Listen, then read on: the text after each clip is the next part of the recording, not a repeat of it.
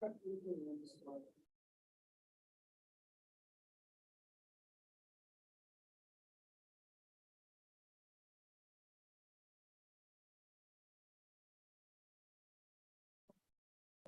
we're going to go ahead and get started this morning. I just wanted to remind members of the public that if you would like to register to provide an additional clarifying comment, a brief additional clarifying comment, please do so before noon today. And then the public comment period, the additional clarifying public comment period will start at 1 o'clock after the lunch break this afternoon. All right. Welcome back, everyone, to the second day of our meeting of the Clean Air Scientific Advisory Committee for the and the Ozone panel for reviewing the reconsideration policy assessment. We are going to follow the agenda as written, which means that we are going to start with the discussion of the primary standard, although I see our first lead discussant isn't actually here in the room yet. So we are hoping that we can finish all of chapter 3 before lunch today. And then we will, I guess, start, as Aaron just said, with the clarifying public comments right after lunch. And then we will move on to revisiting our conversation about the secondary standard. I'm hoping that we can move expeditiously through the primary standard, so that will work and that won't also spill into the afternoon. So yeah, so the first topic is the first charge question, and our lead discussion isn't at the table, so I think I might ask Ed, you're next on the list. Do you mind if you start us out with your response to this question? And I guess we could read the question too. Need to find it.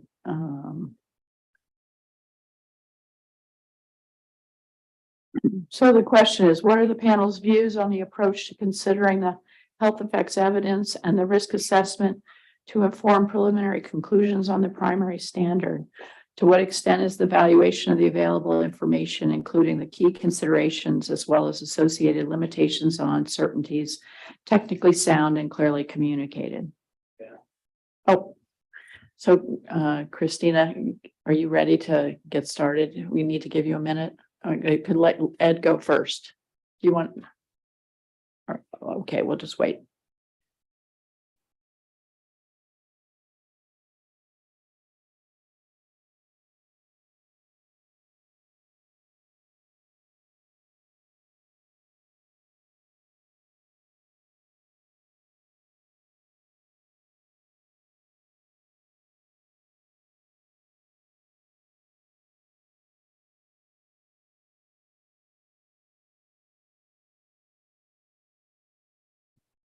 Hi, good morning, everyone.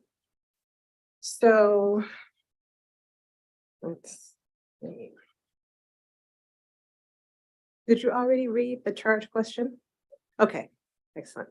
So I have some overarching comments first, and then we'll get into my comments with regards to charge question 1.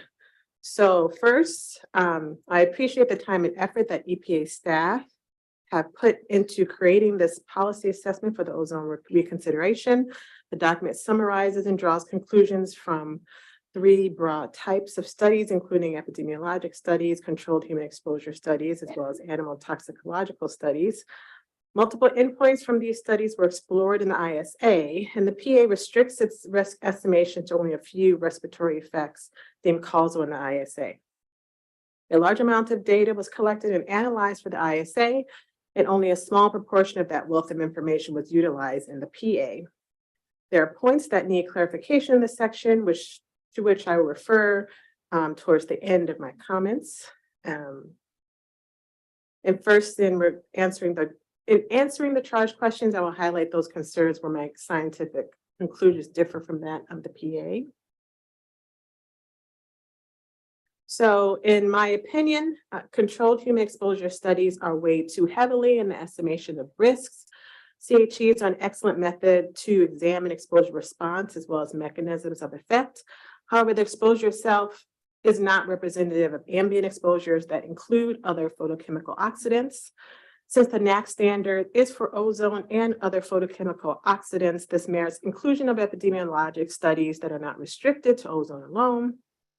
There's no scientific evidence that CHEs are inherently better than epidemiologic data, although the explanation of and reliance on CHEs in the PA implies that they are better. I find it to be too restrictive that the benchmark concentrations are driven only by CHE concentrations. The justification for the decision to exclude epidemiologic studies is not strong.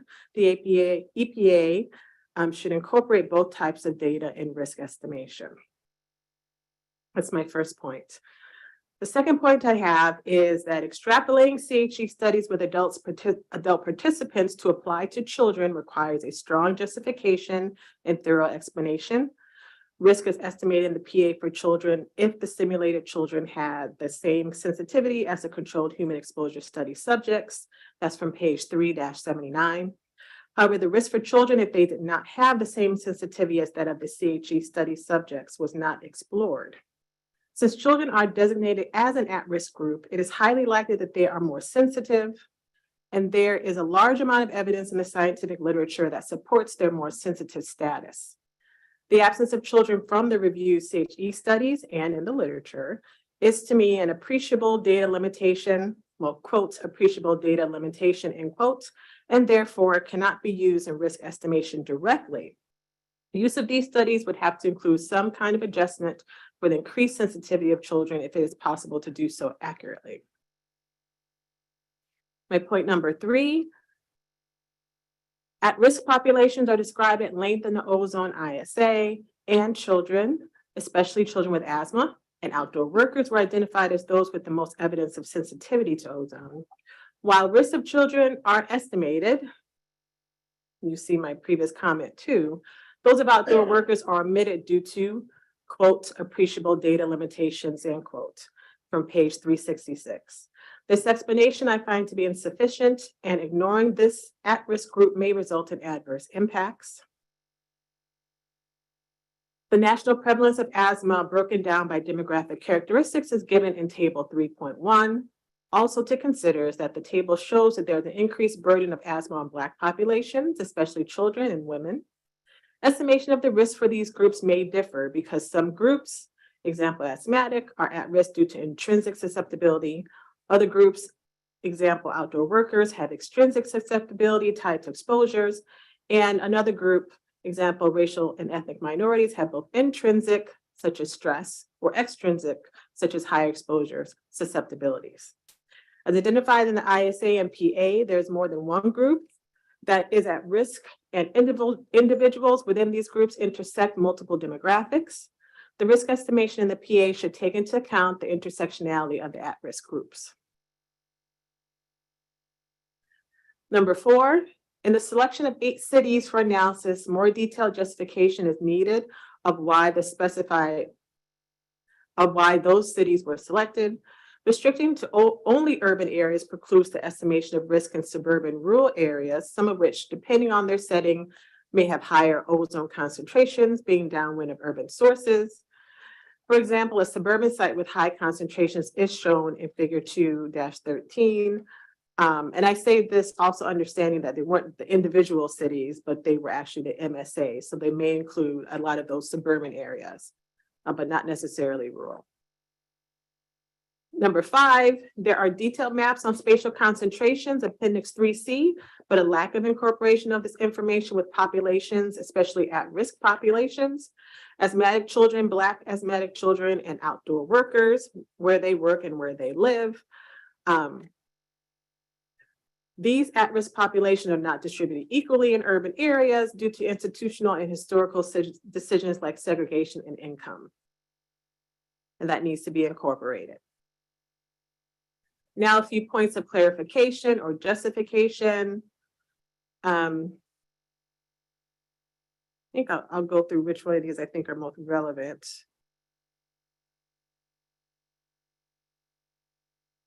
I would suggest the inclusion of figures in addition to tables 3, 6 through 11. That may make it easier to understand the material there. Just a comment on page 3.3, lines 21 through 24. It seems counterintuitive that higher exposure concentrations cause a lower response in people at rest, and that lower concentrations cause greater effects at high ventilation. So I would suggest adding an additional sentence to clarify for those who are not really familiar with the literature, since it seems counterintuitive. On page 3-47, please describe what measurement data is used to calculate design values, and is it representative of exposed populations? So a little more text there to explain. And for Appendix 3C, it is difficult to distinguish between the black circles and the black dots in figures 3C-2 to 3C-10, even though I know it's explained the differences, but just to make it a little more evident would be helpful. And those are the ends of my comments. Great, thank you very much. I think now we'll move on to Ed to give his comments. Thank you. I just have a couple more things to add or to, in some cases, agree with Christina's comments. First, I think that it's important to note that historically and in the document, of course, the respiratory effects are pretty heavily relied upon in terms of the effects on ozone for populations. But I would argue that, you know, in this last review, based on the ISA, there are several other additional endpoints that have come perhaps not up to the level of causality that respiratory effects has been assessed at, but there are other lines of evidence in cardiovascular, neurologic, metabolic, reproductive, and in terms of thinking about risk and thinking about guidance that ultimately will go to the administrator in making a determination, I think that not talking about this holistically, I think sort of downplays the risk. And in fact, in the ISA itself, in the executive summary, section 5.1 talks about this, pointing out that inherent strength of the evidence integration is the extensive amount of available evidence across not only the number of different study types, be it epidemiology, animal toxicology, chamber studies, but also the range of health outcomes, respiratory, cardiovascular, metabolic, reproductive, nervous system effects. And it also goes on to mention cancer and mortality. So I think that, you know, thinking, I guess the message, the one point I want to make is that I think that we focus appropriately as an airborne toxicant on respiratory effects, but there are many other organ system effects.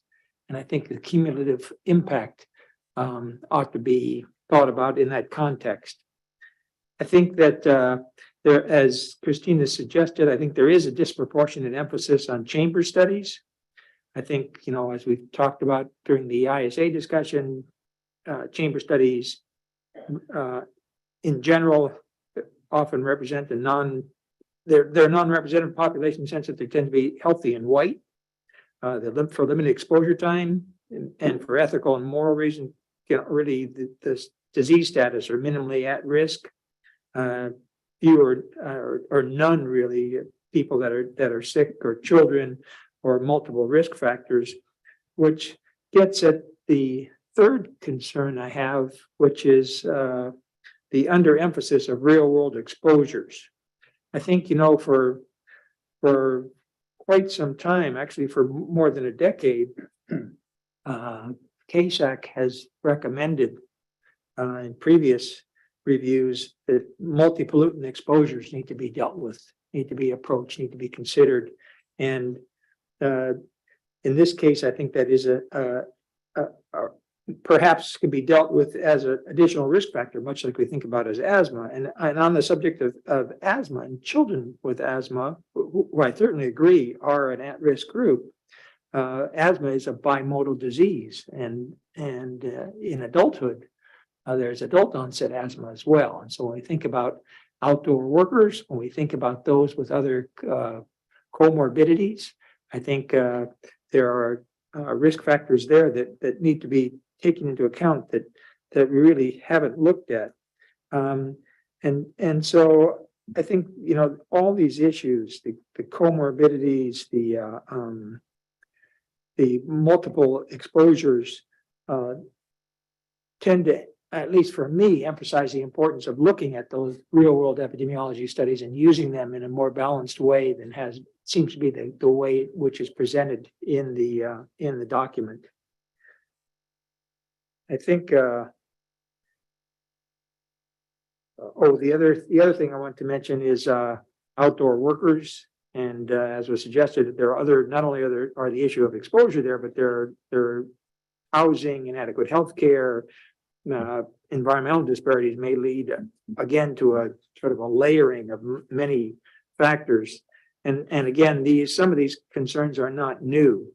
And so I think that I guess again, I think the comments are once again provided that outdoor workers, multiple exposures need to be sort of brought into this and not so heavily reliant on the chamber exposures. Thank you. Thank you, Ed. Mark, do you want to share your comments next? Yes, indeed. I agree with Ed and Christina's comments. I want to approach it from a slightly different approach here, or make some points in a slightly different way.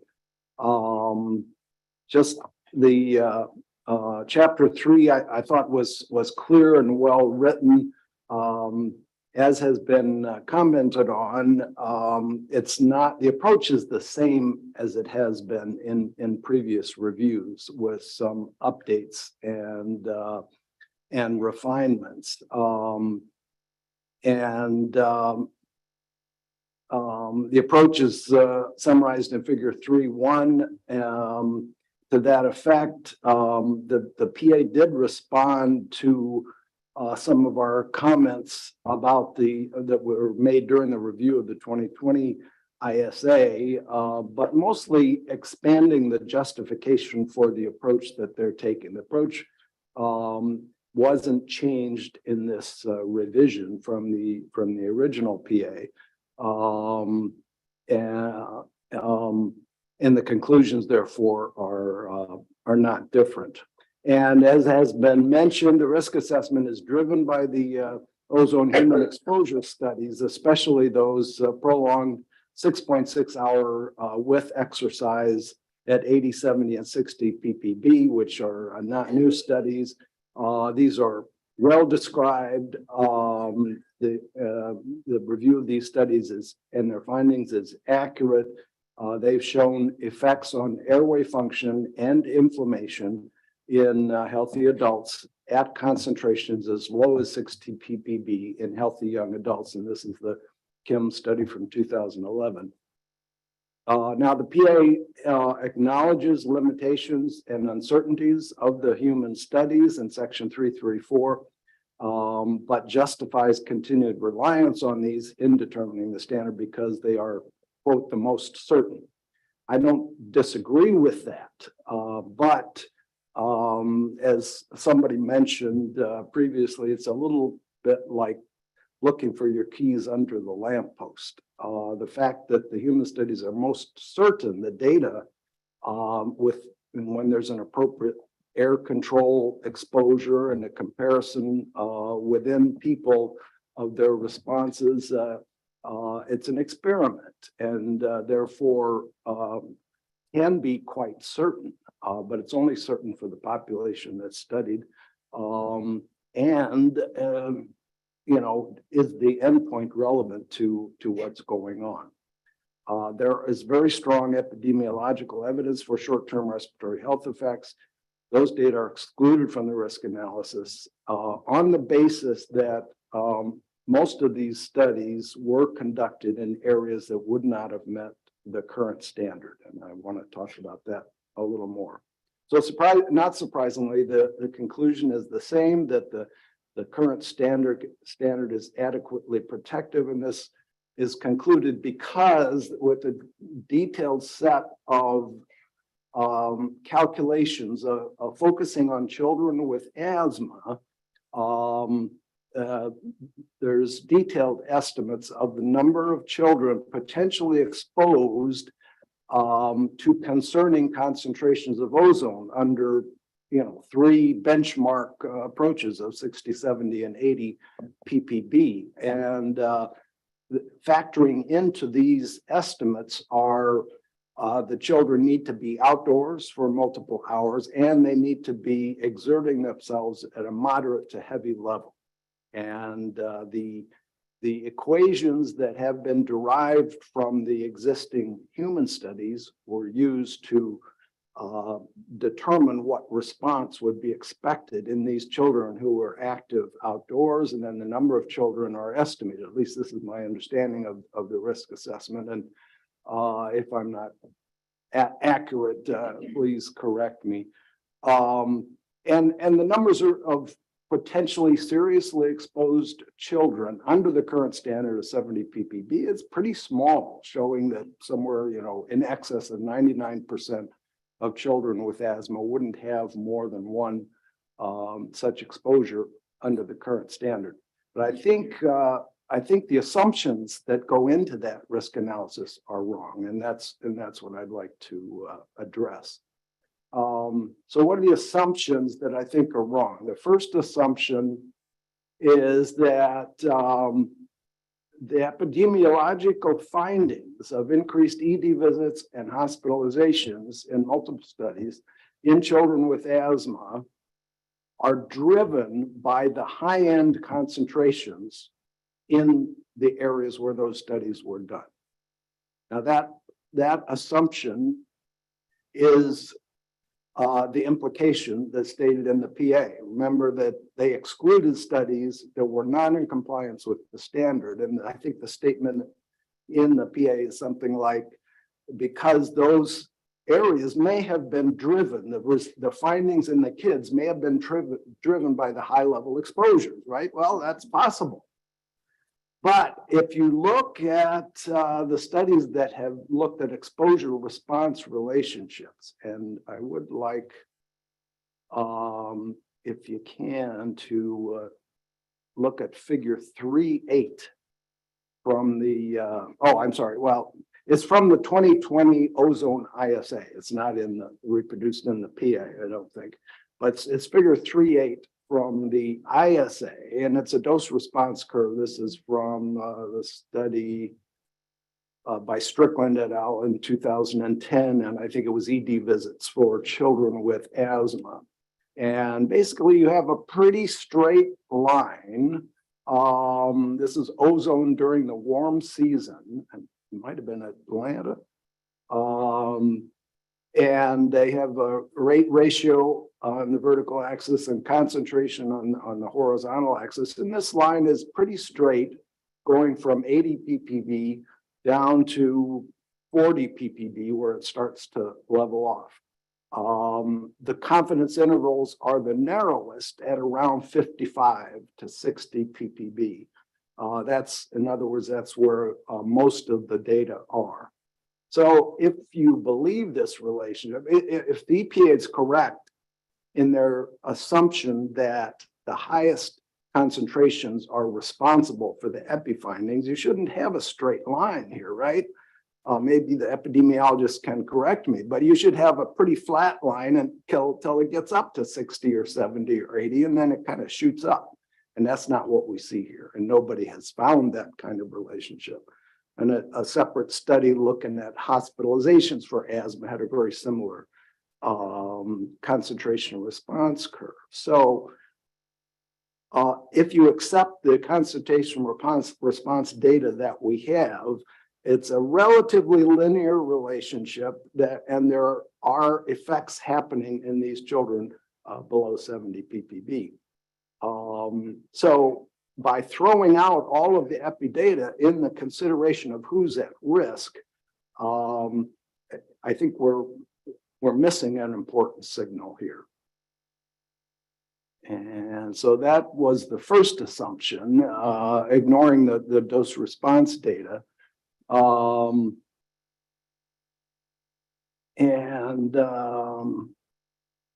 second assumption, number two, is that moderate to heavy exercise is necessary during ozone exposures at concentrations relevant to the standard in order to experience adverse effects. So this is very important, and it certainly has been the assumption, and it has been thought to be the correct assumption based on shorter duration human studies in healthy people. There's studies going back many years of people exposed for 1 or 2 hours to ozone at rest at levels way above our current standard that showed no effects on lung function. We weren't really looking at airway inflammation back then.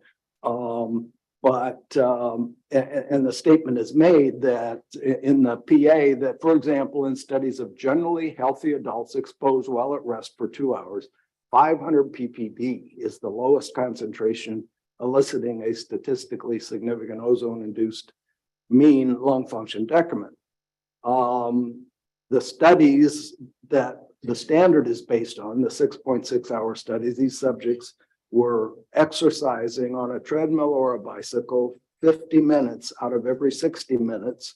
They had a break for lunch, but they were doing a lot of exercise. It wasn't extremely heavy exercise, but and the role of the exercise is to increase the minute ventilation. You're breathing faster, you're breathing deeper, you're taking in more ozone. So with moderate to heavy exercise, your air intake is 4 to 5 or 6-fold greater than it is at rest. So it's just a bigger dose of ozone.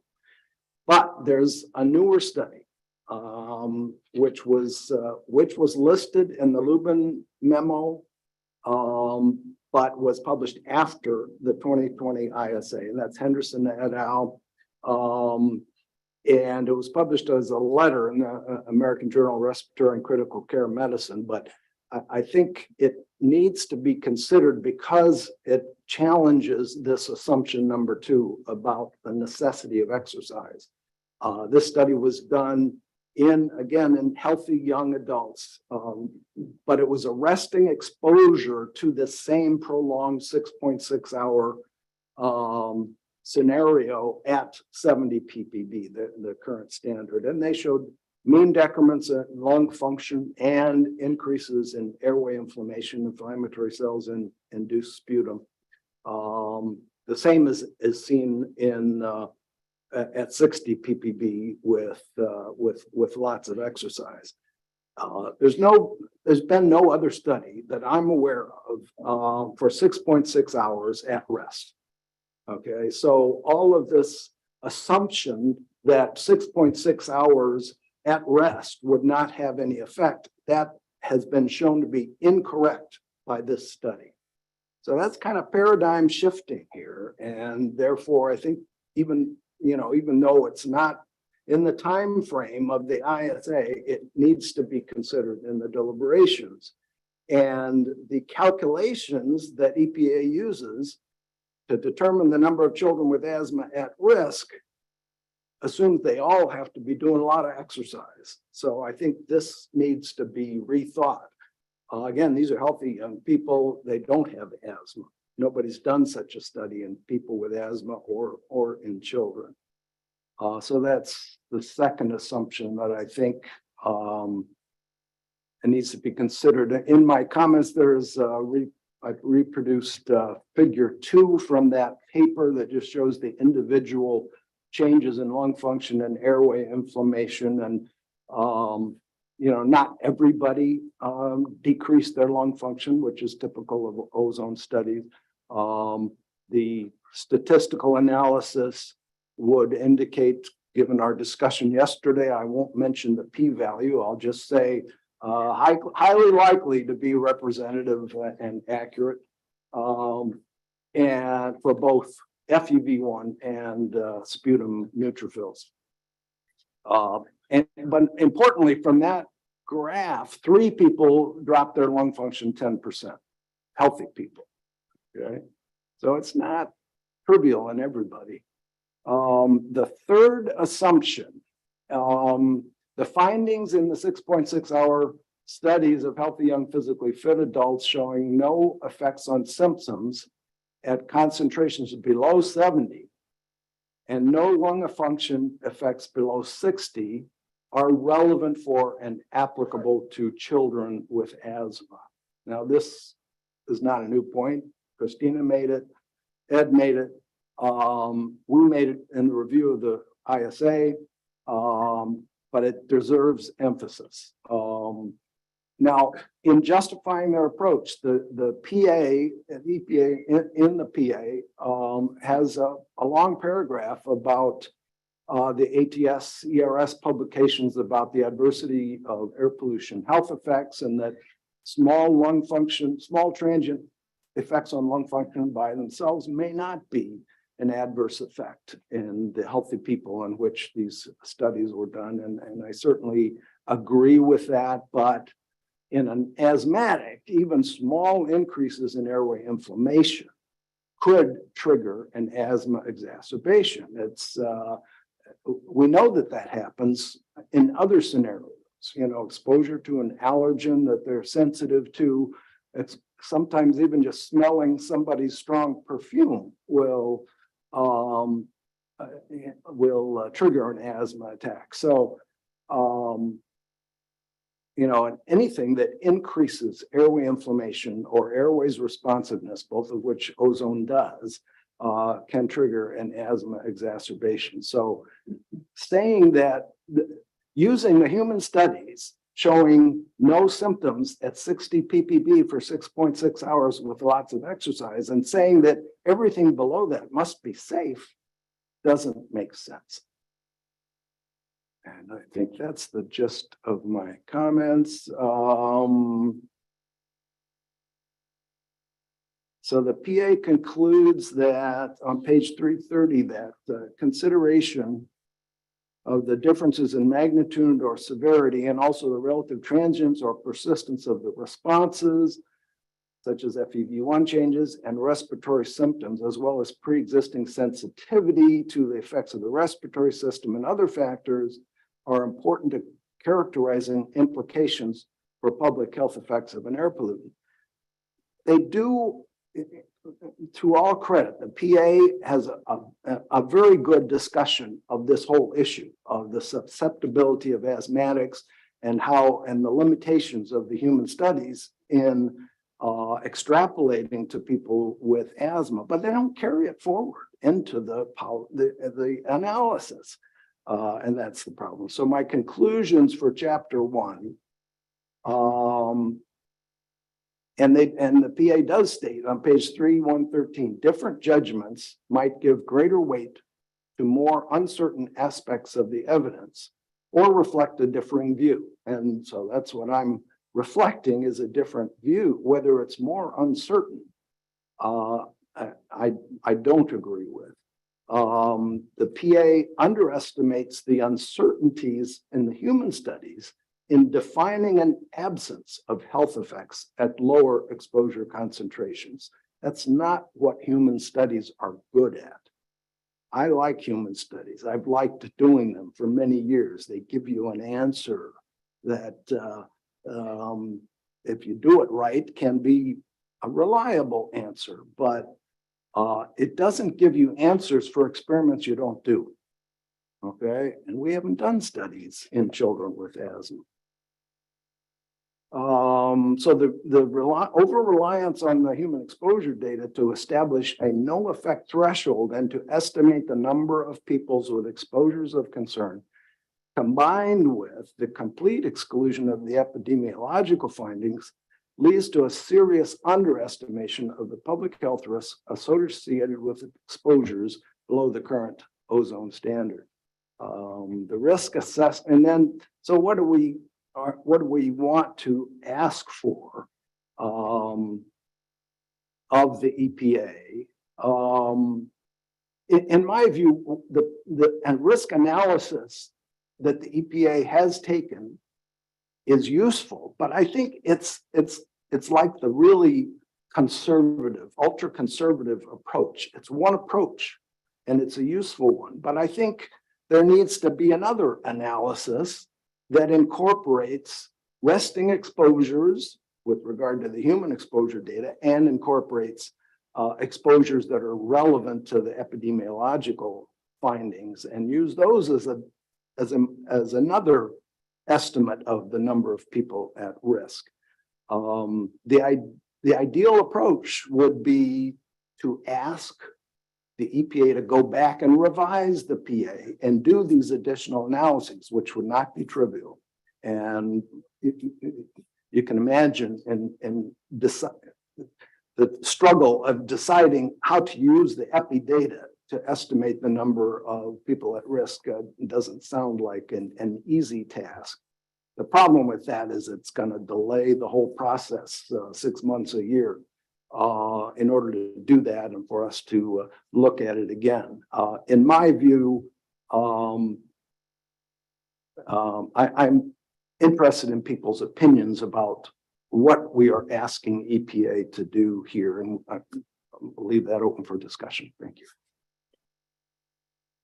Thank you, Mark. We could go to that, or maybe we should just keep going through the prepared comments, and then that's a really important topic to discuss. I think you brought up actually quite a few issues we need to talk about. Yeah, some I think I'd probably like to hear the rest of the comments and then maybe revisit it. Okay, and I've got notes, but make sure that we don't overlook coming back to that. So next up is Terry. Going forth makes my job easy. I thought the presentation of available data and related uncertainties was done very well, and it was clearly communicated.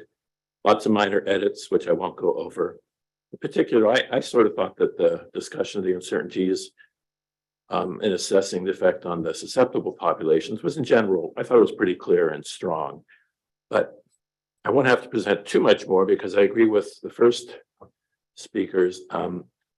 In particular, what Mark said, I could have, the multiple studies with strong evidence linking ozone with respiratory ED visits and hospital admissions. So I could just say, turn that logic around, and you could state that the epi studies suggest a causal relationship between ozone and respiratory effects. And those controlled humans exposure studies, even though they used healthy individuals, darn, they sure supported the conclusion of the epi studies. So I could turn the whole logic around and say we should be looking more at the epi studies. As I said, I don't have too much to add. Is causality part of this question? No. Right. That's what I'm asking.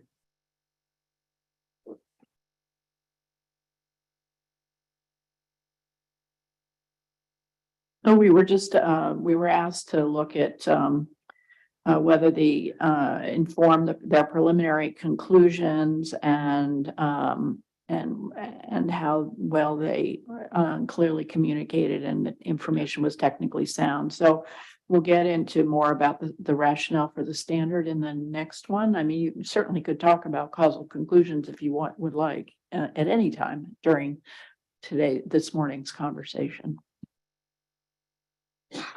No, I can save it, and that's all because I have nothing to add. Okay, thank you. Next up is Jennifer.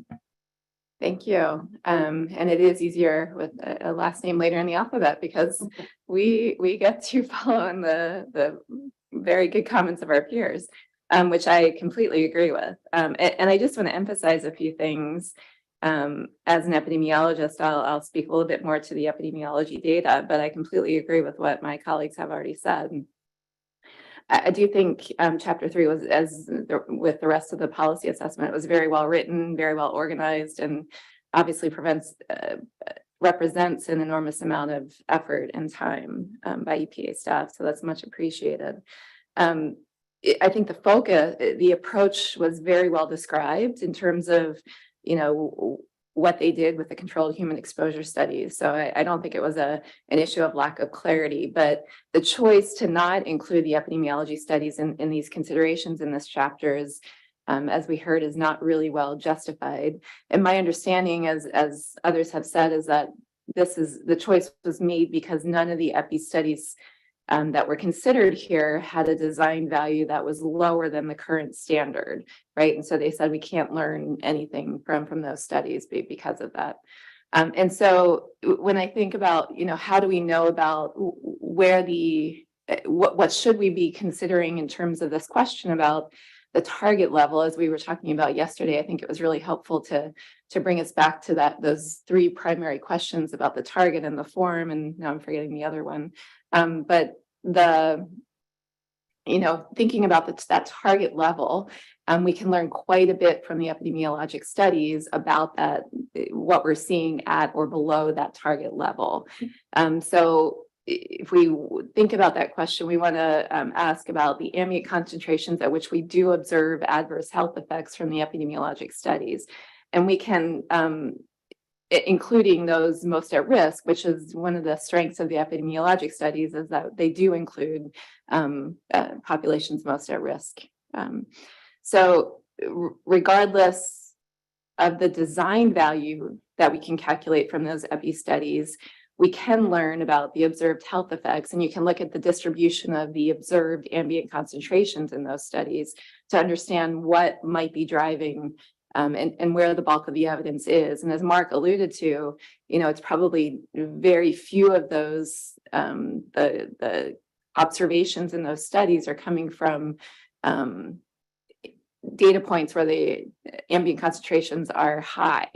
So most of the observed effects are actually being driven by the lower end of the concentration. And you can see this, for example, in the Strickland study that Mark mentioned, on that figure from the ISA, you can see where it actually plots out as well where the concentrations are, the distribution of the concentrations, and the bulk of them are well below the current standard. And other studies from that were alluded to or referenced in the 2020 ISA in figures 3.9 through 3.11 pointed out the same point, that most of the observations are actually below the current standard. And then the 2020 ISA also did a really good job of describing the epidemiologic studies that were underlying the causal determination and the evidence from the epidemiology. There are lots of tables there. Let's see, from the ISA, these are table IS4, and I think IS5 as well. IS4 was short term, where they describe the range of the concentrations for which we see these observed health effects.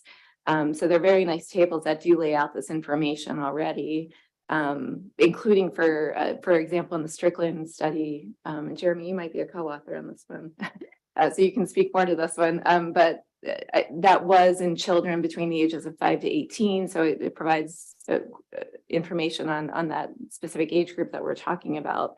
And the range of the concentrations were generally, I think for that one, between 31 to 54 for the 8-hour max for the ozone. So you can see the range for that was fairly low for the reported concentrations. And then we have a similar table from the ISA about for the long-term exposures. And they also do this for the premature respiratory mortality as well, which we haven't been talking about here as much, but I think it's important to consider because we do have evidence there, similar to the evidence from the asthma, ED, and hospitalizations, that there is no threshold, as Mark alluded to, that they're generally linear, at least down to a fairly low concentration. So we wouldn't expect to see the absence of effect below the standard, even if the standard is protective. Let me see here. Can I interrupt Yeah. for a second? You mentioned the range in the Strickland Mhm. study. You meant the interquartile range, right? Yeah, I didn't, I'll have to go back to that table. I was noting that too, as I was saying it. I don't think that was the absolute range. It Yeah, has to well, be if you look at IQR. the figure Yeah. in Mark's comments, it can't be the It absolute can't be at the range. design It has to values, be like the right, interquartile right. range. Yes, thank you for pointing Yeah, that I out. just wanted to, since it was a little inconsistent. And I can go back to the ISA because I don't have it written in my comments, but I'm sure you're right. That's not the min to the max.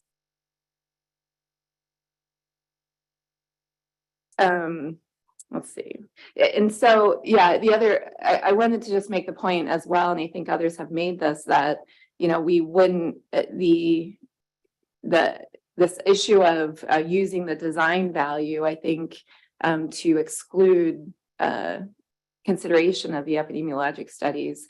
I think the assumption for that, as Mark alluded to, is probably not accurate, because we again don't assume this threshold model effect. If we were assuming a threshold model effect, then we might want to only look at data that were above a threshold. But because we do have evidence that indicates that we are seeing health effects, and we haven't been able to identify a threshold, that we can gain quite a bit of information about whether we do see adverse effects by looking at the entire range of the observed effects, in which, you know, from that evidence that we, even if you just focus on the respiratory and the asthmatic ED and hospitalizations, we do have evidence that we observe effects below the current standards. So I think I'll stop there. I think we're going to come back to that question, but Thank you, Jennifer. Let's see, Rick Peltier next. Yeah, there's not a whole lot more I can add. A lot of the points, I agree with pretty much all of them. You know, one of the limits that I saw with epidemiology was that we were somewhat constrained in the ISA and using the PICOS tool to exclude a whole bunch of stuff. Knowing we can't include those, it still is concerning that the epidemiology was almost discounted from the very beginning as being useful at making predictive values below 70 ppb. It was almost like that was an artificial way to instill a threshold. We just don't know enough below 70, so we'll just kind of ignore it. And I think about Terry's comment about how we could flip that analysis around, thinking that epidemiology is suggesting things are happening and CHE are confirming. That's an interesting way to think about it, because you know, CHE we've kind of beat up on a little bit, but I do think it's a really useful mechanism to understand some of these biological impacts in humans, and you get this pure exposure, and it gives you that confirmation that there is indeed an effect, and we see it most clearly and convincingly at 70 and up. But there is evidence that there are measured impacts below 70 at 60 and 63. They might be a little less certain, but they are no doubt there. And so in my view, the CHEs have to represent at best an upward bound or upper bound of where a standard should be set. And therefore, the standard should be within that range and lower. And so in that respect, it would kind of go against the conclusion that there's no need to reconsider at 70, because I think the CHE evidence itself tells us that we should indeed go below that. I know we're not going to talk about specific values yet, but we will a little bit later on. Maybe disagreeing a little bit with Mark, knowing that there are susceptible populations out there of asthmatic children. There are tens of thousands or hundreds of thousands of kids who will be exposed to, depends on the benchmark, 60 or 70 or 80 ppb. Those are still appreciable groups of individuals who are susceptible. And when we think about that adequate margin of safety, I think it's important that the administrator recognizes that these are large groups of people who are, by definition, susceptible to ozone concentrations, and we can't relegate them to a simple percentage or a small value that's on the margins. And so in that respect, I think it's important to highlight that there are still lots of people who will be exposed to this stuff. That's assuming that the risk assessment framework that's been done so far holds and doesn't make that number get bigger. And I suspect it will if there's any revision here. Let's see, I don't think I have any further comments to add that goes beyond what my colleagues have said. I'm in wholehearted agreement with all of them. That's it. All right, thank you very much. Last but not least, Jeremy Sarna. Okay, I might be least, but I know I'm last too. So, just very briefly. First of all, I agree with my colleagues about this chapter specifically being very clear and well written. So I commend EPA and their staff for the great job that they did. I just wanted to echo colleagues' comments about the epidemiologic findings and just kind of highlight that I really believe that not enough has been done to kind of interrogate the epidemiologic data.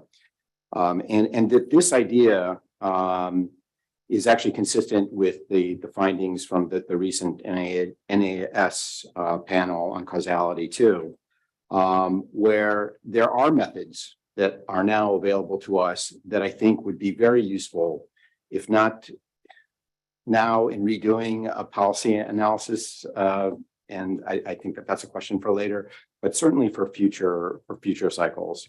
We're seeing right now many advanced methods for controlling for confounding, which was the other kind of big red flag or the big disqualifying factor in the use of the epidemiologic findings for the risk analysis right now. But the approaches now that are available for us that address the issue of co-pollutant confounding are much different than they were even 5 years ago.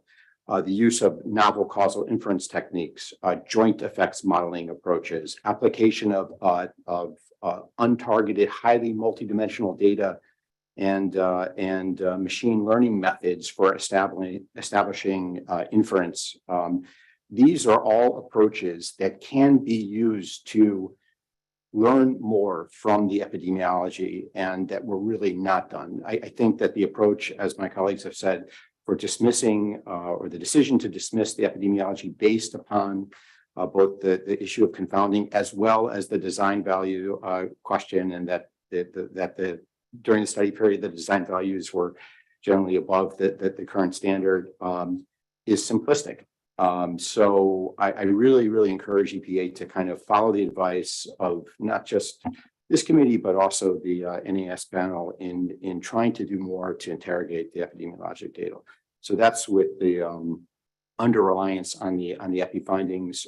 To Mark's point as well, I think there's an over-reliance on the chamber studies, the human controlled human exposure studies.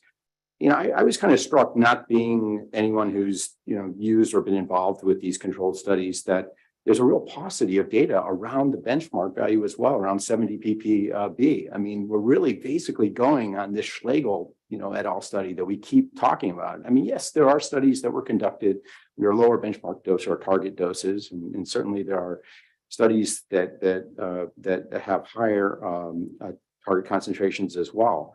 But I would think that there would be a call to actually, especially given the reliance on the controlled human exposure studies, to actually do more, to conduct more studies that are around this target. So we learn more, so that there seems to be an exceptional amount of weight that's being placed on a very limited amount of data from the controlled human exposure studies.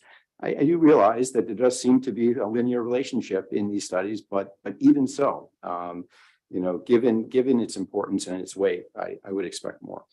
I promised both myself and some of my colleagues I'm not going to go back to this whole issue of the form and all this kind of stuff. I don't want to betray my ignorance anymore about this aspect or this element of the standard. However, I do think that the justification for this specific aspect of the form, the fourth highest concentration, is not entirely clear. And it's not just, I don't think it's really EPA staff's fault. It's not very clear in the Federal Register as well. And in my comments, which I'm not going to kind of repeat right now, the justification for choosing the fourth highest concentration is listed, and it seems fairly arbitrary. So my whole issue here with the form and struggling with it is this. I tried to think about what my question, what was bothering me about it. All I would like to know is how robust the REA results are to varying this specific aspect of the form of the ozone standard. Okay. And correspondingly, how does varying the form affect our determination of the equivalent design values in the EPI studies, and how that may or may not affect what EPA does with considering those EPI studies. Perhaps in small variations of that form, we'll see that the design values are actually not so high above the benchmark concentrated level itself of 70 ppb. So that's my whole question with the form itself. I appreciate the clarifications that were made yesterday by EPA staff about not isolating and considering the elements of the form separately, but they work together. But that's my whole issue with the form, and that's all I'm going to say about that. I think that the exposure modeling from Apex is very standard, and I think, and then EPA does a good job in the policy assessment of listing what changes were made to the actual input parameters from the Apex models from the previous ISA process. Yeah, I think that, and it wasn't entirely clear to me whether some of the parameters that are related to ventilation specifically were altered. It didn't seem like they were, but to me, given the role ventilation plays on exposure to ambient ozone, and especially now in changing climate scenarios, I think that those input parameters probably need to be reconsidered, or they can affect human exposure to ambient ozone. They can either reduce or increase exposure in certain populations, but it didn't seem like that was actually even kind of brought into the discussion of the Apex modeling itself. Last point is actually one that Rick made as well, which is communication around risk. So you have percentages of people that are likely to be affected by exposures at the various benchmark concentrations, and then you have absolute numbers as well. A lot of those numbers are actually some of the absolute numbers are presented in the PA itself, and many more are presented actually in the appendices. I prefer, and I guess this is a matter of personal preference, but I prefer the absolute numbers of individuals that are affected being the primary way of conveying risk. Because as Rick said, that you can kind of talk about, well, 99% of the people are not likely to experience one or two or more episodes or whatever. What we're talking about are actually tens, if not hundreds of thousands of individuals every single year that are affected just because of ozone exceedances or high levels of ozone to these adverse health effects, and these are susceptible folks. So we're talking about, in my mind, considerable numbers of absolute people that experience these health effects that are kind of lost a little bit in saying, well, 99% of the population of asthmatics or kids will not experience. Okay, but still we're dealing with a real large absolute number, and that's just a risk communication thing. I'm going to stop there, and Thank you, Jeremy. And before I open it up to broader questions, I wanted to follow up a little bit about your comments about the form, in the sense that you said, well, it might impact how the design value is used in thinking about how the EPI evidence is used. And I actually, I don't disagree with that, except I think I would go so far as to say it's incorrect to exclude the EPI evidence based on the design values. And so it's irrelevant. yeah, no, I hear your point. I'm working with the data and the results that they presented me. I guess my point is that some form of a sensitivity analysis. Actually, Jim did his own kind of quasi-sensitivity analysis that he's going to talk about in the next charge question. But I think that's what I would be looking for. But you are right, Leanne, that there is a fundamental question about the underlyings of the EPI results that is separate from this issue. But yeah, point taken.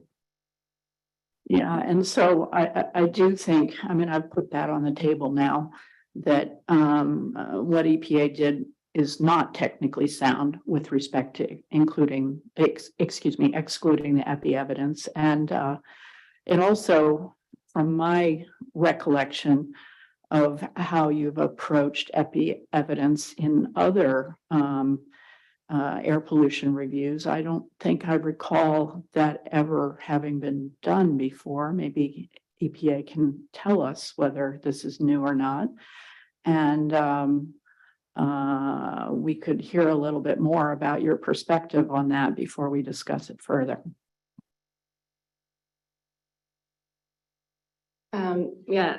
Let me see if I can offer some thoughts. First, I want to start by saying thank you. I mean, all of these comments are really helpful. We really appreciate all of your thorough review of the information. I think it would be helpful maybe to have a little bit more clarifying information. When I know we just came out of the PM review, and I think, during that review, when we're looking at the epi evidence, we have a standard, which is an annual average, right? So it's looking at preventing typical exposures across the year. So we've got a form and averaging time of the standard that is the same that of most of the epi evidence, right? So in the epi evidence, they're looking at 24-hour averages. So we have consistency there, right? And so when we looked at that epi evidence, we looked at where we have the most confidence that effects are occurring, and that tended to be around the mean or a little bit below the mean. When we looked at that information with respect to, okay, if we have that confidence, we want to try to avoid those concentrations, and that translated to looking at the epi evidence in that lens. What I think it would be beneficial to us to hear from CASAC is, for ozone, we're not in that same situation, okay? We have a standard that is aimed at protecting against peak exposures, okay? As Jeremy said, it's the fourth highest. So we're looking at protecting peak exposures. The epi evidence, a couple of things, it looks at various different metrics, right? So it's got 8-hour, 1 hour, 24-hour, depending on the study you look at. It also has a seasonal average. And so I think it would be really helpful to hear from CASAC how we extrapolate from an epi study that is presenting various different metrics and is presenting a seasonal average, and where we're saying, okay, where do we have the most confidence? Of course, there's a distribution of air quality going into that analysis. How we take that information and extrapolate to a standard that's looking at protecting against peak concentrations. I think that would be really helpful to hear thoughts on how to do that, especially given the various different metrics that we're looking at in the epi studies versus the standard. Second, I think it would be really helpful. Jeremy Sarnett, I appreciate your thoughts about we need to use the epi more creatively. And so it is very atypical for EPA to get epi data from a study author and dissect it in a different way. I mean, that's just, I don't know the time that we've done that. But if CASAC thinks that's what we need to do, then that would be helpful to hear. It would also be helpful to hear of exactly how you think we should do that, because that's just not what we do. So a little bit more detail there would be really helpful. And then third, I think if CASAC feels that there's information in the epi that we can somehow glean in a way that informs exactly what the level should be, or form or averaging time, like that would be very helpful to hear too. So we are looking at the epi evidence and we are saying like, okay, well, there was an association found, okay? If in that study, areas were not meeting the standard, like especially the majority of areas were not meeting the standard, that's going to give us pause, right? Because we're going to say we've seen an association, people, these areas are not meeting the standard. That gives us pause. Okay, that gives us concern that the standard may need to be lowered because we're seeing these associations. If they're meetings. I'm sorry. Yes, flip that around. And so, and to your question, is this common? So in the last Ozone review, we looked at the epi evidence and we found, we concluded the same thing that we're concluding here. We had one study that did show that I think the majority or all areas were meeting 75. It was a single city study. And we did use that study as clear evidence that we should revise the level of the standard. But we did not find a way to use that study to say, and therefore the level should be X, because we could not see how one would translate that information into an equation that would allow you to do that. But if KSAC has thoughts on how best we can do that, like, we would really appreciate that. So I'll end there. All right, thank you. That's very helpful. Wow, we got a lot of people that want to follow up. So that's great. I had some thoughts too, but maybe I'll hold off. Maybe we'll start with Michelle since she hasn't spoken yet. And we'll Great, go, thanks. and then Mark and then Jeremy. So I have a few comments. One, I'm going to start by answering your questions. I remember them, or at least two of them. So I think the issue of the ozone metrics is really important. So you have, your daily 8 hour, your moving 8 hour, 24 hour, 1 hour, and so on. But I mean, that should be manageable because you can convert from one to the other. And I think maybe part of the challenge that you're finding is that the relationship between those metrics does vary by cities. There was actually a paper by Brooke Anderson in the journal Jesse several years ago that explored this. So you might want to look at that paper, but you could, EPA has the data. So while it is work, it is manageable to say, this study was in Detroit, Michigan, and this is the relationship between the daily 8 hour maximum and the 24 hour for Detroit, Michigan. And this study was in Detroit, Michigan, but only looked at the warm season. And this is the relationship between the daily 8 hour maximum and the 24 hour value for Detroit in the warm season, and so on. So I think that is I would consider that a very reasonable approach to converting between the metrics when you're trying to see what a certain ppb increment is for one metric to another. And that will open up the number of studies that you can use and compare across. That's how I would do it. Maybe other people have better ideas. In terms of getting data from EPI authors, I think you should be able to go and ask the EPI authors. I was surprised to hear you say it hasn't been done. I used to have a section on my desk labeled EPA requests. I know that's not just me, right? I'm going to take that you are very interested in my work. So it is possible that some scientists will not reply to you, but they should, and most will, and will try to. So, I think that is a very reasonable thing for EPA to do, to go back to the EPI authors and ask questions. What did you mean here? Do you have this underlying data? Whatever it is you need. I think everyone should try to give that to you. A few other comments. As usual, I agree with Leanne that cutting off EPI studies based on the design value is not appropriate. So I appreciate that, I felt like in reading this that there are efforts to try to make this a manageable task and focus in on things that would be most important. But I do agree with Leanne that that's not appropriate. I do want to raise another issue. This may sound subtle, but I actually think it's really important. So sometimes the way EPI is described in the document is not quite right, or could lead to misinterpretation. I want to give just one example, and I can write this up if we need the specifics. I'm on page 143, but it says, epidemiological studies do not generally include measurements of exposure. That's true. Rather, they utilize ambient air concentrations at monitoring sites as surrogates for exposure. That's not true. They sometimes do. They very often don't. In fact, later on page 151, the document very nicely discusses some of those other methods and say, we have CMAC, we have data fusion, and we have air quality monitors. So there are lots of little things like this that are just not quite right.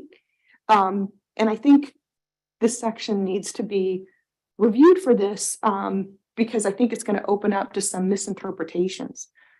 And even in this sentence, I didn't really understand. So another example is they talk about, this is how, this is around page 151, I think, the EPI studies do not provide information on the details of the specific ozone exposure circumstances. Well, I think probably everyone in this room knows what was meant by that. But I think that's not the best language because, the human exposure studies do not provide evidence on the circumstances for exposure that occur in the real world ever, right? So, I mean, there's this link, I'm just going to say very negative sounding language about the EPI studies that I think is not exactly what EPA intended, I assume. In fact, the EPI studies are linking ambient air to health. The policy lever will be at ambient air. It will be. So it's not going to be, the personal exposure level should be for so-and-so. So, I mean, the argument that's not relevant or to imply it's not relevant, it was, to me, I didn't buy that. And I found it confusing. And then that is the justification for the design value. Like that's the sentence. This is on page 346. It says that in light of the uncertainty regarding the exposure circumstances that might be eliciting observed health outcomes. And then it says, so we looked at whether the city's ozone met the standard.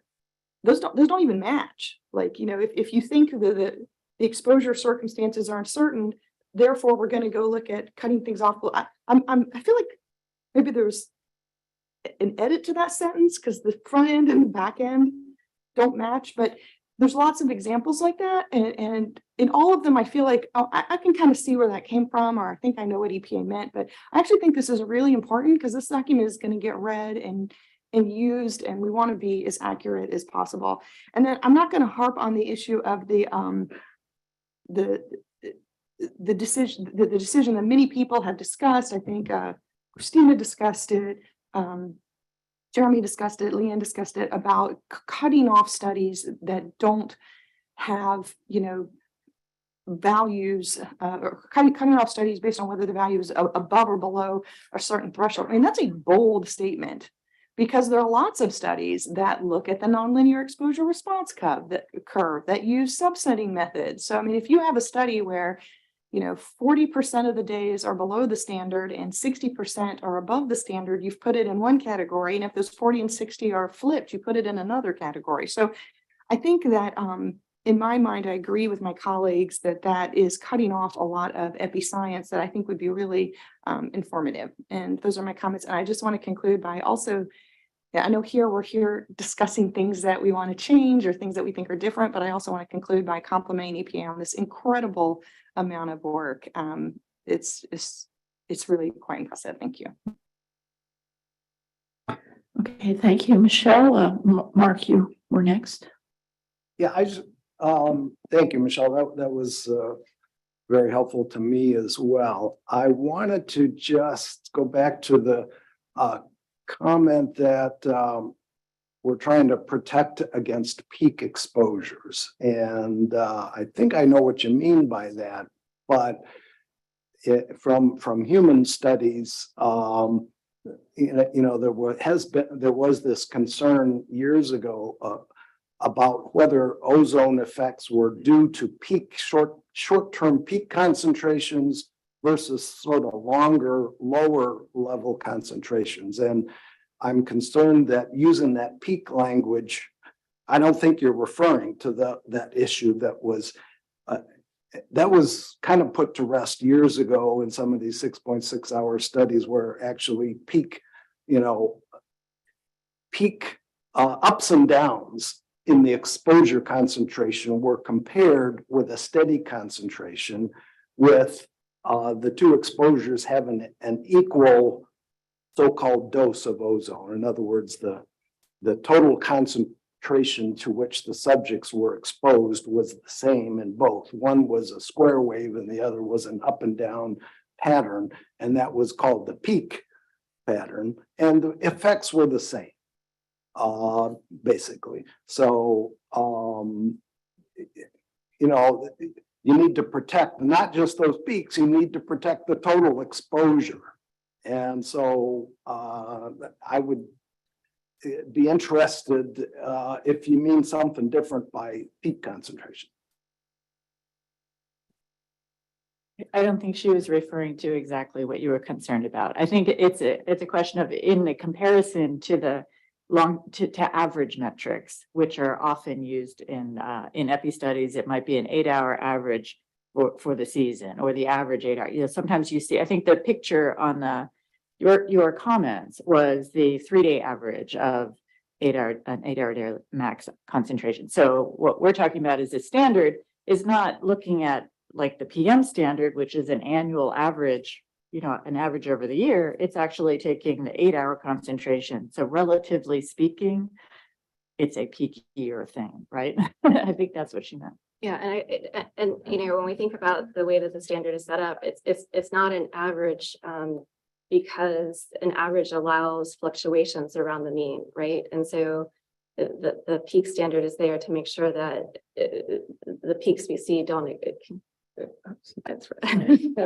peaks that are exceeded aren't ones of concern. So so the standard is meant to, you know, it's going to control typical exposures, of course, because you know, but it's meant to make sure that there aren't certain levels of exposure experienced on a daily basis, you know, more times than there should be, if that helps. Thank you for that clarification and for these comments. I wanted to look at this question of peak and day-to-day variability a little bit differently. You talked about the PM standard where you're focused on the annual average, yet a lot of the risk type analyses, I believe you're using the 24-hour average and the time series study evidence, right? Is that correct? In a bunch of that work in for instance, the PM policy assessment, you can remind me, or is it predominantly based on the long-term studies? For PM, so for PM, we looked at both short-term and long-term studies, because all of the studies were looking at a 24-hour metric. So they were measuring daily PM, a 24-hour average. And even so, whether we looked at the short-term or the long-term studies looking at, you know, monthly or annual exposures, when we looked at typical exposures in either the short-term or the long-term, they equated to a metric that was more of trying to reduce typical, you know, annual exposures. And so we were able to use short-term studies and long-term studies in the same way. So we didn't exclude them. I know that was some discussion of that, like 2 reviews before, about excluding short-term studies, but we felt that it was important to pull them in for this review. So yeah, so I mean, to me, the idea, the long-term average idea, I think, I mean, it makes sense in the context of PM, and you're saying it doesn't make sense in the context of ozone, and therefore that was your rationale for excluding these based on the design value, or at least that's what I heard. Did you want to correct that? maybe it's just the phrasing. Because of the way that the ozone standard is constructed, because it is looking at trying to make sure that we can specify a peak exposure that we, want to not have experienced, translating from an annual average to what that peak exposure should be is a challenge. And we got into this a little bit when we talked about the daily standard for PM, trying to think about like how one looks at like preventing, a 24 hours 90th percentile. And there was, in that review, we couldn't see our way to figuring out how to take the epi and extrapolate to a concentration that made sense for peaks. So I think here we're struggling with the same type of philosophy. How does one take a study that's an epi study and figure out what you have the most confidence in? I mean, I'm not sure, we would feel confident going into an epi study and saying, well, let's just take the highest concentration that you put in that study, and then let's have confidence that we want to avoid that. But maybe I'm wrong. And so I think one of the challenges with the time series studies provide evidence, as for example, we can focus on that Strickland example since it's in Mark's comments and in front of a lot of us. they provide evidence that day-to-day variation in ozone concentrations affects risk down well below the standard. And, they can be used, I think, for this kind of peak concentration standard for this, 24-hour, 8-hour maximum. They can be used because they are evidence from that kind of day-to-day variation that you are exactly trying to control for. Now, I haven't thought about, and we might need to put our heads together a little bit more to think about exactly how you translate that into what you might recommend as a safe level. So that might require some additional thinking, but the evidence clearly is providing actually evidence well below even 60. I mean, you could go down to 40. And there's evidence from what I mean, just looking at the Strickland study, and there's no reason to exclude that study or any of the studies, because there's a few observations that are above the standard. It doesn't make scientific sense. The day-to-day there's evidence all throughout the range of exposures in that study about what day-to-day variation in ozone is doing to people's health. And the fact that a lot of these studies use a smooth curve instead of assuming a linear function also means, and not a non-parametric smoother on top of that, as opposed to a parametric smoother, means that the high-end exposures are not influencing those risk estimates in any meaningful way. So the statement in the document that says that that's the reason to exclude it should be changed. And so if anything, it really strengthens the case for lowering the standard, the epi evidence does, just hands down. Now, how we're going to put our heads together to say something about what that turns into for a recommended level, I'm not there yet, but it's really clear that, to me, that you can use that evidence, in my mind, in the same way that you use it in, for instance, the PM review, even though you don't have an annual standard, because the evidence is there in the study all throughout the range of the data. And so, you could pick a level and just use the evidence from those studies to estimate increased risk and number of people and the kinds of things that you do when you do your risk assessments based on time series studies. I mean, you know how to do that already. I don't see that it has to be anything different for ozone, even though the focus is on, as you call it, peaks rather than on annual averages. I mean, in PM, it's different because the annual average is predominantly the controlling standard.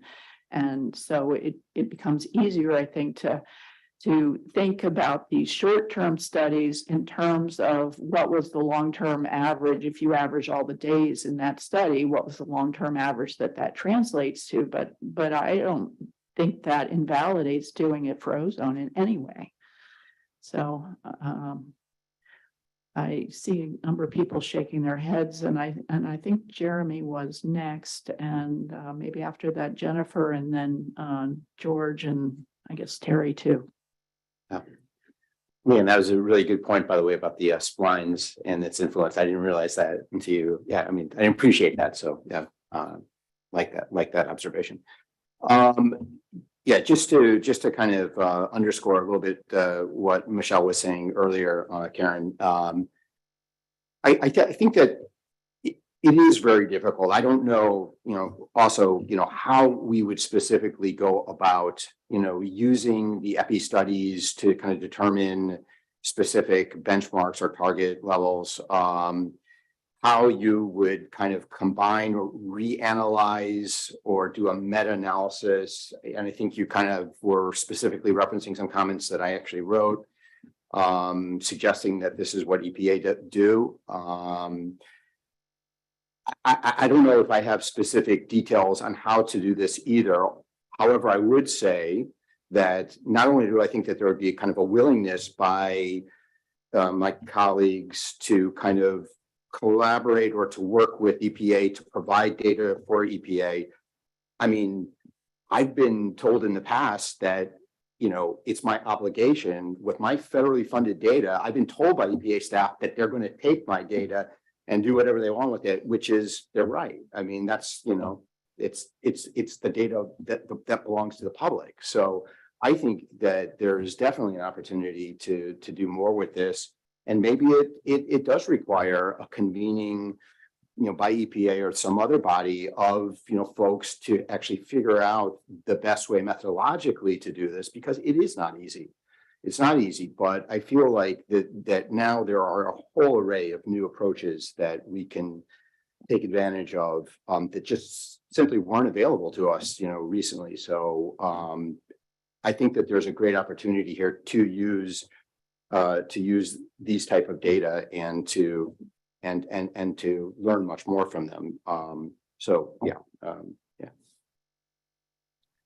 Thank you, Jeremy. And I do think we need to come back to Mark's question about sort of what is practical to recommend and how can we move forward. I'm actually not convinced that we can't provide advice based on the evidence that's already presented, even though the risk analyses haven't been done, but we can maybe get to that a little bit later. So who did I say was next? Jennifer, right? I actually don't know.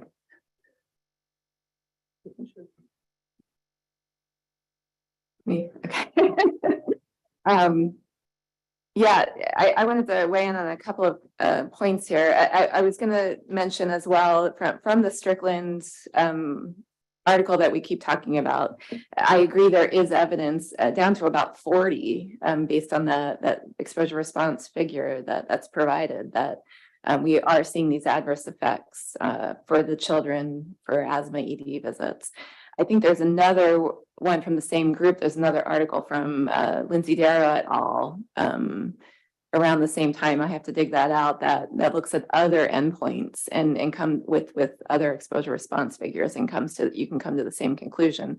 I think it was with pneumonia and maybe lower respiratory infections. And then if we kind of broaden and look out at the respiratory mortality, or this might actually be total mortality. The D et al. Study that was heavily used for the PM policy assessment has some exposure response for ozone as well and presents those figures. And I know that's a little bit, we had these discussions with the ISA about mortality and the level of evidence, but there is some supporting evidence from some of those studies for ozone as well. So this issue of, if you do use the EPI studies, I agree, it's not very straightforward than what you do. And it was done for the PM policy assessment. We had a lot of comments, the PM panel had a lot of comments about utilize the use of the mean value for that policy assessment. So we had a lot of discussion about that because the mean value was used to draw conclusions about the adequacy, what standard, the level that should be set. And we had a lot of comments that we shouldn't be using the mean value because utilizing the mean value, then we're going to miss the important aspects of the variability. The area level mean is not capturing the most susceptible, the most at risk, and potentially those with higher exposures. And so the mean value may not be the best metric there as well. So we were suggesting in the PM policy assessment to look at a broader range and look at some of the broader range of the distribution.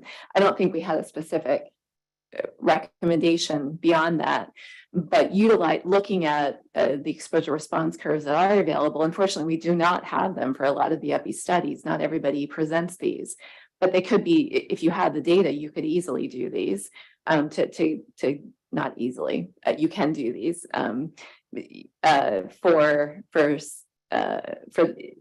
get similar graphics from like the low S from the Strickland et al. Study.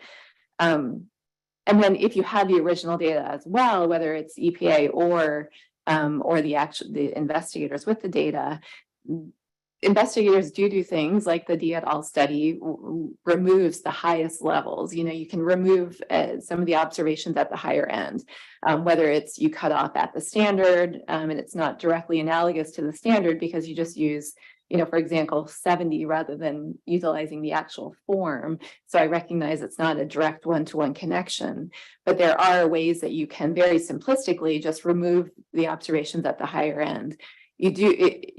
There are caveats with the interpretation because then, you know, you may reduce your statistical power if you're removing, depending on how many days you're removing. And then you know, you have to think about what those days are representing that you're removing.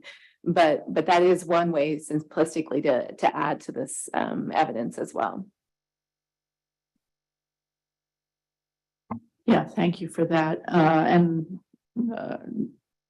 That certainly some of the studies have published those sensitivity analyses throwing out the higher level data, and often they show higher risk estimates rather than lower, which suggests the opposite conclusion from what was said in the document, which is the estimates are too high because you've got the high exposures, and so the evidence in the literature actually suggests the opposite. George, I think you were next. Sure. Thank you. I want to go back to topics we've discussed earlier. The limitations of controlled human exposure studies, and hopefully I can kind of focus some of the issues there. As we know, EPA is relying primarily on controlled human exposure studies in the PA without much weight to studies with ambient air exposures. And these use only ozone, not the mix of ozone and related photochemical oxidants that is found in ambient air. Now, while these studies are useful for some health endpoints like airway inflammation, CASAC has noted previously the substantial limitations of these studies for quantifying a wider range of ozone health effects. Now, in support of controlled human exposure studies, the PA on page 3-8 says effects reported in the controlled human exposure studies are due solely to ozone exposures and are not complicated by the presence of co-occurring pollutants or pollutant mixtures. Well, that's certainly true. The problem is that related photochemical oxidants are co-occurring pollutant mixtures. They're part of the mix there in ambient air that is not present in those controlled human exposure studies. Now, I think we tend to forget that while ozone is the regulatory indicator, the NACS is for ozone and related photochemical oxidants. That's why it's on the title page. And there's a reason for that definition. The controlled human exposure studies assume that there is no effect, especially no cardiovascular effects of these related photochemical oxidants. But we don't have anything to support that assumption that I'm aware of. And there are quite a few epi studies out there that suggest that the ozone mix in ambient air, that is an independent of other criteria pollutants, can have effects that are not observed in these ozone only exposures, and especially cardiovascular effects. There's also a growing body of evidence, some recent literature just out this month. One of them is in my comments, the recent paper in the European Heart Journal. The related editorial is titled "The Emergence of Ozone as a Significant Cardiovascular Killer." Okay, that gets your attention. The study, though, looked at cardiovascular hospital admissions, not mortality. Maybe that's a different endpoint and distinction. They ran several two-pollutant models, which even when you included PM2.5, it didn't change most of the outcome effects. Now, this was done in China, although Andrea Baccarelli at the Columbia Mailman SPH is an author. But that raises the question, would this therefore be excluded under the PECOS criteria that has been used in this review. I don't know. There's another one just out this week in environmental health. The lead author is Wright. Long-term ambient air pollution exposure and cardiorespiratory disease in China, findings from prospective cohort study. It's done in China, but includes a lot of folks from Oxford. And they found that ozone was associated with cardiovascular disease and stroke, even after adjustment for other pollutants. And again, because it was done in China, would PECOS exclude it? And then there's other topics on related issues, really looking at the impact of asthma in these controlled studies, controlled human exposure studies. The Mount Washington study, Cork et al. In EHP 1998, in my comments, looked at asthma versus other non-asthma when you had hiking up Mount Washington, which is a pretty good amount of exercise. And even though exposures were way below the NACs, most of them were well below 70, and a lot of them were 60 and 50 and lower. There was a 4 times larger decrement in FEV1 or FVC pre versus post hike for the asthmatics or wheeze versus the rest of the study population. And I think this could be useful in understanding or interpreting the context of the controlled human exposure studies on sensitive subgroups. Again, in this case, and I refer you to figure 1 in the paper and in my comments, the highest quintile of exposures was 53 ppb. The lowest was, below 30, but you start to see effects decline in the FVC occur, around 40, slightly below 40. And these are very, very low levels that we're seeing responses in. And this was for the total population, not the asthmatic population. So I'd like to point that out. So I think there's a lot of other things going on in here that maybe are not being addressed in this PA. The Cork hiker study was in the 2013 ISA, but did not show up in this current 2020 ISA or the 2020 or this PA. So I thought I'd put that out there. Thanks. Thank you, George. I think Terry was next, and then we'll go to Michelle. Just a quick one. I like where the discussion is going, the direction. I just want some perspective.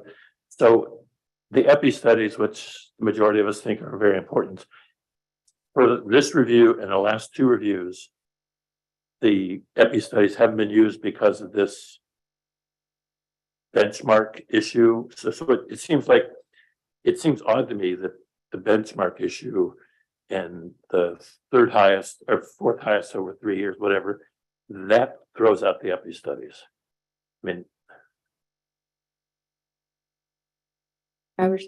Sorry. So can we clarify? The epi studies are used. The epi studies are a huge part of the evidence base. They are a strong basis for why we need and have an ozone standard. The issue that is being discussed here has to do with the extent to which they've been able to inform us on what that standard should be, if it should be different than the current one. And so we spent a little bit of time yesterday talking about that the standard has a purpose which is different, really, than analysis metrics that are used to inform our understanding of what's actually going on in terms of what's eliciting health effects in people and sending people to the hospital. Different metrics are used in analyses of that. With the standard, we're trying to control a pattern of air quality, recognizing that air concentrations in different parts of the country are different. There are different distributions in different areas because of sources. We need to have a lid. I use the phrase lid. It may not be a good one, but a standard is a control on those patterns of air quality. And in exerting that control, we're then going to change what people see. And so in the last several reviews, when we've said, okay, we seem to have evidence that in an area that met the standard, we still see these strong associations with health effects, that might imply to us that standard's not providing protection, because it's allowing a pattern of air quality that seems to still be associated with this response. That's an important response. And that is a response that we can only get from epi studies, that we cannot see from controlled studies because of all the things everyone is so conscious of. And so, as Karen mentioned, in the 2015 review, we had a single a study that actually met the then current standard, which was 75 as the fourth highest annual average, or fourth highest 8-hour daily max average across 3 years. And so that was part of the evidence for supporting a change to the standard. But when we look to that study and say, well, what can we glean from that about what the standard ought to be? It wasn't helpful, because we couldn't disentangle the fact that it had a pattern of air quality that we wanted to protect against, but it didn't tell us what was the right pattern of air quality. Because I'm starting to sound perhaps not easy to follow for you, but it's a very different thing, the standard from the analysis in an epi study, and it has a different purpose. And we talk about relationships. Dr. Bell mentioned conversions. I can't remember the phrase you used, but essentially by saying what's the design value in these studies, that's one sense of saying what's the parallel. So we had 8-hour daily maxes ranging from this to that, average across that study. Well, in that study, we had a design value that was 75 or 85. That's the relationship. So that's a pattern of air quality we are already preventing. So I don't know if that's useful, but I wanted to make the point. We do utilize the epi studies. They are strong evidence, and they're why we have a standard. We just have these challenges that we've tried to explain to you in terms of what can be drawn from them to help us figure out what we're trying to protect against. Dr. Sasser mentioned yesterday, we're trying to say, what is our protection? What protection level do we want?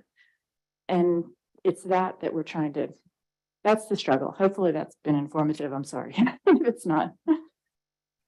Yeah, I think that's actually really helpful. And the example you gave from the last review, it seems to me that when you have a study that completely meets the standard, it strengthens the argument.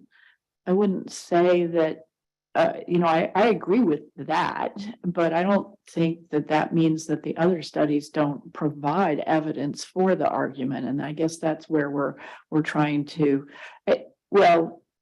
I heard you say they provide evidence in my sense is they provide evidence in the sense of the whole body of evidence and how you distill the science. But what I saw in the document and what I understand that you didn't do was then take that into some sort of a risk and exposure analysis because they exceeded the design value. Is that, have I got some of that wrong or? Right. No, I think I follow. When you first said I wasn't clear of the phrasing, I think everyone is struggling with how can we utilize in some way to inform us studies where in those locations the standard was not met. We have associations with health outcomes that are important to us. We know the pattern of concentrations was such that there would be a requirement for controls in those areas, but how does that still give us something on the risk that can then be used perhaps in a predictive way with those underlying what goes with that to help us inform what should air quality look like to provide protection. No, I think you're articulating it. Sorry. Yeah, and again, it may be a little bit limited understanding on my part, but you know how to do these risk and exposure analyses from epi evidence. And I think you can use the values that are present in the epi studies to do that. I don't see a problem with that, even if they're done in an area that exceeds the current standard. And I think it would provide you quantitative information to inform your judgment.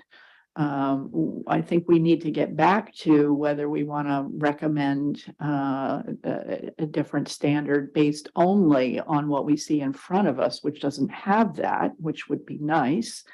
And I think we need to have that discussion. That's more or less what Mark was asking earlier.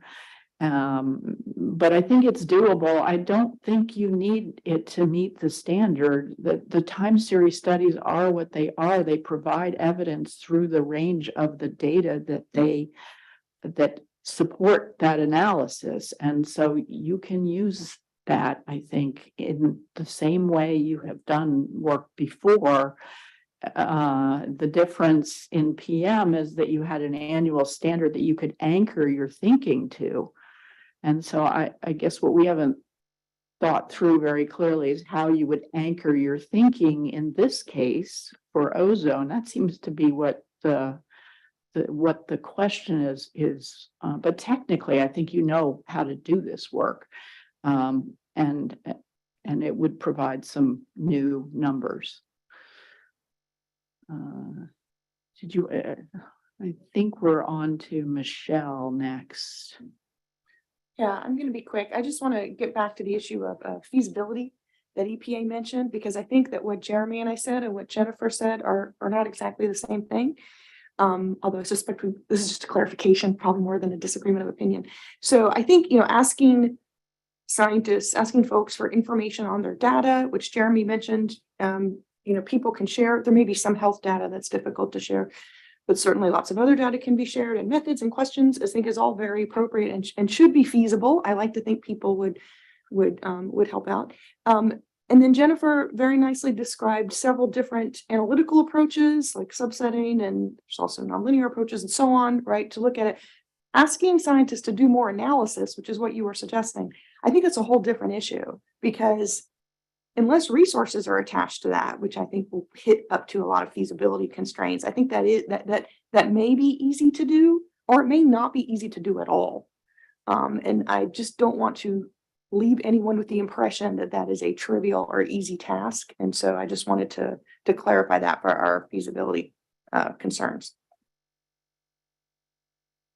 Thank you. And I don't see any more cards up, and we've moved past the scheduled time for our break. So how about we take a 15-minute break, and hopefully we'll come back pretty fresh and ready to hopefully move on to the next charge question. But we'll see what happens. 15 minutes.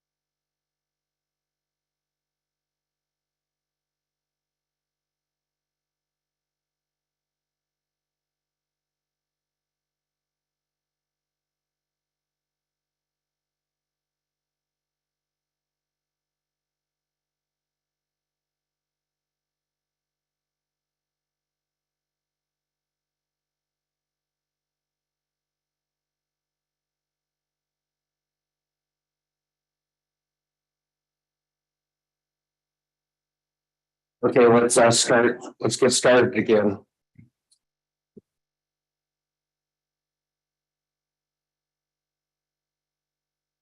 All right, while people are returning to their seats, I propose that we move on to charge question 2 of chapter 3. And our goal, if we can achieve it, is in the next hour and a half is to reach consensus on what we think regarding our advice about particularly this charge question. And let me remind myself. So the charge question is, in the panel's view, does this discussion in section 3.5 provide an appropriate and sufficient rationale to support staff's preliminary conclusions with respect to the current primary standard and associated considerations regarding conclusions of a range of supported levels? And remember that in my chair memo, not only do we want to discuss whether we agree with EPA's conclusions on the protectiveness of the existing standards, but we also want to talk about, particularly if we don't agree, but in general, the conclusions about the range of supported levels and the indicator form and averaging time. So my goal is that we can reach consensus on this topic in a relatively short time here, so that we can move to our going back to the secondary standard this afternoon, and also recognizing that a couple people have some earlier than ideal flights. So we have to end by 4 today, period. And some people will be bailing before that probably. So with that said, Mark, you are the lead discussant on this question. So would you start the conversation, please?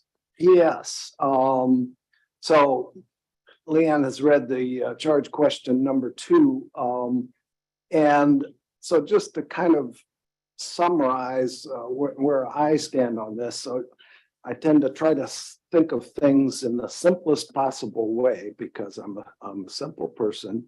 We have exposure studies that demonstrate effects on pulmonary function and airway inflammation at concentrations as low as 60 ppb in the chamber studies, which is 10 ppb below the current max for ozone. We have a new human exposure study, the Hernandez, that demonstrates lung function and airway inflammation effects at 70 ppb for 6.5 hours with resting exposures, no substantial exercise.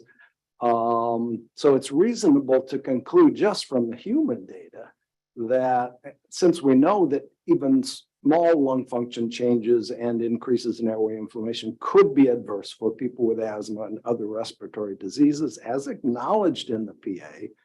So for the simple observer, it seems obvious that a standard of 70 ppb as an 8-hour average does not provide adequate protection.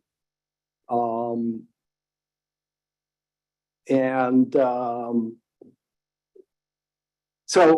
just on that basis alone, it would seem logical to reduce the standard to a level of 60 ppb. An alternative risk analysis, which is what we've been talking about, would help to quantify the risk and the benefits of reductions in the standard associated with benchmark levels, particularly if an even lower benchmark were included, such as a benchmark of 50 ppb to get new estimates. But in my original comments, I thought that EPA ought to do these analyses and consider the epidemiology studies as we've been discussing to revise the risk analysis. But I'm not in favor of that. I think we have enough evidence to say the standard is not protective. I think a reasonable alternative range for a standard would be 60 to 65 ppb for the administrator's consideration. and that we should recommend that in the next review cycle, the risk assessment and the PA use a different approach that includes the epidemiology data as best they can do with what's available at that time. And there'll be undoubtedly some additional data available then. Thank you. Thank you, Mark. That is very helpful. So next up is Ed.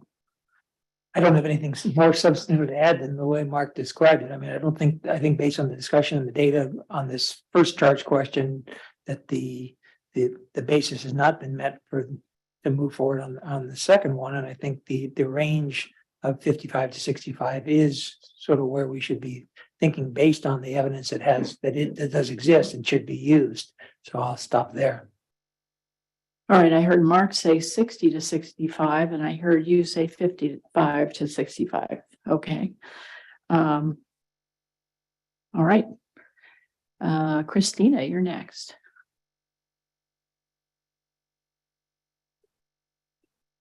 Thank you.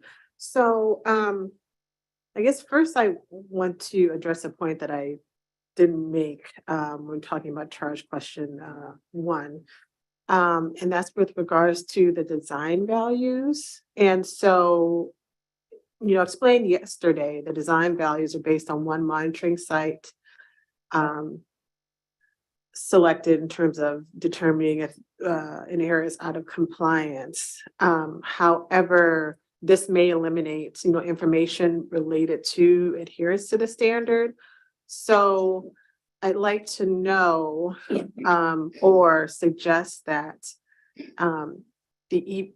if the EPA has actually done any kind of assessment of utilizing just looking at one that's out of compliance versus if there are more that are that are not in compliance in the area, to see if there are any differences with applying kind of a different model of one or whichever one's out of compliance and determining compliance. And so that's my point and question about that. And with regards to charge question 2, I agree with what was said already by Mark and Ed that have already been stated. And in addition, in terms of considering a lower standard, I think it's important to understand that we are concerned again about at-risk groups, groups that have been identified in the ISA. And this level, and that they are more susceptible, so the level needs to be lower than 70 parts per billion to provide protection for those groups. However, I'm not ready to express a particular level at this moment. Thank you. All right, thank you, Christina. Next up is Terry. So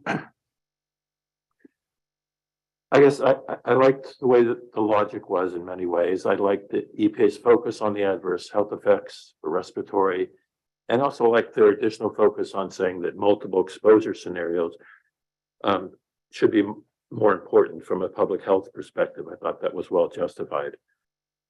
I do want to go back to the causality a little bit, because there were some things about the cardiac effects that maybe Dr. Shepard would want to address more clearly. But the upgrading of the causal relationship between ozone and metabolic changes, I thought that was pretty weak, given that it was mostly only in animal studies at high concentrations. And I just thought it was very odd to have a causal relationship established based on the ozone studies and 2 human studies that supported that. In terms of the levels, so given the epi concentration response curve data showing hospital admissions for asthma, the exclusivity studies, as I said, as many have said, it seems inappropriate and should be used more fully in the risk analysis. If they were only used, I think as Mark said, to support the controlled human exposure data, they would point towards a lower than 70 ppb standard, which produced effects in healthy exercising adults, and potentially 60 ppb did. But this is We're looking at active outdoor asthmatic children. And I would say to suggest the range of 55 to 65 ppb might be appropriate. Alternatively, if the epi data itself was used to derive a protective level, which is beyond this non-epidemiology's person's brain, the level could even be lower if depending on how one did the analysis. That's it. All right, thank you, Terry. Catherine, you're next. Well, as a newbie, I've been sort of quiet here, so I do want to start out with my also acknowledgement of the tremendous challenge faced and effort put in by EPA to wrangle with the ozone health effects presented in the ISA and the comments from KSAC and distill them in a meaningful way to inform consideration of policy decisions to protect the health of the population, including at-risk groups, within an adequate margin of safety. Through my lens as a pediatric environmental epidemiologist and pediatrician, I do not find that the current exposure and risk estimates in the PA are adequate for indicating the current standard is likely to provide a high level of protection from ozone-related health effects. And this reflects a number of issues that have been raised well by my colleagues, including notably the concerns on the use of epidemiology or lack thereof, the assumptions of the risk assessments that you pointed out so nicely, Mark, the lack of emphasis on important outdoor exposures for workers, and the influence excess risk in marginalized communities.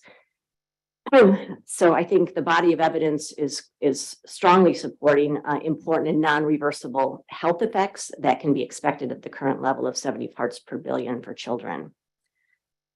I just want to remember that we talked about a lot of types of long and short term health effects with contributions from controlled human exposures, epi and animal toxicology, and a range of health outcomes. We're focusing in on respiratory right now, but we do know that there's concern for cardiovascular, reproductive, birth outcomes, and others. And this range from subclinical effects to frank disease and even mortality.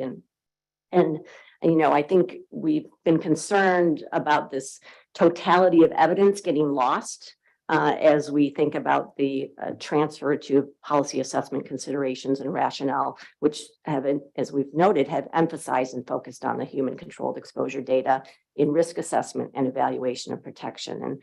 And I think we've seen this focus unduly narrows the interpretation of the current standard, as well as unduly narrows the range of supported levels to consider. I think among the most sensitive ozone toxicity endpoints may arguably be the developmental toxicities of short and long-term ozone exposure in early life, including in utero, the infant years and into school age. And by design, these are best informed by the well-designed epidemiologic studies that are available, although those observed effects are also supported and bolstered by mechanistic and human controlled exposure data. The respiratory effects observed in early life exposure epi evidence are not trivial. These are compromise of lung function, which for children can portend lack of attainment of maximum adult lung function, which increases risk for adult disease. We're talking about increases of new onset of chronic disease like asthma or allergies, and of course, risk of severe acute events, which we've talked about, hospitalization, ER visits for asthma, as well as respiratory infections. So overall, we've seen that the review since 2015 has strengthened the evidence for early life, short and long-term ozone and respiratory health effects. And we've also seen a broadening of the pediatric evidence for a range of outcomes, including, as I said, notably the increased risk of preterm birth. So I think to represent this evidence adequately for policy consideration does require incorporating and weighting the environmental epidemiologic evidence for ozone toxicity. The PA could represent these and should represent these in their exposure and risk analyses. And instead of viewing this as limited in its ability to inform the standard, I think this is highly informative evidence given the consistency of findings across different locations and study designs. If you look at the table on page 153 of 3.5 or the table right before it 3.4 that show the summarize the evidence for hospitalization or ER visits for asthma. It's, it's a impressive visualization of the consistency. I think the data also strongly argue that adverse health effects are occurring at concentrations below the standard. We've talked about this issue of dismissing studies when the design value is estimated above 70 parts per billion, and noting that that for most of the studies, including Strickland is one example, but others would be the zoo study that's also presented in that table, show steady increases between 30 and 70 parts per billion with very tight confidence intervals, and the most reliable estimates between 30 and 50 parts per billion. So I think, and rather than surmising that these kind of studies don't indicate effects at levels below the standard, that's really quite a leap and not well supported by this totality of evidence view. I think there's good argument for alternate risk analyses to quantify the risk and risk reduction based on this totality of evidence. We've seen that there are effects in adults at 60 parts per billion, healthy adults in chamber studies. We've seen evidence that at-risk groups such as children with asthma will be more sensitive. We have also the hiking study demonstrating quantitation of the sensitivity of asthmatics. And of course, the environmental epi studies observing these dose response effects below 60. So I think it is appropriate to consider a range below 60 or an alternative standard based on the epidemiologic studies. I'm not sure, what the right number is, but, if we look at that range of that increasing dose response in the epi studies, we see a line going up from 30 to 40 to 50 to 60. So any reduction in the standard, I think, is support. We could say the evidence supports it would increase the protection of at-risk groups with a margin of safety.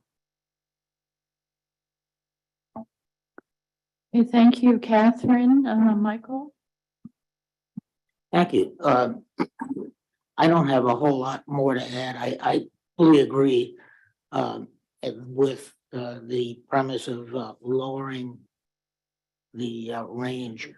And also I wanted to point out that as George mentioned earlier, this is ozone and photochemical oxidants. The other photochemical oxidants which are present in the epidemiological studies, even though you're measuring just the ozone part, the other photochemical oxidants toxicologically act almost the same way as ozone itself. There are some minor differences, but what we were seeing, what you see in the human clinical or human exposure studies where you're just using ozone, and then trying to compare those with environmental levels, you really do have to adjust the concentration to include what would have been there if you had been measuring other photochemical oxidants, which we do not for the most part. Most of our measurements are tooled to using the indicator of ozone. So I would be concerned about just using pure ozone data and trying to then titrate down a curve to come up with just the standard without considering the fact that there are these other co-pollutants which are part of what we're regulating or will, are being regulated by the standard. And so I am in the range of 50 to 65.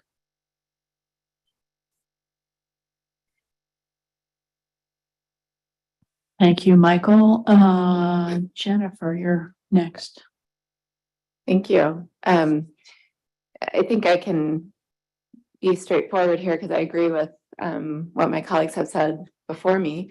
I think I completely agree with the way Mark framed this, that, based on the evidence that we have in the current policy assessment that's focused on the controlled human exposure studies, I do think that first question about whether 70 is adequate, we can utilize the evidence there. And my answer to that would be that it's not adequate. And so then the next question about where should it be? I do think ideally we would use the epidemiologic study as evidence that we've been describing. I also completely agree with how Mark framed it, that I don't think we should wait and delay this decision to incorporate that for this review, especially given that it's a reconsideration. I do think we have enough evidence from what's currently in there to come up with a statement about the lower range. So I think in the absence of the full assessment with the epidemiologic data, the question is, how much below 70, right? In terms of providing that adequate margin of safety.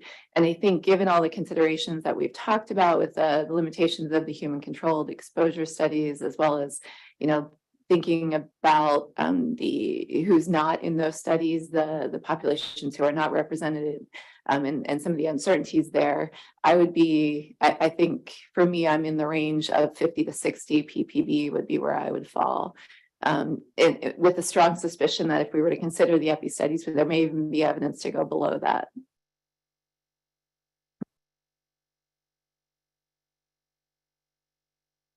Okay, we have gone through all of our assigned reviewers, but this is a super important topic and we should all be weighing in.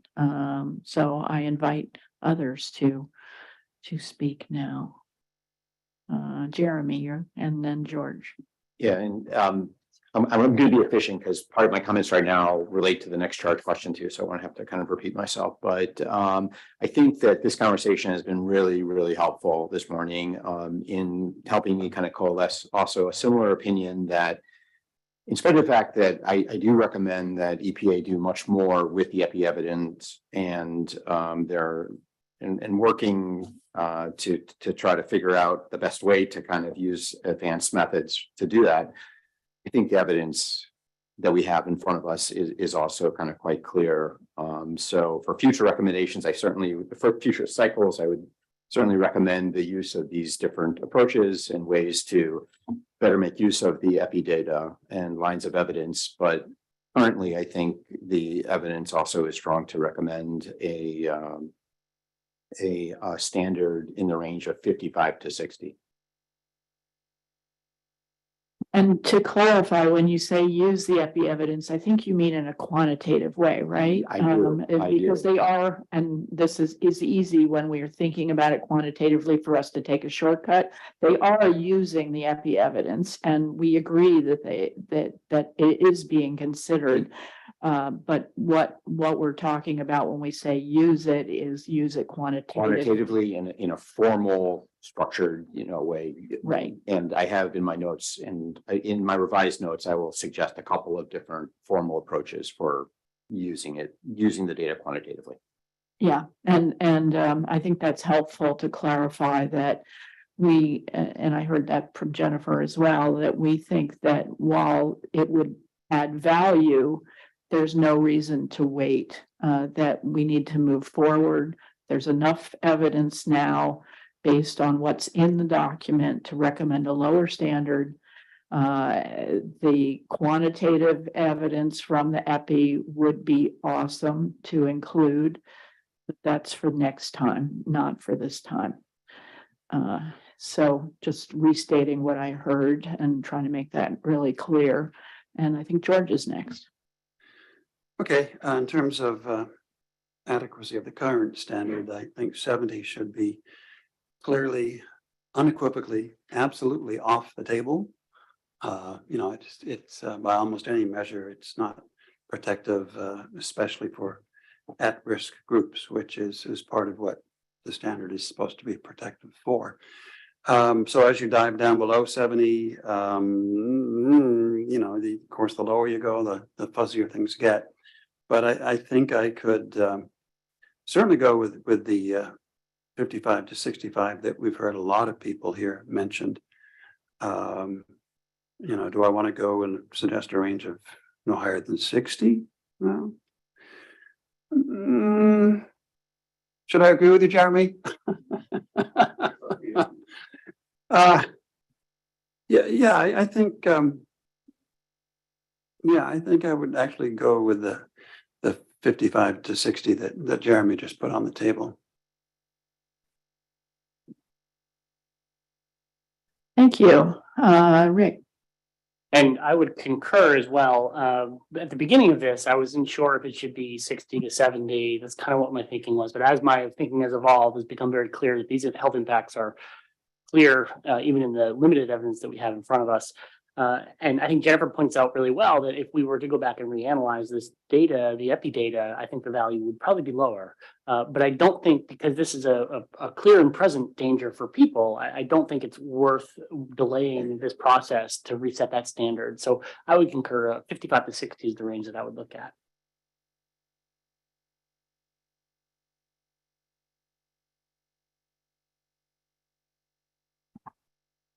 Anyone else? Jim?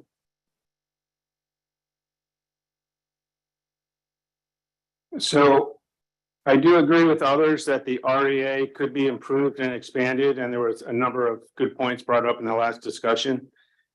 For the other photochemical oxidants missing from the human chamber studies, that's a good point, but one of the problems is we don't know how much these other oxidants contribute, whether it's 10% or 1% or 0.1%.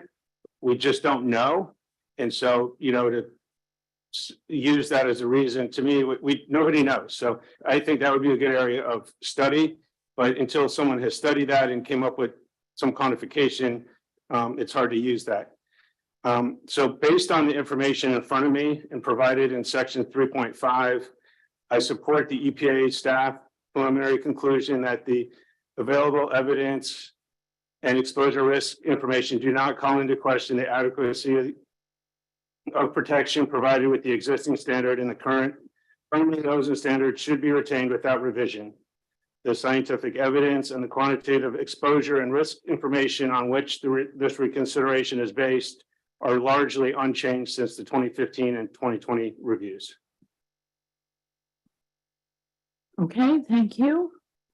Anyone else care to weigh in?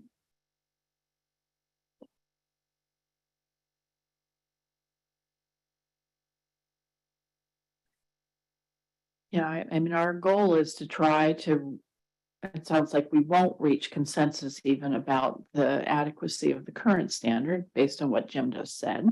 But as much as possible, I think we want to try to convey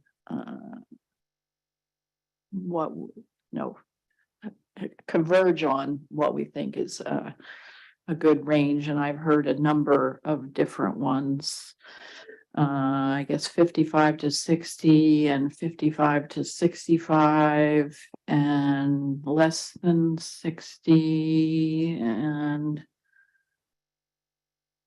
60 to 65. So I don't know. And I would be comfortable. Mine was 60 to 65. I'd be comfortable with 55 to 60. 55 to 60.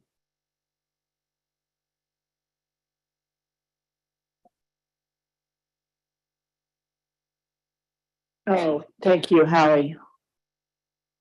This is very reminiscent, George. I think you'll agree that when we were on the committee in 2010, that went all the way to 2014, we got to a point where we had a very similar discussion here. And at that time, I think that there was less data at the lower end in the 60 part per billion range. I think there was 1 or 2 studies, I think, if I recall correctly, that people were trying to base decisions on.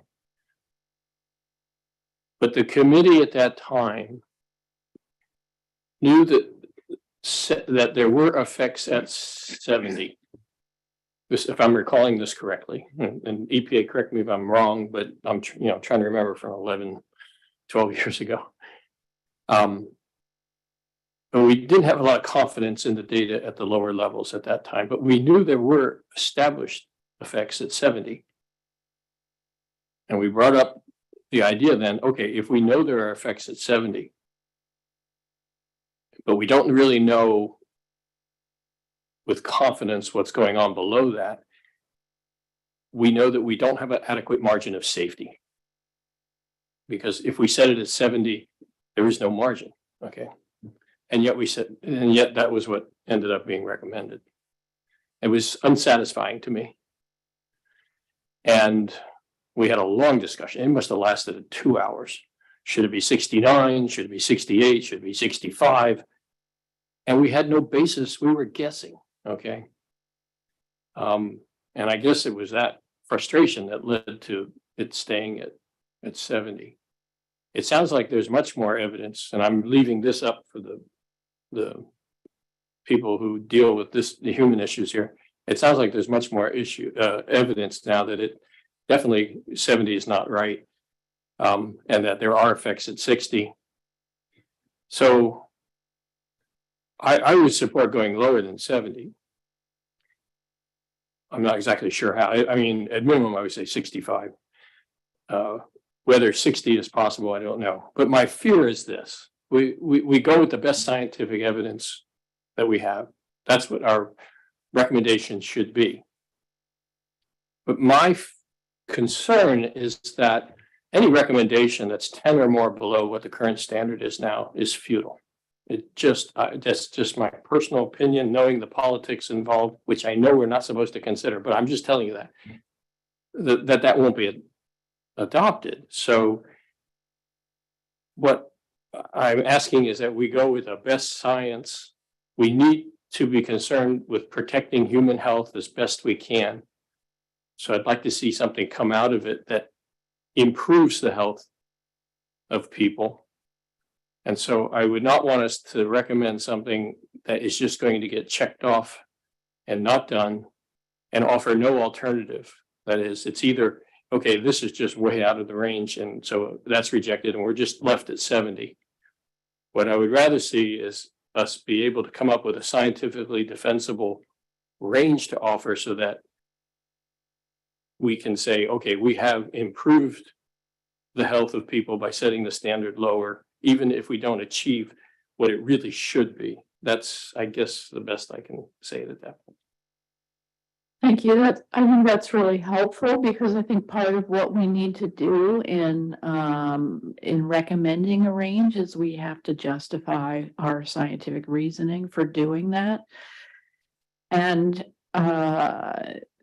the question of margin of safety is an elusive one and feels like it might stray more into policy. There's so many different ways of looking at it. So, I mean, if we can feel strongly that even without considering margins of safety, that we can justify our range, then I think that that's better.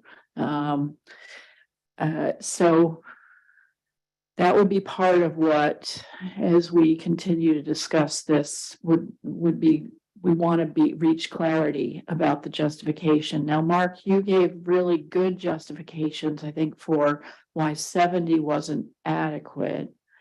And I guess it gave, if I remember correctly, some of it also really touched on what your suggested range was. Just based on the controlled human exposure studies, if I've got that right. And anyway, so it would be good, and I guess Mark's going to end up taking the lead on this, so he wants this too, I'm sure. It would be good for us to really clearly articulate our rationale for our recommended range, which sounds like it's at the moment in, well, 55 to 60, or maybe up to 65. That's what I guess I'm hearing. I think Howie makes an important point, particularly given we don't have the quantitative evidence that we would like to have in thinking about this, that we might not push too far, even though there's, as we've heard around the table, there's a lot of reasons to think that it should go a lot lower based on the epi, but it's probably not the time to do that. And we might not have, and we don't have the same strong evidence that we would like from the document as it stands. Should Mark go next or should I, Christina and also George, Christina? So I'd like to ask if KSAC can do, can name a ceiling, but not necessarily a floor, or is it required to have a range?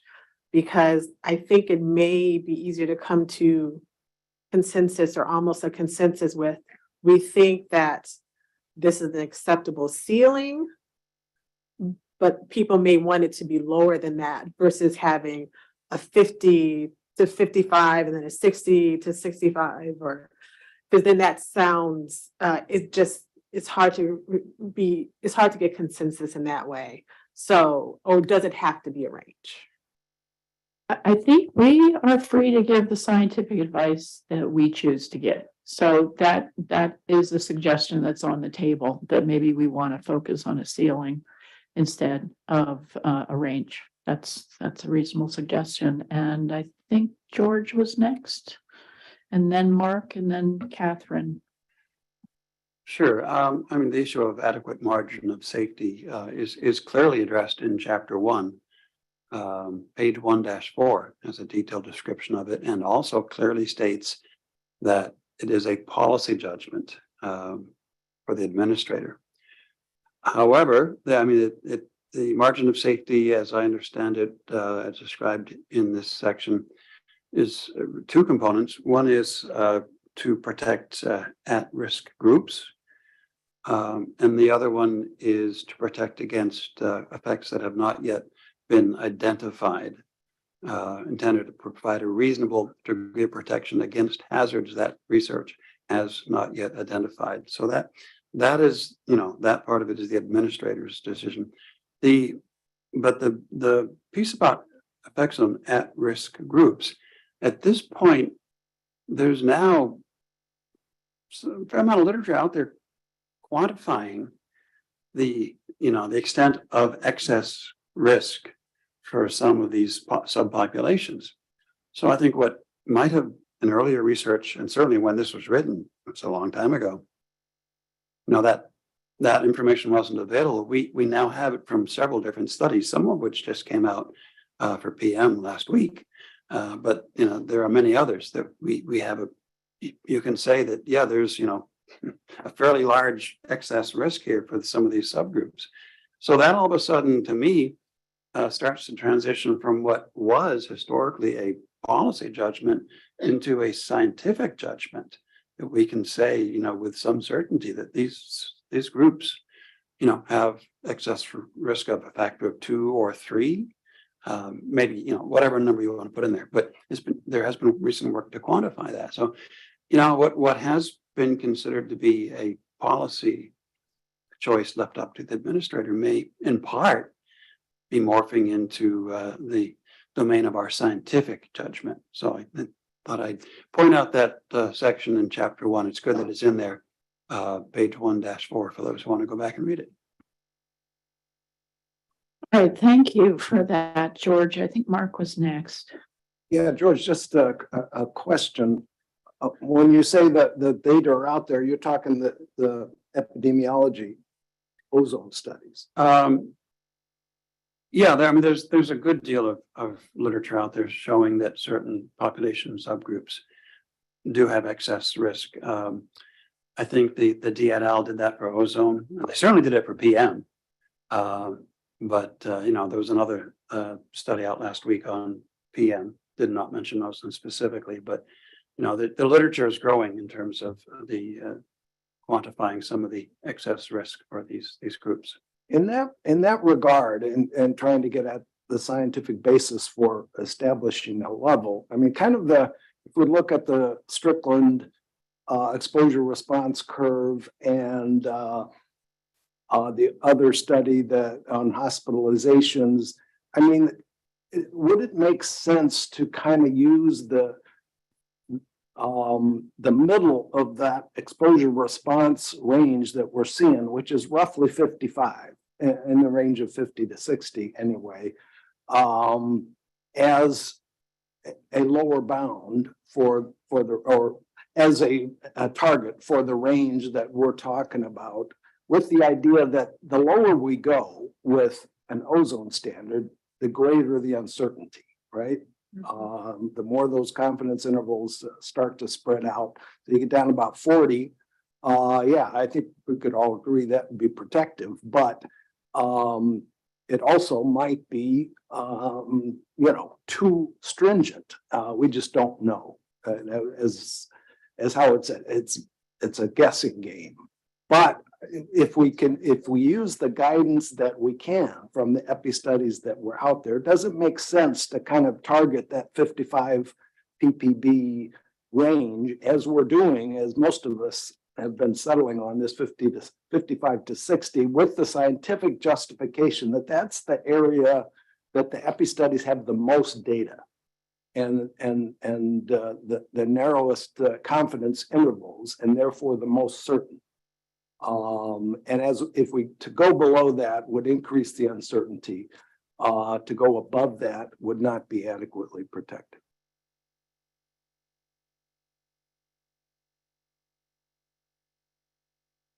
Yeah, I also just wanted to weigh in briefly on George's point that Mount Washington hiking study with 4 times the risk among the asthmatics in that population is a value we should be quoting in response to this argument that that we can quantify excess risk in the at-risk population as part of our thinking, and therefore it's not really in the realm of margin of safety anymore. I think that's an important point. Catherine. I really like Christina's idea about the ceiling, and I think it best represents where we are in the evidence base, and particularly for the epidemiologic evidence base, where, actually our tightest confidence intervals are for those lower levels because that's where most of the exposure is, 30, 40, 50, and then it starts to spread out. So that we could argue, a ceiling of 60 based on the controlled human exposure study showing health effects in healthy adults, data and evidence suggesting that we have sensitive subpopulations like as people with asthma. We've got the quantification that you just noted, Leanne. And then we also know that there's, other aspects of vulnerability in the population, often related to socioeconomic status, co-exposure to other contaminants. And so we would be on good grounds to say that, anything below that ceiling from what we know from the epi evidence base, which shows a dose response, would be increasingly protective. And so then it does provide the administrator room to decide how much margin of safety to take into account for those, at-risk groups and other populations. Jennifer was next, but if Terry has something quick in response. On this point, I'd be cautious about using the word ceiling in the industrial hygiene field. That means a level never to be exceeded. So it sounds like we use ceiling where we're mixing in the level and, for example, the fourth highest of the 3-year. Upper bound. Yeah. Right. Yeah. Upper standard. Okay, we'll make sure to think about our wording when we write this up, because that's an important point. Jennifer. Yeah, just thinking about the evidence to support the level. When I went with, I threw out 50 to 60 as the range and was focusing under 60 because I'm still debating whether we should be considering the epi evidence right now or not, given it's not really utilized in that quantitative sense in the policy assessment. But if we look at what is in the policy assessment quantitatively, I was again went back to Mark's comments about the Kim et al. Study from the controlled human exposure study. There is evidence of some effects down to 60 ppb, and that's why I was going with observed effects at 60 ppb in healthy young adults. And that's why I went below 60 ppb because of that, based on the controlled human exposure evidence. It is consistent with what we could conclude from, for example, the Strickland et al. Study, if we're considering epi studies, that I do think, somewhere between 40 and 60 there, we are still observing evidence of adverse effects on hospital emergency department visits. But if we do want to stick to the control human exposure studies quantitatively, that is what I was using to arrive at the 60 and to be below 60. All right, thank you. So what I'm hearing is maybe a set of well-supported arguments for an upper bound of 60 and I didn't see your card up, Ed, but and a lot of reasons why a lot of us would like to go lower, but a discomfort with knowing what that number should be, given what is presented in the policy assessment. Is that a fair summary of what I've been hearing? Okay, and you put your card down because you wanted to say that, huh? Not exactly, but in general, and also to concur about this concern about using the word ceiling as opposed to an upper bound. I mean, I think, I think of I do have respect for and think highly of controlled chamber studies, having spent a lot of time doing them. But I also think there's value in the epi work. So I look at the chamber studies as sort of being the tip of the iceberg in terms of thinking about the potential health for the general population because of the limitations and really the compromises that have to be made in terms of utilizing who can participate in such studies and what you can do in a controlled exposure setting. So I think it's informative. I think it tells us what we should be looking at, but I think it's maybe an upper bound tip of what's likely below. And I think to think about the larger population, to think about those who are at risk, to think about populations of color and several of the other issues that we brought up before, and to think about the exposures that take place in the real world. I think we're looking at a range is what I would think, as George mentioned, maybe even more as a judgment of science and not as a directive, a policy directive for margin of safety for the administrator to consider. But I think we would be remiss if we don't provide a range for them, because I do think it's based on the science, but I do think it's in the more in the 55 to 65 sort of range. I don't think of it as an upper bound, as a ceiling at 70 or 69 or 68, etc. So are you suggesting no upper bound and just sticking with a range, or yeah, I guess I'm not, I couldn't parse exactly what I heard you say. In 2014, the panel recommended a range of 60 to 70 based on the data. So the 70 provided little margin of safety. I don't think there's any evidence that any information that's come forward that's changed that perspective. So I still think that a range is appropriate. I personally think that science demonstrates the 70 is not providing the margin of safety that the Act suggests should be there. And so maybe it's semantics as to whether you want to call it an upper bound or how you want to phrase it, but I think a range in the 55 to 65 range is appropriate. So maybe it's also semantics, but when you say a range of 55 to 65, that implies to me the upper bound is 65 in your mind, not 60. I'd be fine with 60. Okay, so if we go with the upper bound thinking, then you're okay with 60, and if we go with a range, then you are recommending 55 to 65 is what I'm hearing. I apologize for the confusion. I mean, if it would help to clarify it, I'd be fine with a range of 55 to 60. Okay. Okay, thank you. And I think it was Christina and then Terry and then Michelle. And Jeremy. So I agree with the idea of having an upper bound. I think it's really good in terms of consensus, given the conversations.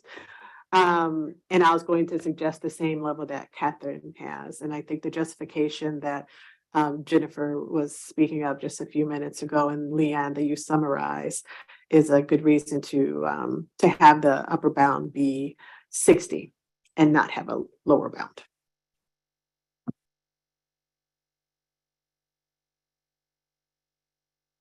Carrie?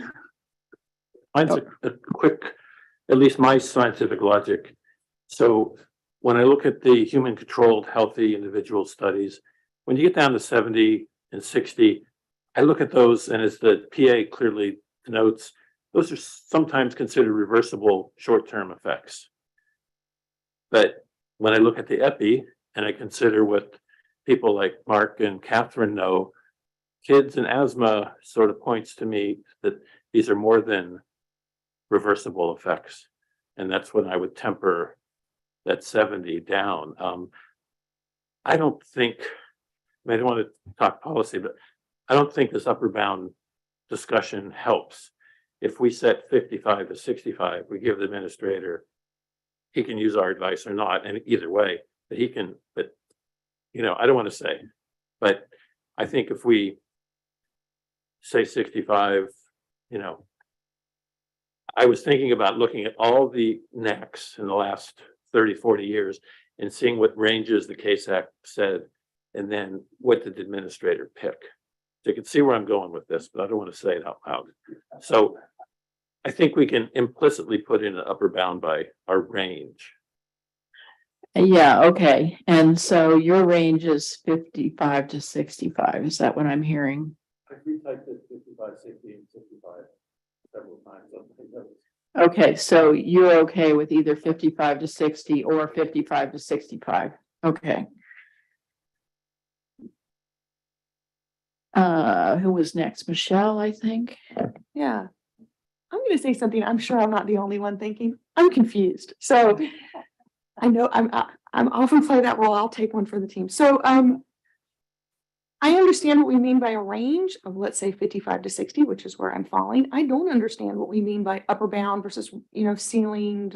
If we say 55 to 60, aren't we saying 60 is the upper bound / ceiling? I mean, so I think I'm not opposed at all to using language of upper bound and so on, but I think we should really clarify what we mean, because do we mean like 55 to 60? We really, really mean 60? Like really, really mean don't go above our range? Like, I don't know I do not know what we're talking about with upper bound, how it's different from a range. So I guess my question is, what am I missing here? We're just all trying to figure it out. I don't think you're missing anything. Okay. So I guess my bottom line comment is, if we use language other than a range of 55 to 60, if we use language like, and this is our upper bound, et cetera, like, we need to explain what we mean by that, because it is not obvious. So I'm fine to do that if we can clarify what it is. Yeah, and the 2014 letter, I think, had some good language about could go even lower and be more protective, that we could think about as well. It was maybe that where you're going with that, Mark, or? Well, I wanted to ask our EPA staff if they're, given that historically our advice has been packaged as a range, is there more benefit to the administrator in proposing a range than a single number? I think where the benefit is clarification of the scientific rationale for any standard recommendation. And keeping in mind that a level is not divorced from the other elements. And so clarity on a level with what average time and form. So that's what I'd say. I'd also just take a moment to remind Dr. Neufeld was summarizing the 2014 situation and of the controlled human exposure studies, and the evidence at that time was a focus on the study by Schlegel et al., which had a combination of respiratory symptoms and FEV1 decrements at what was a 6.6 hour average concentration of 73. And so while 70 is bandied about, 73 was the actual average across those exposures. Thanks.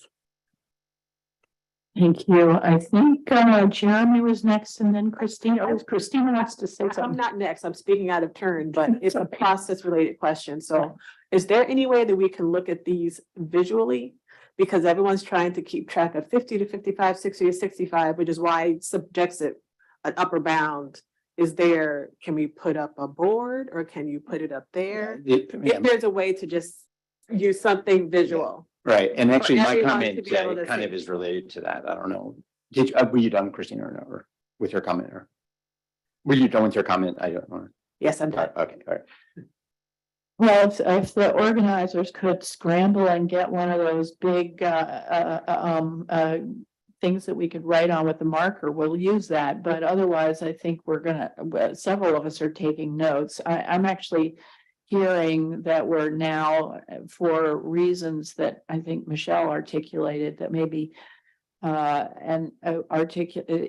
we're converging on 55 to 60 as a range, as opposed to talking about a ceiling or upper bound. And that Jennifer did a good job of articulating the scientific rationale. And Jeremy, you had more to say. Yeah, let me just kind of build on the scientific rationale aspect of it as well. And I agree with what Jen said. And I think we should try to kind of avoid, though, over-reliance on individual findings or studies. There's been a lot of talk about the Strickland study and what it kind of shows us and how that's, a good rationale for establishing that range. Now, I'm a co-author on that study, so I'm very pleased that it's being used, but I think that there's a risk in doing that, just as there's a risk in over-reliance on the Schlegel study for establishing 70 ppb from the controlled human exposure studies. I do think, however, that the preponderance of the epi evidence does also support establishing a 55 to 60 range. And this relates then to Christina's point. And that, while not maybe a formal quantitative analysis, if we do look at the exposures that most of the populations were experiencing, in almost all of these studies, they fall right in that range of that we're talking about. That's where most of the ozone exposures are occurring. And maybe if we had a way to visualize it or to kind of graphically display it, that would add extra kind of weight of scientific evidence for establishing for our support of that range.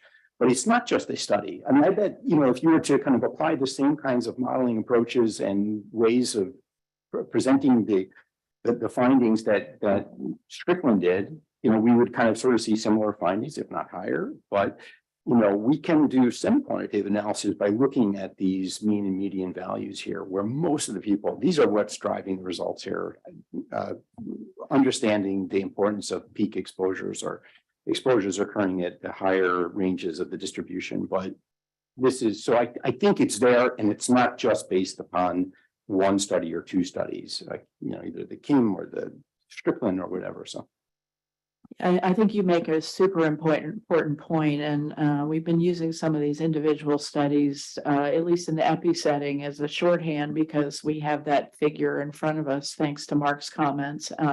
But you're absolutely right. There's a preponderance of evidence in the epi studies, and we want to be careful to not focus on one study and exclude those others. That's a super important point. Who was next?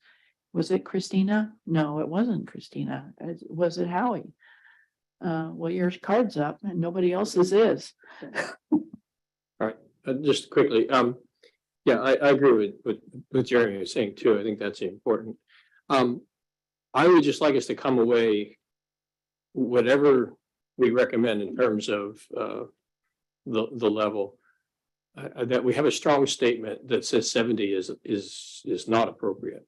Okay, that at a minimum, because then what that does is it provides the administrator the flexibility to decide what to do after that. So, what other level, based on the epi studies and the controlled chamber studies, wherever that comes out, I would defer to the people who are more experienced in that.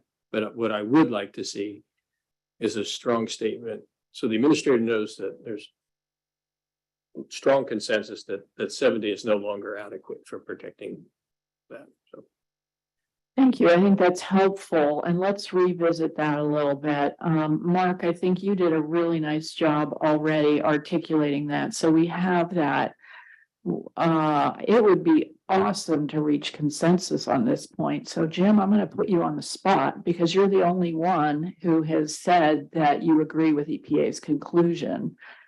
And I would prefer consensus, but I'm not going to twist your arm. But I do think that we can revisit the arguments that Mark made and see if they are sufficiently convincing to you that you can at least go along with our preponderance of consensus that 70 is not adequate. Can I just ask a clarifying question? Yeah. That might be semantics, but does consensus entail unanimity? I've always interpreted it as such. At least historically, it has. If any member, and I could say this from experience because I was the lone dissenting voice in the previous case act on certain issues. The tradition has been in the letter. If there is not unanimity / consensus, then sort of both arguments are presented in the letter. Can I ask a clarifying question? I really appreciate Dr. Sarnett's point about looking across the evidence because I agree. I think it's important to focus on not just one study, but more than one. And my request is in doing that, if CASAC is looking at, okay, we have really good confidence in these typical exposures being problematic. If you could also then think about what standard level would be protecting against those exposures, right? Because those are typical, you're talking about typical, on average exposures. So, and the standard is a 4th high. Okay, so I just really want to emphasize that. I feel like there's some interplay of words there of the difference between a typical exposure. Now if CASAC thinks that the form is not appropriate and that we need to look at some type of mean form of a standard, like that is well within the bounds of advice. But given that it is a peak standard, maybe it's a little bit more translation between like, okay, we look at these epi studies, we feel really good that this is an exposure we want to avoid. Now let's think about a standard in the form of a 4th high that avoids that. So. See, you completely dragged me back into this whole form question, okay? I was determined not to think about it anymore for this meeting. It's really important. It Please is think important. about It's it. really important. I know, and that's the thing. So, okay, yeah, I don't know. I don't have an answer, but I mean, and that's why it kind of got me all worked up initially, but yeah. I think as you all have shown in many of your analyses over time, if you lower the standard, it affects the whole distribution of exposures, right? Which I think is a lot of the point that you're making right now, Karen. Is that a fair comment? Yeah, that's right. I mean, so, when the administrator is making his decision, he's looking, for requisite protection with an adequate margin of safety. But he's also, he can't set standards that are more requisite, that are more stringent than necessary. So he has to think about this translation. It's not just like, well, if I set it at 30, I'm safe, right? Because it's way, way below 70. I mean, we have to have this is, this is where you should, where we start losing confidence. And so I guess I'm encouraging CASAC to really think about when they're providing that scientific rationale, really thinking about how one is translating from the data in hand and really thinking about the averaging time and the metrics included in those data. And in Ozone, it's a lot hard. I mean, I personally feel like in Ozone, it's a lot harder than PM and trying to take the epi studies and translate it. And we want to hear your advice on how best to do that. Well, it's interesting that you say you think ozone is harder than PM because I can think that EPA could fairly easily do an analysis where they roll back, however you all do the rolling back of standards, or I guess maybe that's the right word, but anyway, impose stricter standards and see what it does to the distribution of exposures. Because I think those of us who understand the epi literature are thinking that there's, days that are 50 are toxic. And so from a standard point of view, if you lower it to say 60, and that means that there's a lot fewer days at 50, that's very protective. And I think that's the kind of thing that you could do. So I think some of us in struggling with the standard should be way lower than 60 are thinking the epi evidence is suggesting that, you know, you could go down below 40. And I mean, if you could avoid all days, you know, a 40 or higher, that would be really, really protective. And I understand there's many, many more things to think about with this, but I would think from a practical justifying it point of view, you know, progressively lowering and counting up the number of days at 40, 50, so on in various years and comparing that over time and arguing that we want to reduce all of those days based on the epi evidence. And so obviously a progressively lower standard will do that. And we don't have the information now to know how to really count that and think about that in a better quantified way. But clearly lower is better, and that would be one way to justify that from the epi. I don't know if that's helpful. I guess George is next, and then Jim. Okay, maybe we need to state explicitly that all the numbers we've been tossing out here are assuming the current form. Follow up on Karen's comment there. I think we just maybe did to state that explicitly so no one's confused. That said, next time around in the future research needs, which is the next topic, I think a seasonal average metric is where, needs to be looked at.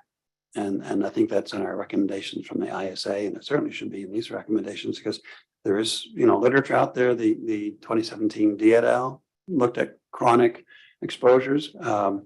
The European Heart Journal article I mentioned looked at chronic and saw a different signal. So I think that is definitely next time, not this time. We can't go there yet. Thank you, Jim. I think you're next. Yeah, well, I just wanted to respond to your inquiry. So I'm going to stay with my statement, but I would like to say, if the epi was somehow rolled into the REA where we could actually look at different design values and, look at additional things like outdoor adult workers and, all these things built into an updated REA, I could potentially be changing my answer. But without seeing all of that work done in an updated REA based on what I have in front of me now, I need to stay with my original statement. But ideally I'd like to see another REA and have us all get together, but I believe this is just a one-time thing. So, I have to go what's in front of me. And so that's the reason. Yeah, and when we write this up with not complete consensus, it will be important that that argument is well articulated in our write-up. So thank you for sharing that. Other comments? I think I've heard that we have almost consensus on a range of 55 to 60, and we have arguments initially proposed by Mark as to why 70 is not adequate, and arguments that I think Jennifer most, in my mind, articulated as to why that range is most appropriate, and many other people have chimed in with other aspects that we would probably want to elaborate on. And so maybe we're close to done with this discussion, but Howie, you wanted to make a comment. I just want to make sure I have the math right in my mind here. When we're talking about 55 to 60, when the standard is the 3-year, fourth highest, 8-hour at 70.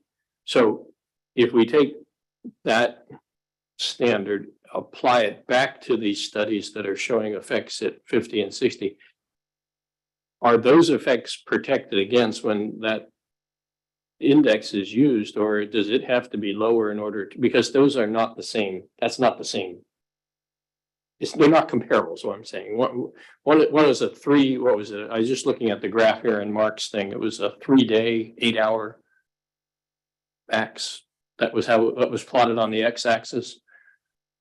Right? It wasn't equivalent to the EPA standard. So what I'm asking is, if we have that 70, or if we lower it to 65 or 60, what does it do with regard to that graph in terms of protecting those people that we are seeing at 55 and 60? Am I making sense, or am I just not? That's what I'm asking.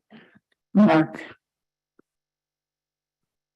Yeah, you're making sense, and I think that difficulty in translating those average times is what our staff is telling us is part of the challenge in analyzing the impact that's inherent in the epidemiology. And I guess the only way I know how to sort of answer that question is what Leanne said. We know that, reducing the standard reduces the whole spectrum of exposures. So it's going to reduce the number of exposures of concern at 50 and 55 ppb.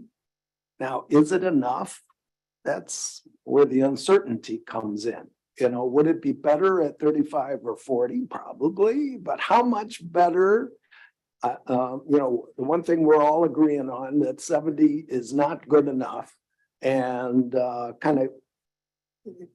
think the best we can do at this point is kind of choose the middle of those exposure response curves that the epi data is telling us, and to until some more quantitative data is available, it's the most reasonable. But what I'm saying is that, like, if we were to lower the standard from 70 to 65, would that then afford the protection we want, where we're talking 55 and 60, which is a different metric than what they're dealing with? So in other words, you could do the study, which like you did in the last CASEC, where you looked at lowering it and seeing, so you could lower the standard until you see that it's affording the protection that derive from these epi studies like Strickland and so on. That's what I'm asking.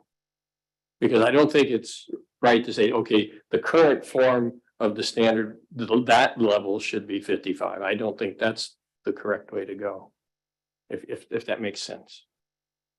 No, I thought I was with you until that last sentence. Well, okay. So what I'm saying is you could get the protection that you want at those levels that Strickland shows in that study and the others show in that study with the current standard, but it doesn't have to go down to 55. It might go down to 65 and afford that same protection, because that's remember, this is 3 years, fourth highest, all that kind of stuff. Yeah. Yeah, but it's still an 8-hour average. Okay, it's not a 3-year average. It's going by the 8-hour average, and then it's the maximum over a period of 3 years and fourth highest and all that crap. Deidre, did you want to weigh in? I don't have exactly the answer to the question, but because I'm not sure of what the design value was for that study. Because what you're getting at is exactly what we've been trying to explain, which is that in that study, it had a design value, which may have been 80, may have been 65. I'm thinking it was more like above 70. And so, yes, the current standard has already actually changed that distribution. And so would have a lesser, fewer of those exposures. But the question of, well, what benefit can you get from further reductions from that? You'd have to look at another example of air quality, design value versus the different metrics. Some of that is done in presentations in 3C, I think, right? Appendix 3C, where we do reductions in the different study areas. We also have some figures that are showing distributions of different averages. But the thing to keep in mind is, it's a question of the design value will change the pattern, which will change the distribution of the metrics that are used in the epi studies. And if that study was conducted when the standard was not met, then already the existing standard when it's met in that area, would be expected to give a lower distribution of those concentrations, and it would change going past that. And one additional point is one of the challenges in making this translation is that there's a lot of both modeling and ambient studies that show that when we lower emissions, it doesn't universally lower the ozone distribution, but it results in a compression of the distribution. So low ozone days increase and high ozone days decrease. In 2014, we actually did an epi-based risk assessment, and we found that much less response in that seasonal mean ozone that we were basing the epi-based risk assessment on than those high days.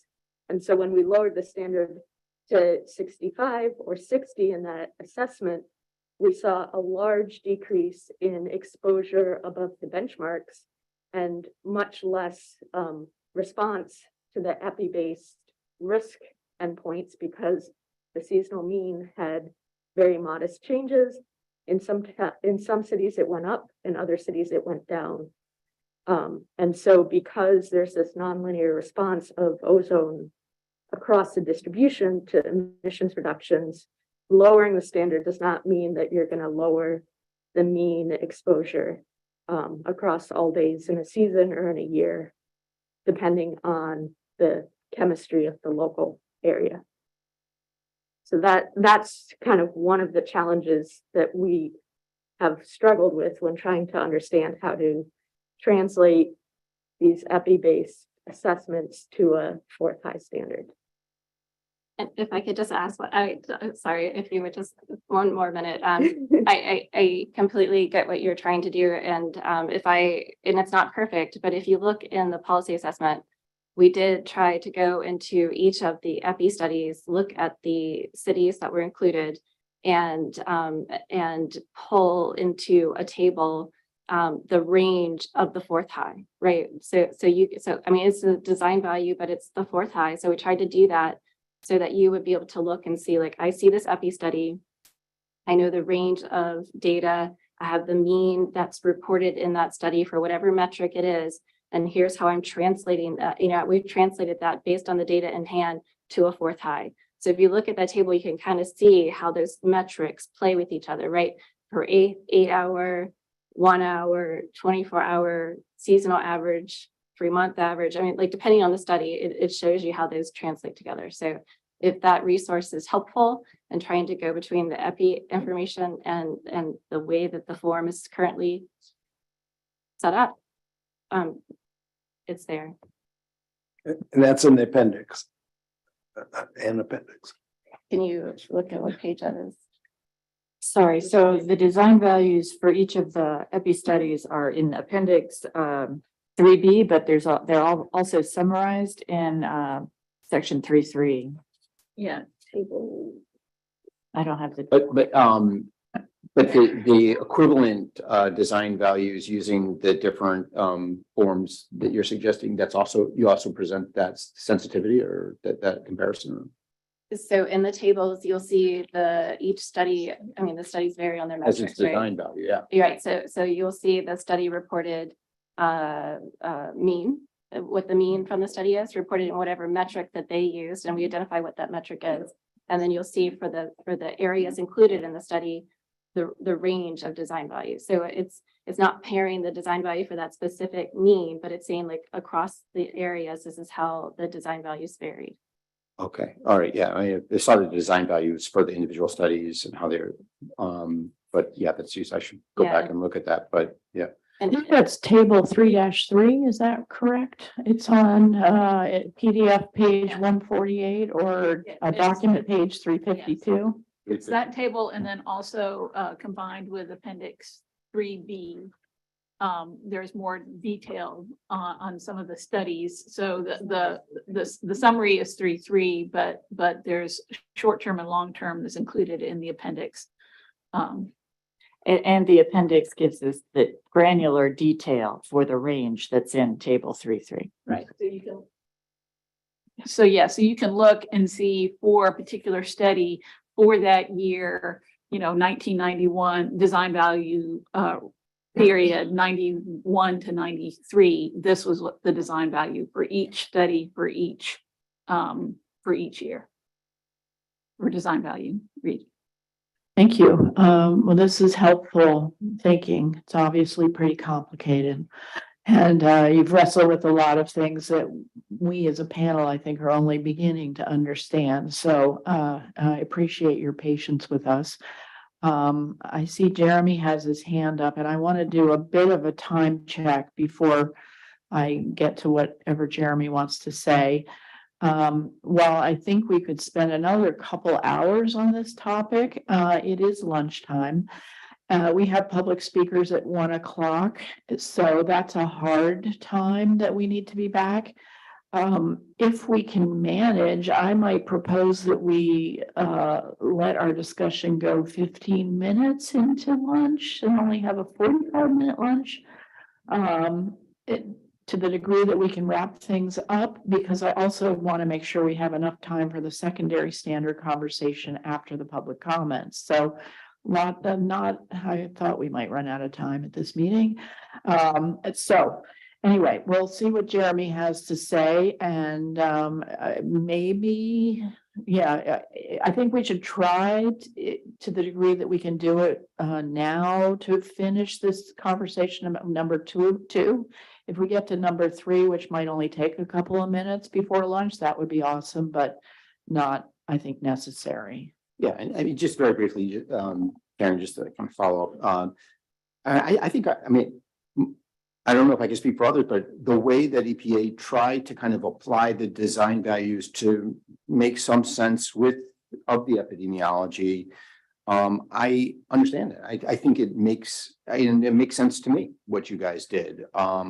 I think some of the idiosyncrasies of calculating and the sensitivity or the robustness of that approach are, what I'm struggling with. But I think that the concept itself, and I think pointing out the range of the design values that you using different forms or metrics is also very useful. But conceptually, I think it makes a lot of sense. So I'm not arguing with that or what you're trying to do with that. But anyhow. George, you had your card up. Is that left over? Okay, Jennifer. Thank you. Mine is new. I'm just following up. I want to make sure I understand what's in the table. I think I've been looking at those tables. So I wonder if we could walk through an example just to make sure that we do understand what we're looking at. So just to orient you, I am looking at table 3B1. I guess the first question is, am I looking at the right table? In the appendix. Did you give us a PDF page number if you could? 459. Thank you. 3B. No, that's right. It's document page 3B-3. Right.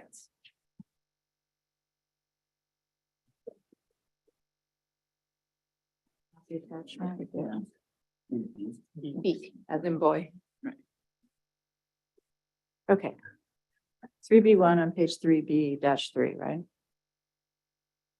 Is that where you are, Dr. Peel? Correct.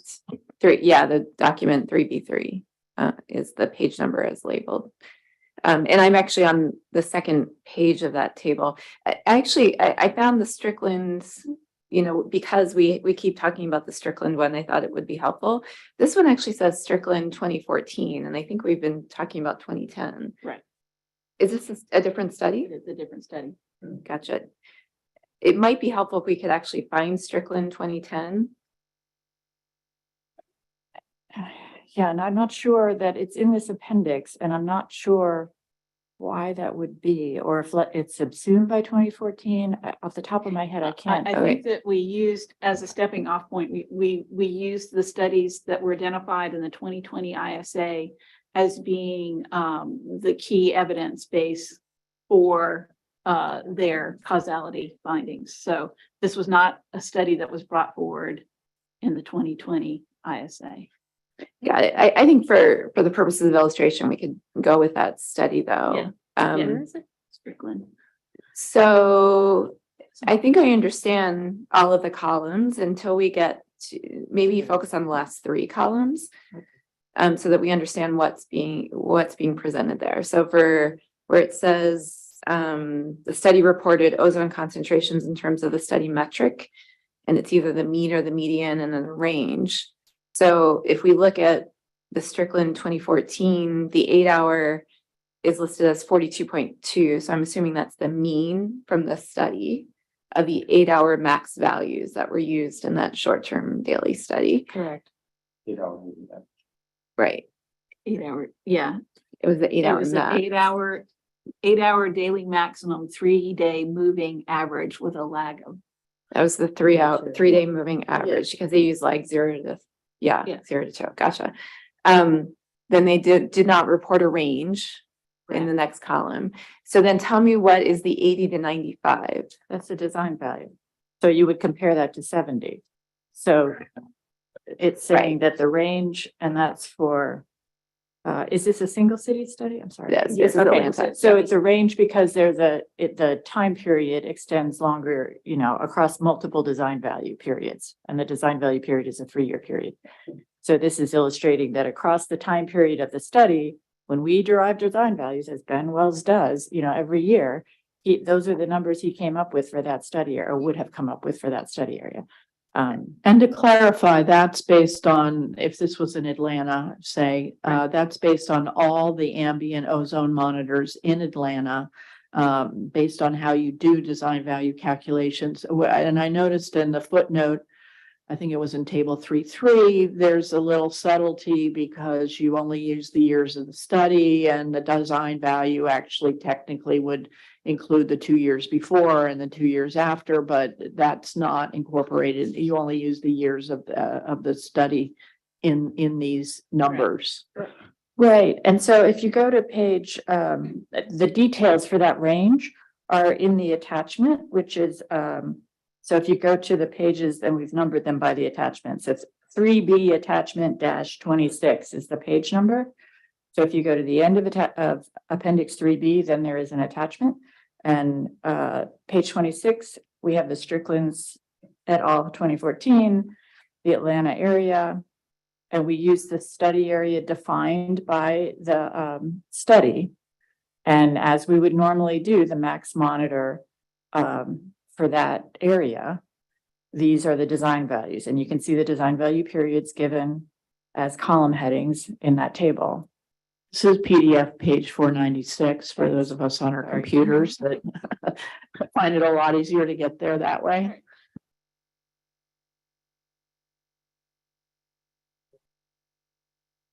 Which we should note was not the exposure metric that was used epidemiologically in the models, but yeah, just to clarify. Right. We were just going to that column that Dr. Peel was focused on, answering that question. Right.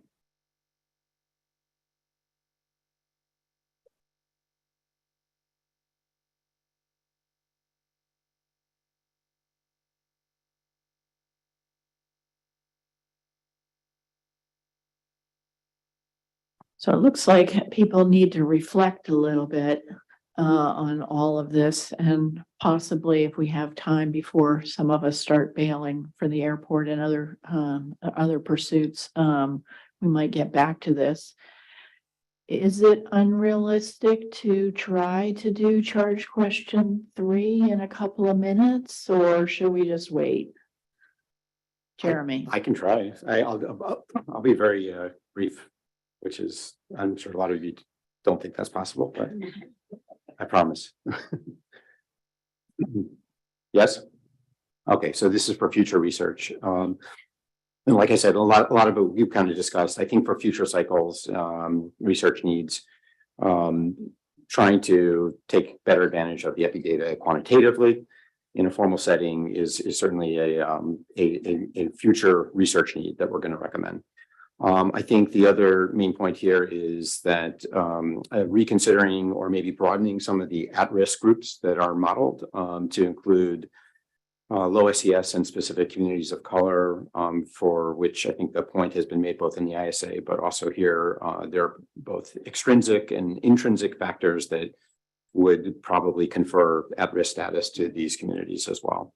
And then I I have another point that I'm actually not going to articulate verbally, but I put in my written thing. It's a little bit out there, and I was emboldened by Terry's comments about finding the at-risk plant species to say something a little bit out there, but I'm not going to say it right now. I'll leave it in my written comments, and I'll turn it over to the other co-members. Thank you. I think Catherine, you are next. Yeah, I can be brief too. I mean, I generally concur with the research needs identified by EPA. In particular, I think in terms of the population or cohort-based studies, I would make a plug for the importance of better understanding this unique vulnerability in early life, fetal life, in early childhood. So understanding how those effects translate to development of atopic disease and disorders and other chronic conditions, as well as lung function growth, so we can, be sure to adequately protect human health across the life course. In terms of vulnerable subgroups, I agree also with what Jeremy noted about understanding, vulnerable communities, and particularly communities facing environmental justice concerns, so that we can protect not only across the lifespan, but the broader population. And also thinking about premature infants, which are not only maybe a health outcome associated with ozone, but also infants who may have more respiratory compromise with ozone exposure. And I think utilizing advanced techniques in mixtures analysis should be encouraged, so we can better understand how ozone contributes to the compromised health effect in real life scenarios of co-exposure to other toxicants. And the role of nutrient sufficiency, which received some attention a few years back, but really hasn't been much published recently, is a way to modify adverse effects as an intervention strategy is worthwhile and underdeveloped. And I think helpful while we wait for, changes in air quality take a long time at a population scale, but having something other we can do in the meantime is good if it's possible. So I'll stop there. Thank you, Catherine. Next on the list is Michael. Thank you. I agree with so far everything that's been said. I would like to augment the idea that more study of mixtures is really very relevant to environmental exposures, and trying to tease out ways to isolate or estimate the contribution of ozone to the ambient mixture is really critical.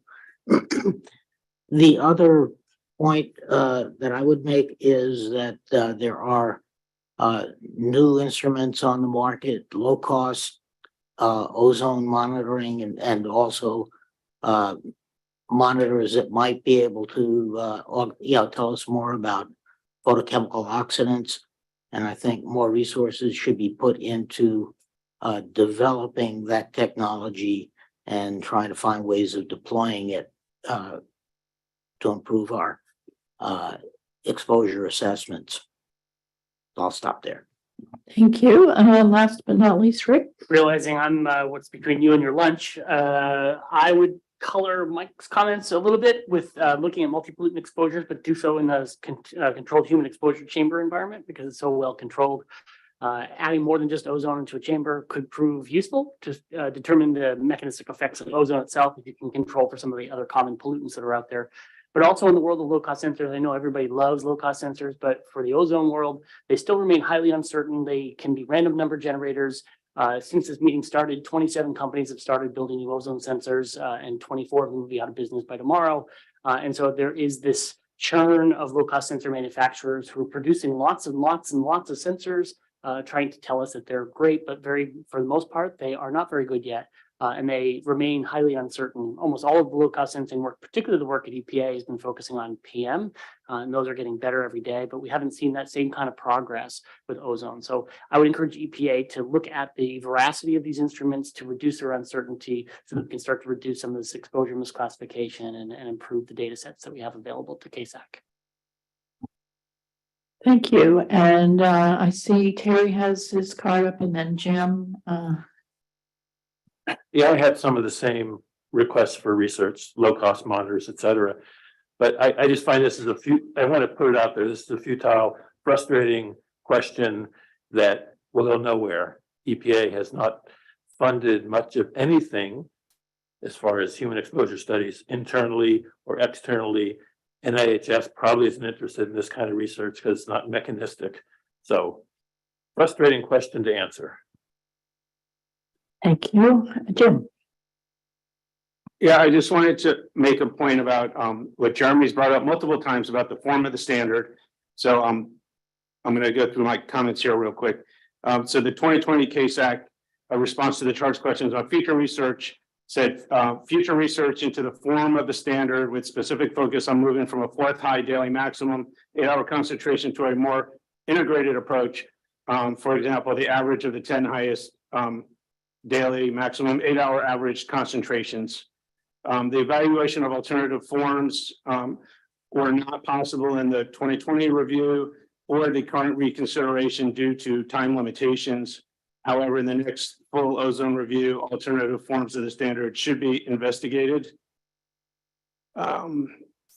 Conceptually, an integrated form of the standard should provide better representation of the continuum of the health effects associated with increasing ozone concentrations. The current form of the standard throws away the 3 highest concentrations, which typically would have the most significant health impacts, and ignores other potentially high concentrations beyond the 4th high daily maximum 8-hour average concentration. That means the entire ozone season is characterized by a single 8-hour average ozone measurement. As a result, a monitor that measures 105, 101, 99, and 70 as the 4 highest values would have the same exact 4th high value as a monitor that measured 70, 70, 70, 70. And clearly, the distribution and the air quality or the health impacts would be very different between those two situations, yet they're characterized by the same exact number 70 ppb. So in the next, in addition, looking at the 4th high, ignores the 5th, 6th, 7th, 8th, 9th, 10th high as well, which could be important in the distribution of high ozone. Therefore, an integrated form such as a 10-day average would be better to account for the higher concentrations as part of a multi-day average of daily maximum 8-hour ozone concentrations.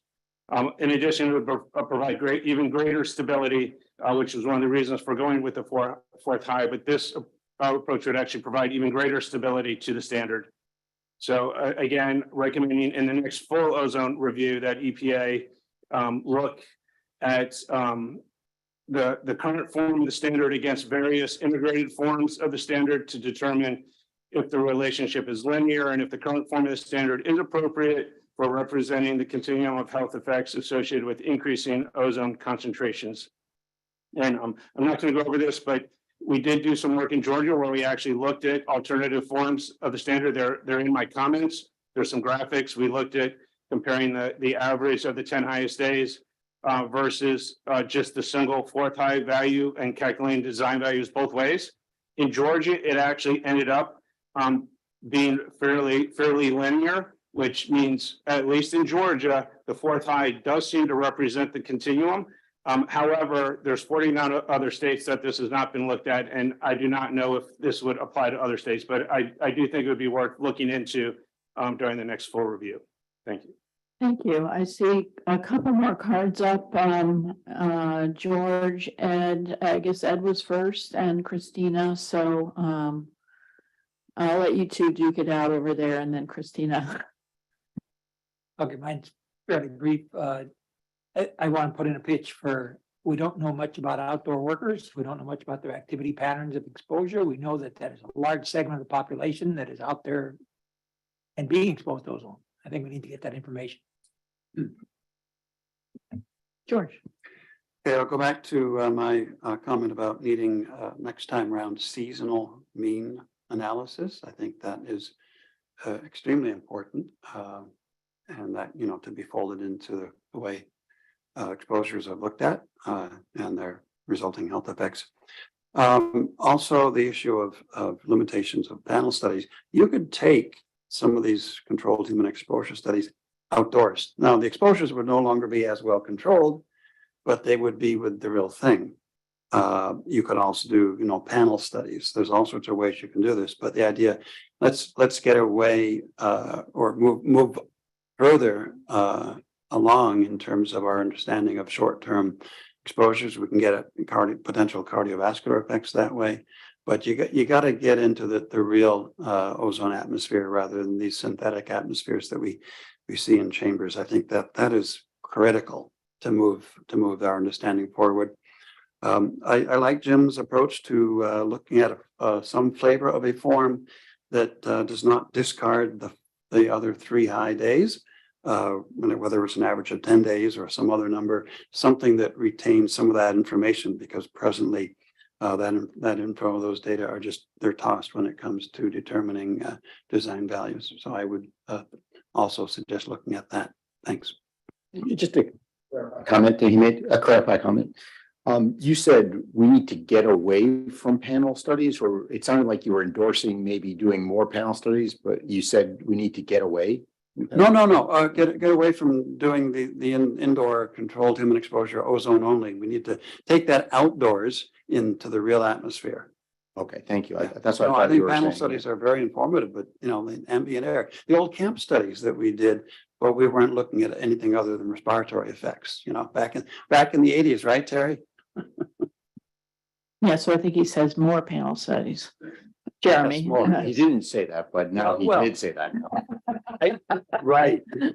Okay, this is getting between us and our lunch. Christina, I don't, not to put pressure on you. Yeah, very briefly, because I know you have to mention it in public if we want to include it in our comments. So agreeing with others in terms of more studies looking at-risk groups that have already been mentioned, and also to acknowledge that estimating risk for those groups are going to differ, whether it's going to be kind of the intrinsic kind of susceptibility versus due to external exposures being the cause of them being more at risk, multi-pollutant exposures, as was discussed before. And also to, I think, specifically look more at suburban areas, just more discreetly in the future, in addition to kind of more urban areas. Thanks. Thanks, Terry. You're okay. Real quick. So this is a frustrating one, but we're on research needs, and given the fact that controlled unit exposure studies, there's been none pretty much one maybe in the last decade. I question whether if the NECs have to be reviewed every 5 years. Just putting it out there. Well, that actually reminds me, which we'll have to save till this afternoon, because one of the things I think we need to do is give, which is sort of the opposite of what you just said. We need to give advice to EPA about how to move forward after this reconsideration, because one could argue that the reconsideration restarts the clock, or one could argue that because it's a reconsideration, it absolutely does not start the clock. Maybe EPA already has an opinion on that. But anyway, I'm sure we have our own. If EPA wants to weigh in as the last word before lunch on this topic, you may, but we won't get to any discussion about it other than we need to. No. All right, I think then we'll break until 1 o'clock.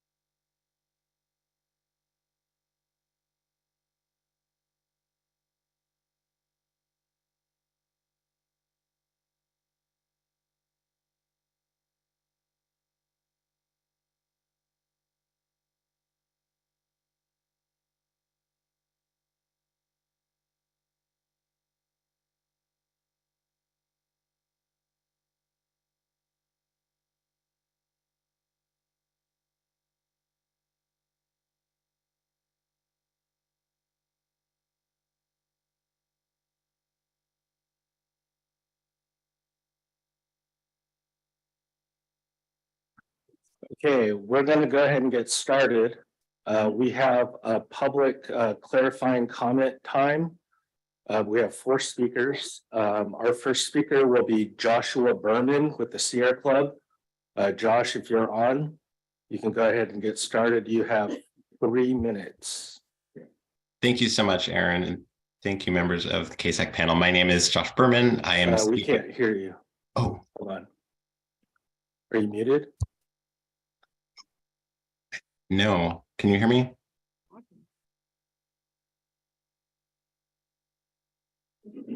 I'm not. Maybe. Go to the next person. Can you hear me now? No. Okay, it's in here. Hold on.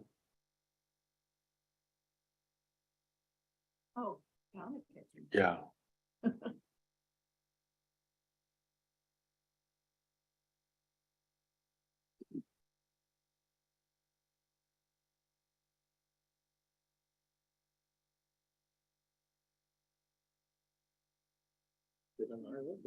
It's on our end. Just hang on.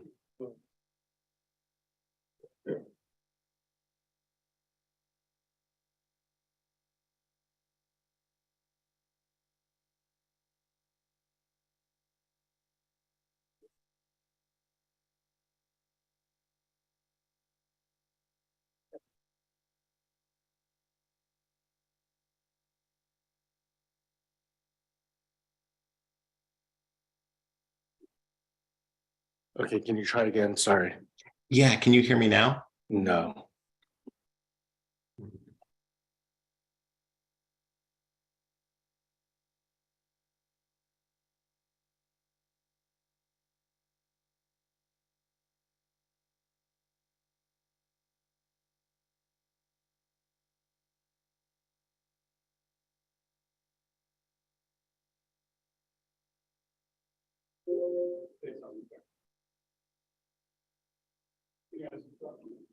You try again. Sorry, Josh.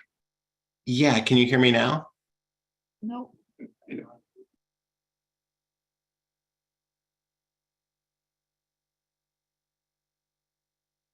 So, Will, it should be your speaker.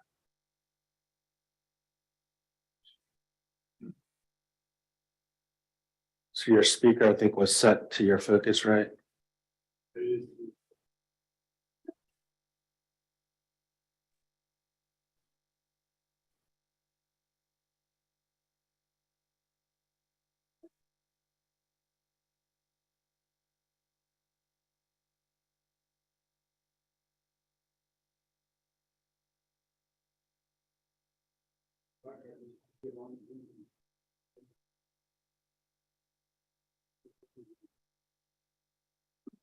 And the people on Zoom can hear us, right?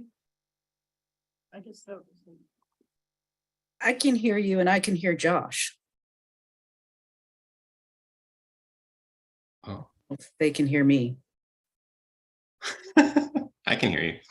Yeah. I hear all of the above. I sent a message to Where we're not able to on hear Zoom. Zoom. I realize that everyone else on Zoom can hear Josh. Yes, yeah. Then you could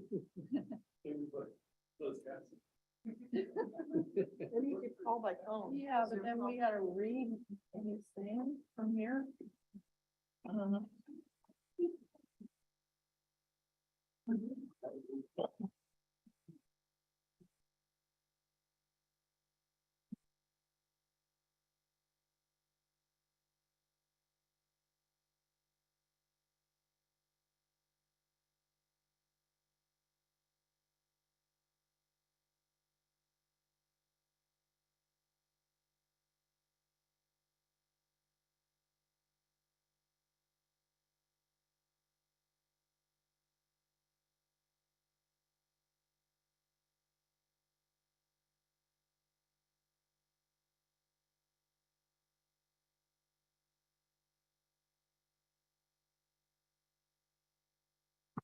Okay, sorry, Josh. Can you try again?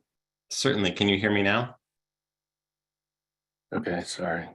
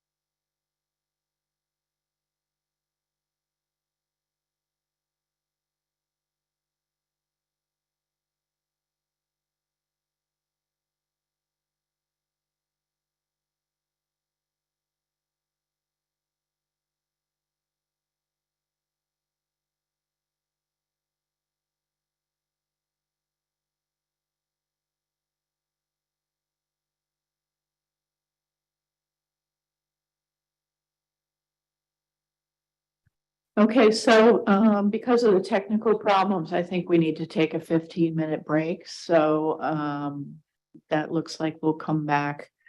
Well, we'll try for 20 after.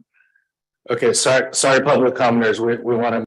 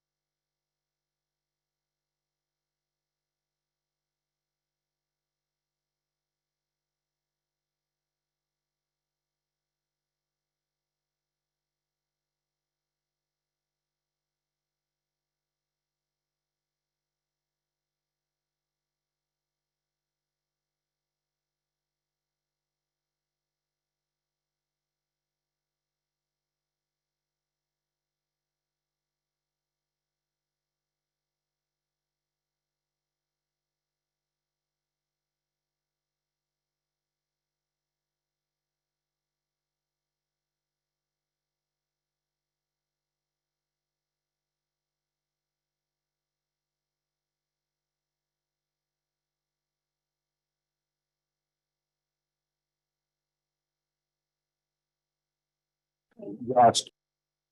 Apologize.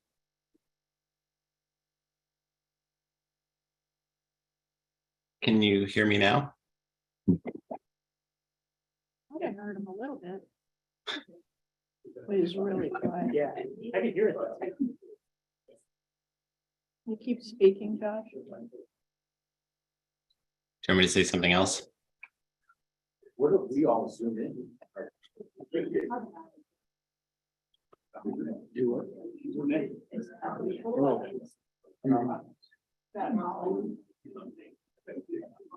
Headphones.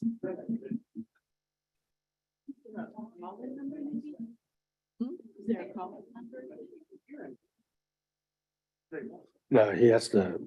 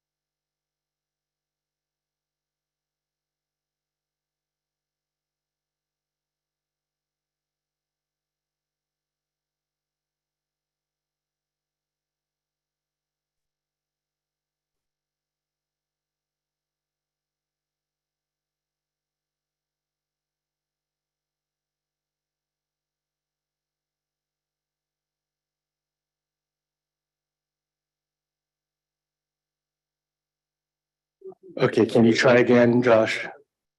Certainly. Can you hear me now? Yes, we can. All right. Okay. Good. All right. Give us a few seconds. Sure thing. Thank you.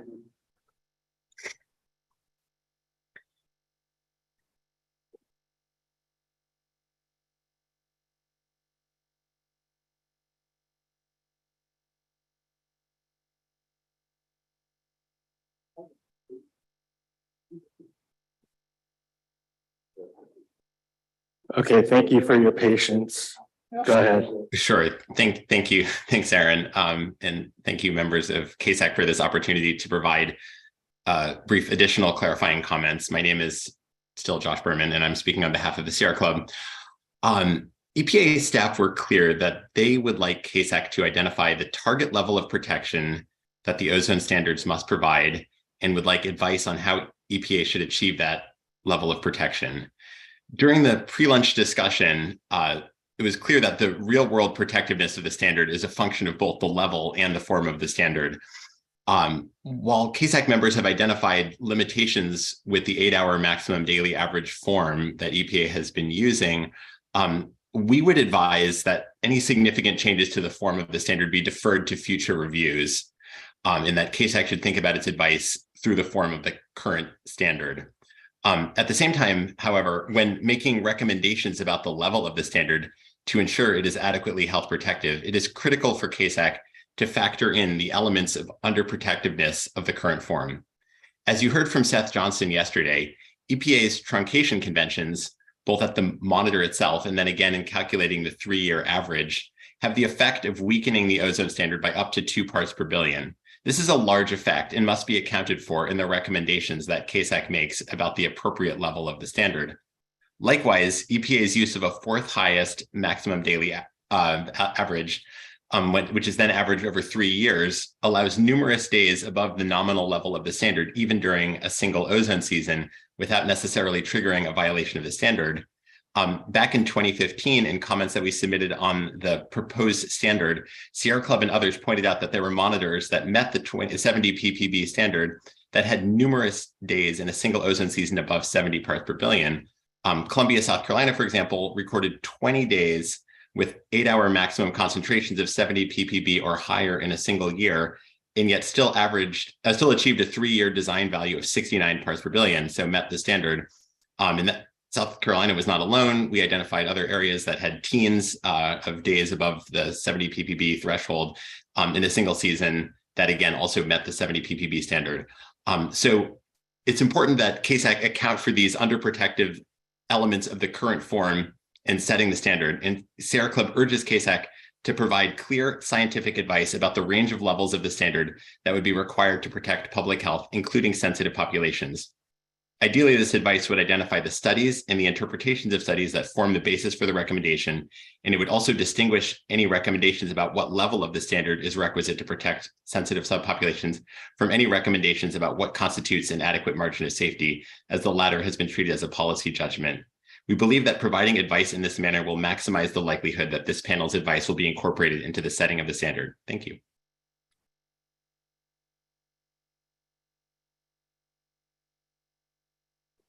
So anyone have any comments or questions for Josh?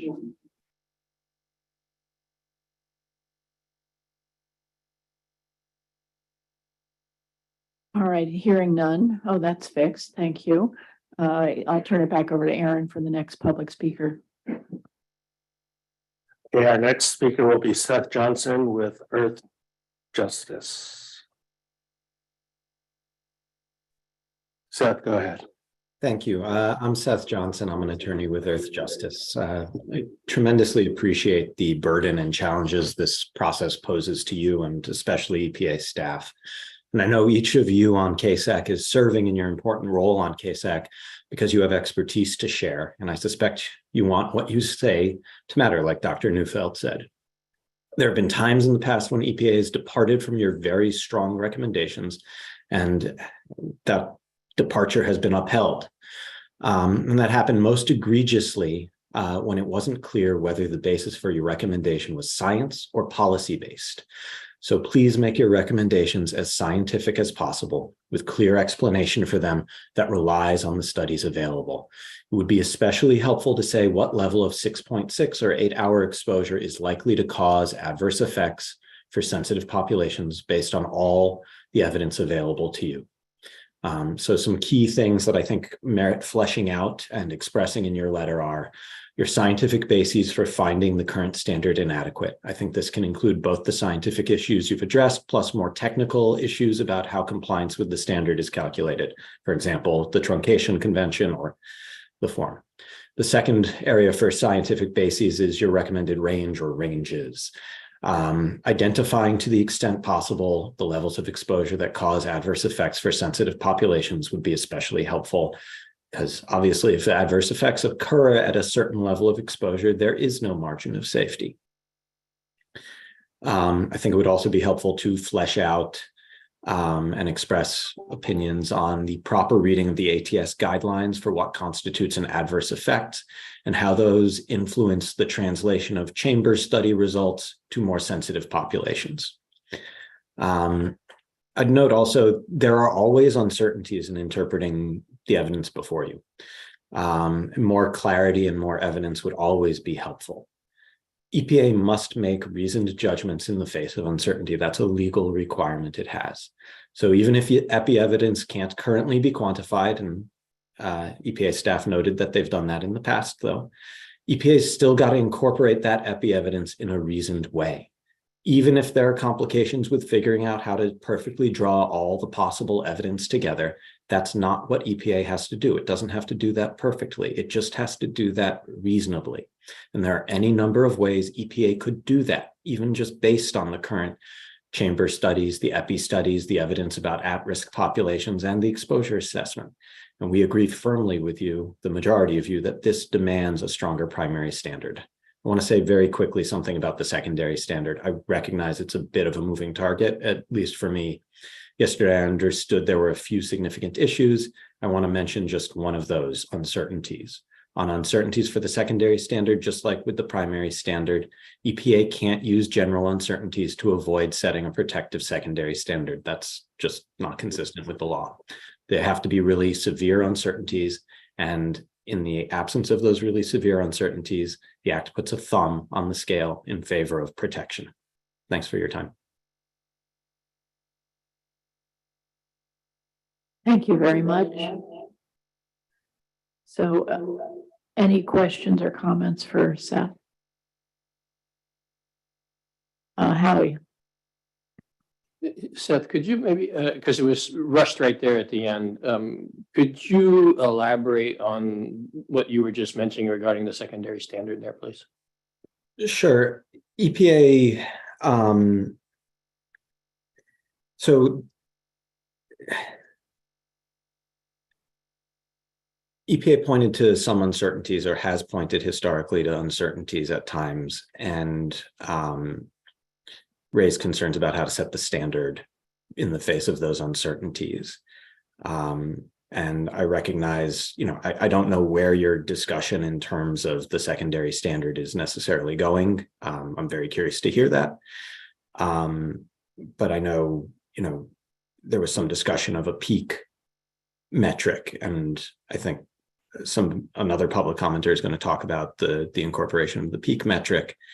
And I would be, I'm trying to just sort of, I guess, lay down a marker to say, whatever novelty there may be, however, there have to be, whatever EPA has to do in order to account for that, if that is your recommendation, it can't demand perfection. It has to act so long as, it can make a reasoned judgment about what levels of how much peak exposure is harmful to plants and harms their growing. It can't just be that there's some uncertainty and therefore it won't do it. And so I wanted to flag that to make clear that perfection isn't necessary. And this Clean Air Act requires EPA to act in the face of uncertainties and to act in a precautionary and preventative way, rather than waiting until all the evidence is developed and, a lot of harm has already been done. I hope that answered your question. Thank you. That seems to have addressed Howie's question. Other questions or comments? Turn it back over to Aaron for the next public speaker, and thank you for your comments. Okay, our next speaker will be Georgia Murray with the Appalachian Mountain Club. Hi, I appreciate the discussion yesterday on the secondary standards. I'm Georgia Murray with the Appalachian Mountain Club. My clarifying points today would be to urge the KSACs to provide their science-based arguments on how the current secondary standard is not protective, provide their science-based evidence and advice on what level is protective against the adverse effects of ozone, and consider how elements of the standard, such as the form, will impact that level of protection. First, the level of protection as relative biomass loss. I urge you to select a 2% biomass loss based on the forest experts that have weighed in the past and past panel members' recommendations. Next, recommend a metric that appropriately summarizes the existing RBL data and is protective of sensitive species. I continue to urge KSAC to review EPA's use of the median RBL in evaluating tree seedlings and crop data sets. Finally, recommend a form based on the science and consider how that form impacts the level of protection. I urge a 1-year average form be used for seedlings, crops, and native annual protection, but consideration of a 5 to 6 year window where the maximum be used as the level not to exceed could be considered. I am concerned about adding a peak ozone metric in addition to the W126 in this reconsideration. But do think if it is explored, it should be in future research. If KSACs were to explore a peak metric addition, I would urge that there be 2 standards where violation of either would be an exceedance of the standards, similar to the primary PM 2.5 standards we have. Finally, I appreciate this discussion around climate, particularly Dr. Chow's additions, and Dr. West's point that the climate discussion is very important as the administrator weighs in on the evidence and the cumulative impacts in setting a final secondary next level. I would also like to say I agree with the last 2 commenters and appreciate their comments and support them as well. Thank you. Thank you very much. Any panelists wish to question or comment, Georgia Murray? Okay, seeing no hands up, thank you for your comments. Okay, our next speaker will be Matthew Davis with the League of Conservation Voters.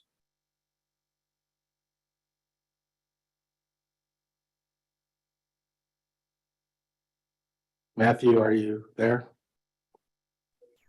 Sorry about that. Just coming on camera in a second here.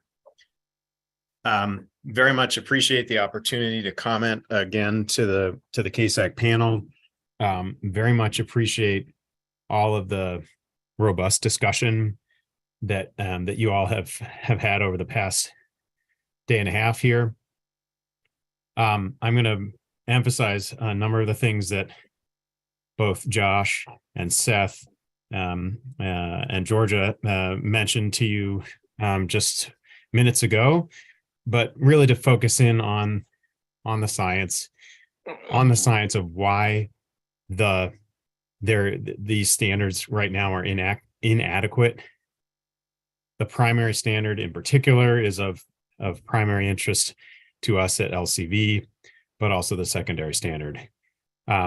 Very important to lay out the scientific reasons why sensitive life stages like children are not well protected by 70 parts per billion, especially considering the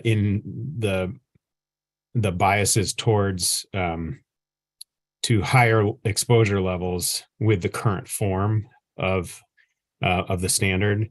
And so I think emphasizing those things in your comments to the EPA, the science of focusing on all the various epidemiological studies indicating health effects, significant changes in respiratory health from children in studies, whether those are the summer camp studies or the other epidemiological studies indicating significant effects at levels well below 70. And then providing that recommendation of a range to the EPA. I think folks were talking about the range of 55 to 60 or a range number below 60 at or below 60. I think those are, you all, of course, have to wrestle with that. And we recommend certainly a level of 60 or lower, but very much agree with the comments of Seth and others about the importance of making sure that you have extensive scientific backing for all of the different comments that you provide back to EPA. Thank you all very much for your serious consideration of this and your time.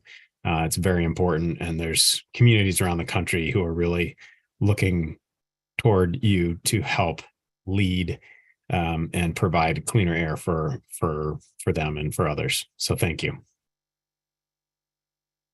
Thank you for those comments, and I'm looking to see if there are any follow-up questions or comments from the panel. Okay, seeing none, is that the end of our public commenters? Okay, thank you to all our public commenters for your input as we try to wrap up the last couple of hours of our meeting today. I think our next item on the agenda was to return to the secondary standard. And so I think I'm going to try to turn this over to Alexandra to lead the discussion. Is that right? Is that the plan? That's the plan. And with Aaron's help. Okay, Will, I sent you a PowerPoint. And for those online, we just posted this on the website as well. It's under committee developed background material. It's called Draft Recommendations for the Secondary Standard.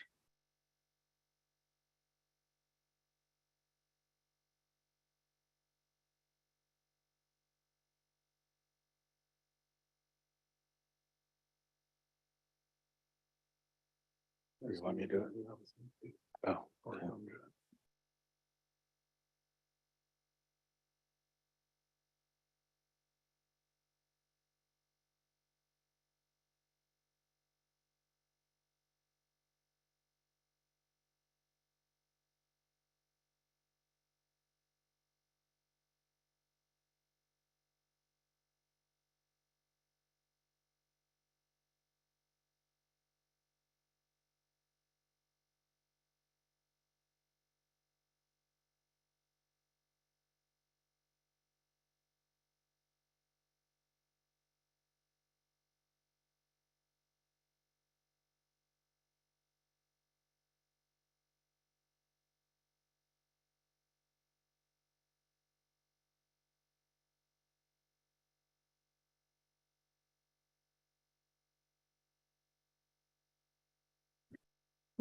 Did it change much?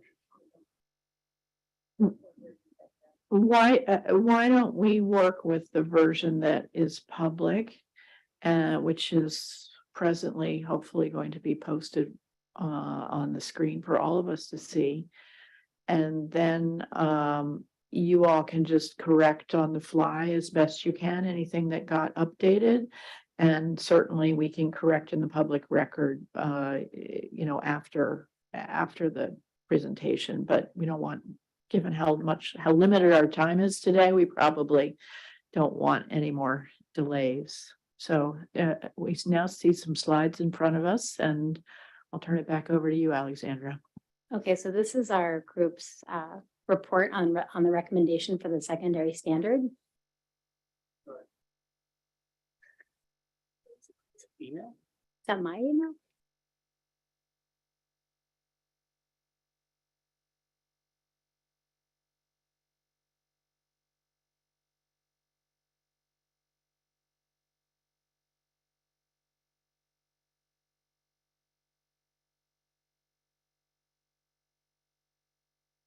Well, while we are waiting for it to be presented, if you all in this group can tell us what's on your slides before we see them, if you are able to do that, and then we will look at them as they appear.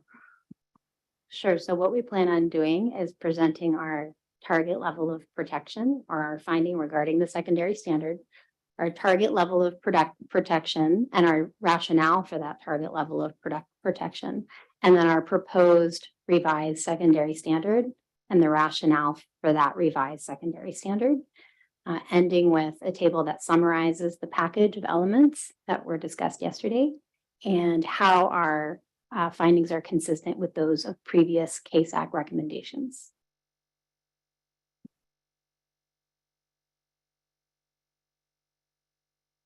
Why don't you go through and tell us what your target level rationale, there it goes. So. Okay, so next slide, please. So we find that the current secondary standard does not provide sufficient protection against the public welfare effects of air pollution. For visible foliar injury, the policy assessment demonstrates that the current standard is expected to result in lower severity and incidence of visible foliar injury and associated impacts on aesthetic and recreational values. The current standard does not, however, provide sufficient protection against reduced growth effects in sensitive trees, tree species, and ecosystems, and in annual plants and crops of major importance to U.S. food security. Next slide, please. I know the numbers are small, but what this table shows us is that at a W126 index value of 17 ppm hours, the most recent data, as reported in the policy assessment, show that nearly half, or 7 of the 16 tree species for which ER functions exist, species that are assumed to represent the range of ozone sensitivity for species without ER functions and with a broad range throughout the US, experience relative biomass loss ranging from 9 to 29%, an effect that is compounded over time in long-lived species. And if you're wondering, the downward arrow just indicates a decrease in biomass. Next slide, please. For annual crops, a W126 index value of 17 ppm hours results in a relative yield loss ranging from 6 to 12% for 5 of the 10 crop species, which you can see highlighted in red. And among these are 3 of the most important US crops in terms of cash crop receipts, and they include cotton, soybean, and winter wheat. Next slide, please. So we therefore recommend a W126 index value of 7 to 9 ppm hours as the target level of protection. Why? Next slide, please. Per the table that is also in the policy assessment, this ensures that more than 65% of tree species and all of the annual crop species with ER relationships will experience less than or equal to a relative biomass and relative yield loss, respectively. Next slide, please. Next slide, please. Oh, next one, sorry. Okay, so in addition to protecting against the public welfare effects associated with reduced growth in trees and annual crops, this recommended standard also controls for the effects of peak concentrations on plant growth. The EPA analysis presented in Table 4.1 shows that with an annual W126 index value less than or equal to 15 ppm hours, only 9% of sites during the 2018 to 2020 period experienced more than 0 hours with ozone concentrations greater than 100 ppb per year, and 1.2% of sites experienced more than 5 hours with similarly high values. At an index value of less than or equal to 7 ppm hours, approximately 5% and 0.4% of sites experienced more than 0 and more than 5 hours, more than 0 and more than 5 hours over 100 ppb. Data on the occurrence of peak concentrations are not available for an index value of 9 ppm hours. That is at the upper end of the level of the secondary standard we propose. But presumably at this level, sites would experience peak concentration occurrences closer to those that are reported in this table for a W126 index value of 7 ppm hours. Next slide, please. So here's the package. We have the recommended or revised secondary standard compared to the current. The indicator would remain the same, and the averaging time for the revised standard would be accumulated over 92 days. The level we suggest is 7 to 9 ppm hours, and the form would be a single year highest cumulative W126 index value not to be exceeded more than 2 out of any 5 years. Next slide, please. This recommendation for a revised secondary standard is consistent with an earlier 2014 KSAC recommendation that the level associated with this form be within the range of 7 to 15 ppm hours to protect against current and anticipated welfare effects of ozone. The standard, next slide please, is also consistent with recommendations by the National Park Service to use a lower benchmark value similar to that used by the National Park Service, which describes 7 ppm hours to 13 ppm hours as moderate conditions for vegetation health. And finally, and not least important, this recommendation is also consistent with the newest research by Lee et al., the 2022 study that illustrates that a maximum of 9.2 ppm hours will protect species at a 5% relative biomass level.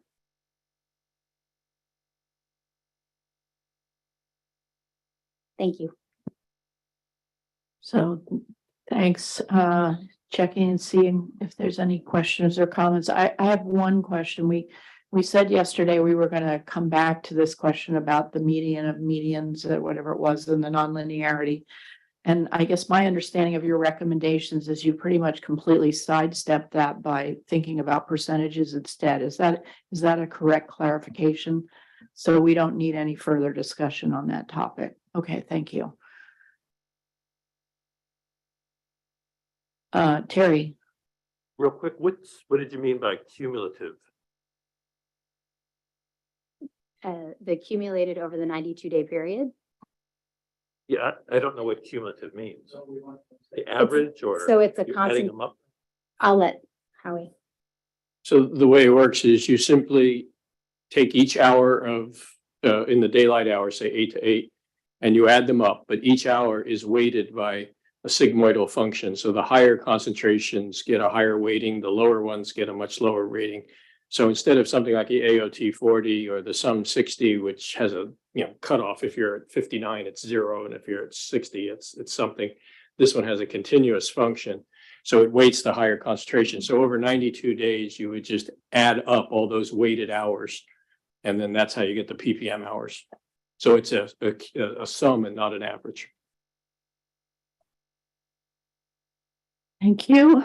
Any further discussion? questions, comments? Those of the rest of us who didn't participate in this small group discussion ideally will be able to have an opinion about this recommendation. I see George, you want to weigh in? Well, I just want to thank Alexandra for a really concise, well-done summary. It really focuses the issue very nicely, and I certainly, support the conclusion of the 7 to 9 ppm hours.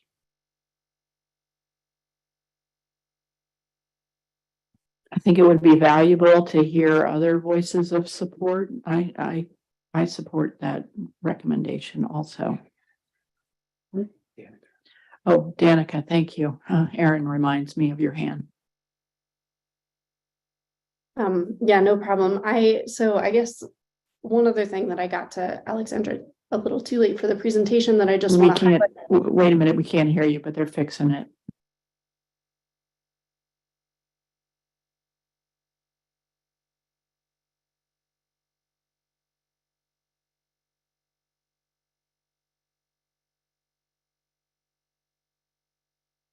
Why don't you try speaking again and see what happens? Okay, I will just I'll keep talking, I guess, until you can hear me. Yes, you can hear me. Okay. Great. I'm glad that the issue was resolved more quickly this time. I was just highlighting that one additional thing that I wanted to add, that I got this information to Alexandra too late to incorporate in the presentation, but is just highlighting that the Lee et al. 2022 study highlights a range of 2.5 to 9.2 parts per million hours as resulting in a less than a 5% biomass loss for the sensitive species in the study. And so I just wanted to highlight that that is also the recommendation based on that scientific publication. So that's partly contributing to our recommendation of the 7 to 9 parts per million hours, sorry. Okay, thank you. Any other questions, comments? EPA? Yeah, one question. With regard to the trees, it sounds like the target level, well, two things. One, there seems to be a reliance on the ER functions from the Lee et al. 2020-22 over the functions from the prior, or even an average of the two, which was also provided in the PA, because they were done by such different methods. It's hard to say one is better than the other.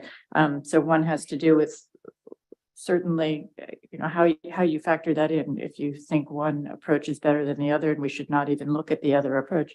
The second thing is with regard to the level of protection for this tree species. If I understand it, you're saying that EPA should target of the species for which we have functions having at or below a RBL of 5% in 65% of those species. That's your articulation. So to the second question, the answer is yes. And that's based on? Actually, we actually counted the number of species at that level of protection. No. Oh, I'm sorry. Why 65% has what foundation? That's a good question. I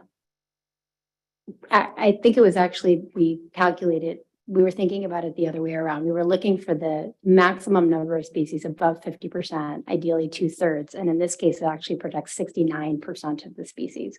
So rather than saying 68.75, we just went with 65% level of protection, with an ideal number being 75%, 2/3 of the species. In reference to the first question, we used the Lee et al. 2022 paper. I'm pretty certain because it's the most recent data rather than the combined approach, but I'll let Howie and or Donica add to that if they have additional comments on what they think about whether one approach is improved over the other. Yeah, I think the purpose of Lee Henry's paper was to take the data from some of these other studies that were done in the different ways you were responding, and then have a unified analysis method so that they were more directly comparable. So that was the purpose of the 2022 paper. So we felt it was more relevant to use those data than the older ones. And not a distinction in the method. I mean, there's discussion in the PA about the different methods and how each of them have different strengths. And so EPA staff felt we couldn't say one was superior to another. They both actually emphasize different things. And so that's why this combined approach was provided as well.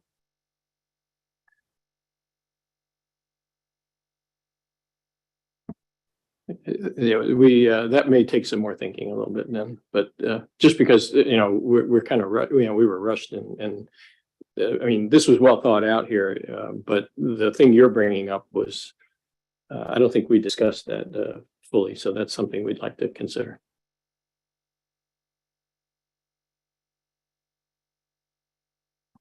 And from a process point of view, I'll remind all of us that, we will continue to work in our small groups to craft our written comments. And in the process of that, there may be some further deliberation, which is fine as long as we make it public in our next public meeting. So answering this question is for you all to do that when you have more time to reflect is perfectly consistent with our mandate. Did you want to say something more? Just one more thing too. I think what we came up with this particular recommendation, I think, tell me, and the rest of the committee, tell me if I'm wrong, but we felt that it took care of the peak concentration issue. So we didn't have to develop two different metrics. And we felt one was better than two. Thank you. I thought you were, George, I thought you were going to chime in more. Okay.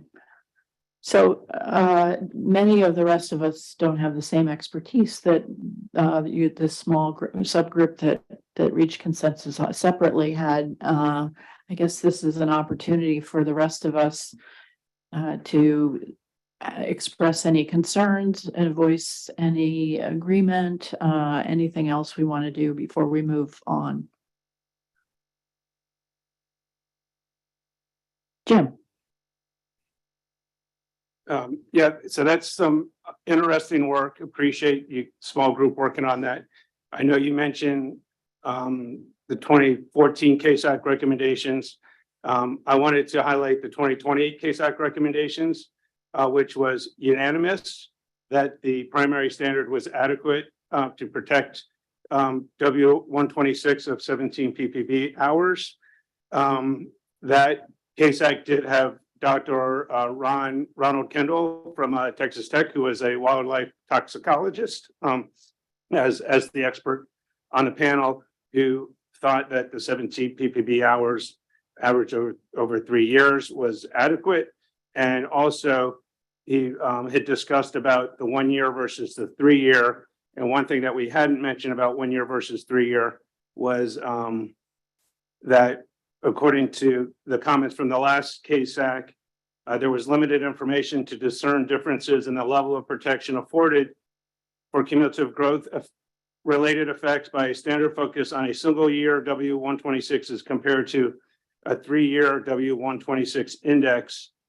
And then it goes on to talk about not only is there year-to-year variability in ozone concentrations, but also in environmental factors, including rainfall and meteorological factors that influence the occurrence and magnitude of the ozone-related effects in any year and contribute uncertainties to the interpretation of potential to harm the public welfare over the long term. So I wanted to put those on the record. Thank you. Did you want to weigh in on your perspective also? My perspective is unchanged from yesterday, which I think I shared my perspective that the current standard is adequate, using the current primary standard as surrogate for the W126. Okay, Jennifer? I just wanted to weigh in on the recommendations, and I thought the recommendations were very well articulated and reasonable. So, and I would support the recommendations that were proposed by Alexandra and the subcommittee.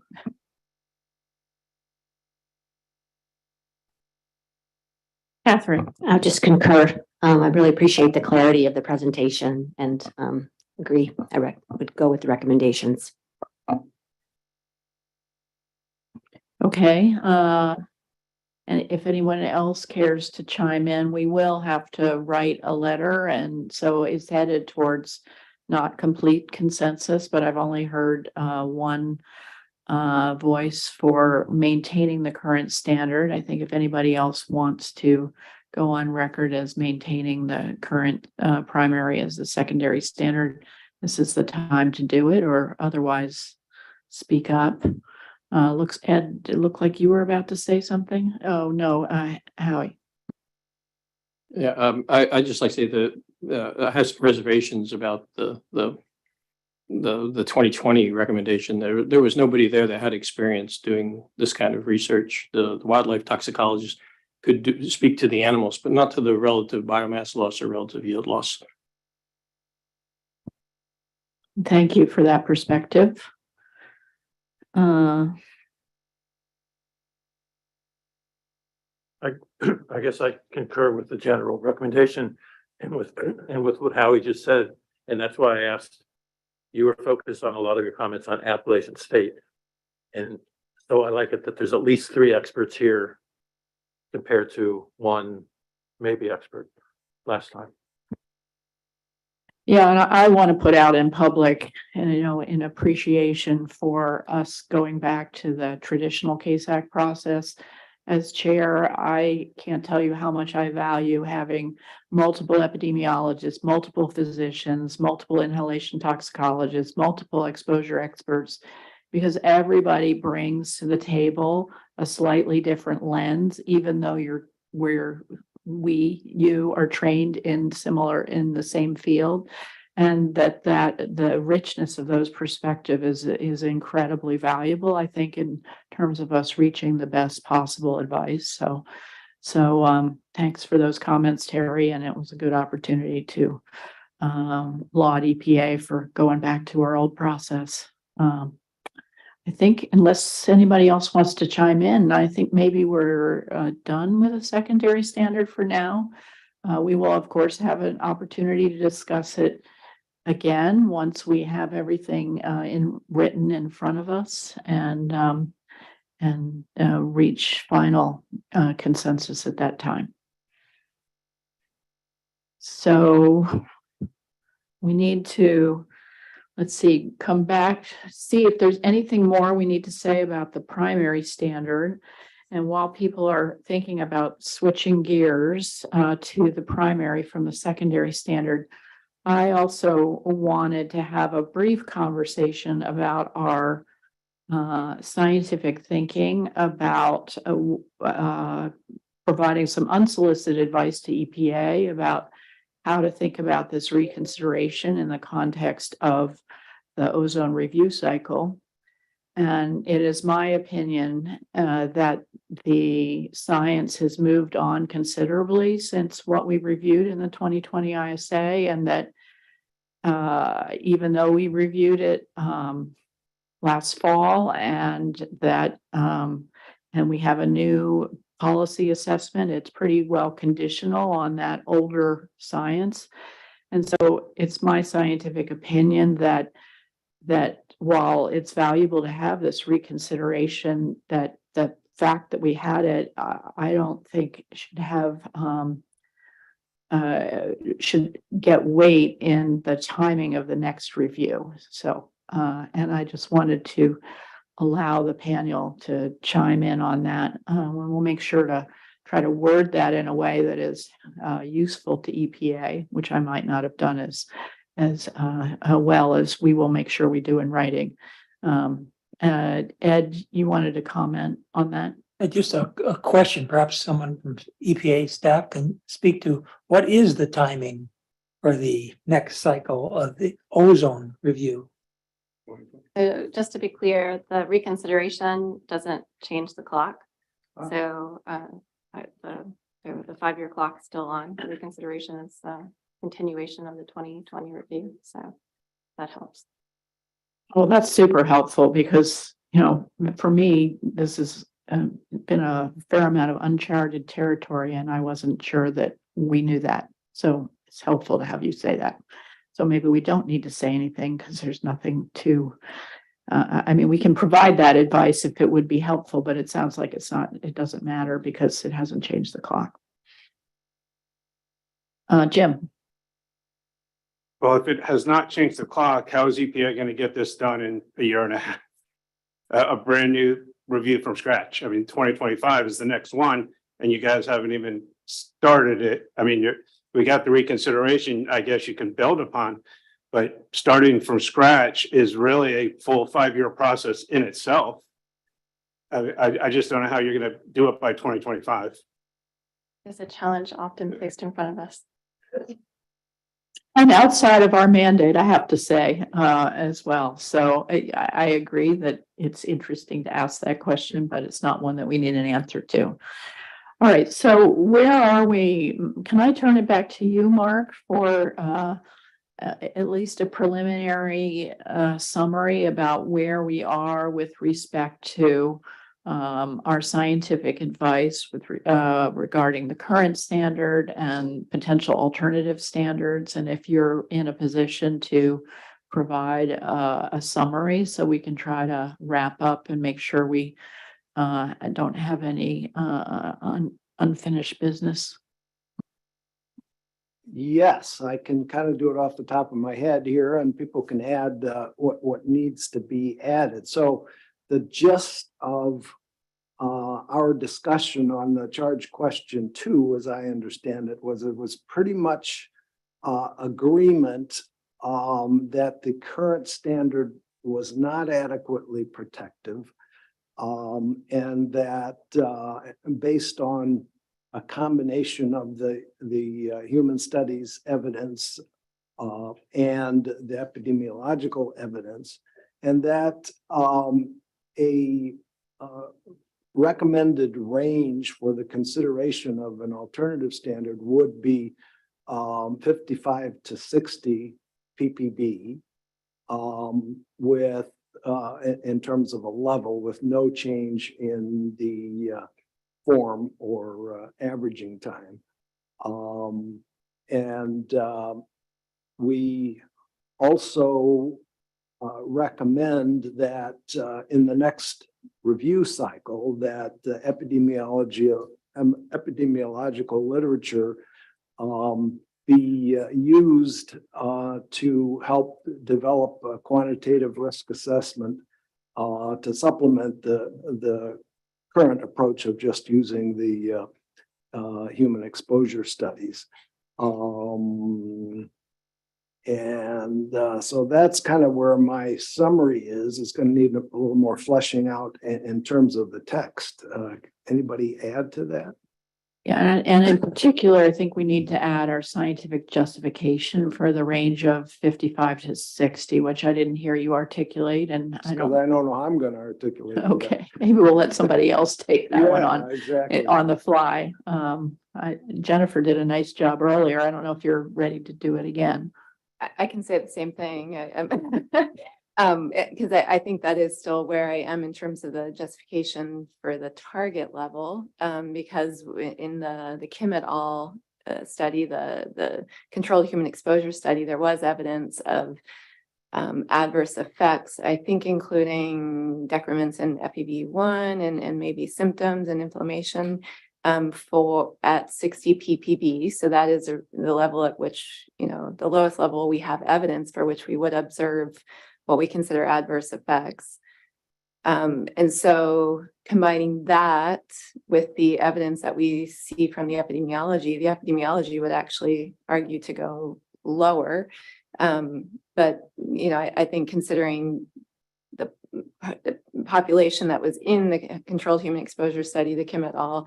Was a young, healthy population, that it would be reasonable to go lower than 60, because in at-risk populations, you would expect to see adverse effects lower than what we observed in that study. Yeah, just to be fair, the 60 ppb studies did not have effects on symptoms, which EPA puts a fair amount of weight on, in part because of the discussion in the ATS ERS documents about, you know, transient lung function changes alone may not be adverse, but if you add symptoms, it's adverse. But it also says that if you have asthma or underlying lung disease, you don't need to have symptoms for it to be adverse. So your statement still applies there. So, your point is that even if we don't use the epidemiology, you can still justify that the current standard needs to be 60 or below based on the human studies, which I certainly agree with. And I'll try to sort of phrase it in that way as well. Yeah, agree. I just wanted to add to that. I think this question that we've been asked many times by APA staff about, so our target, we're saying, you know, a target level of 60. I don't think that necessarily translates to the standard. So I keep coming back to that because what we heard from the public commenters was that, you know, if the standard is at 70, we can have a community like Columbia, South Carolina, that has a design value of 69, but it still has many days over the value of 70 at an 8-hour max so there were several days that would have exceeded that. So if we're saying that we think we will, especially asthmatic children could have adverse effects below at 60 ppb or above, then setting it at 60 may not actually be protective.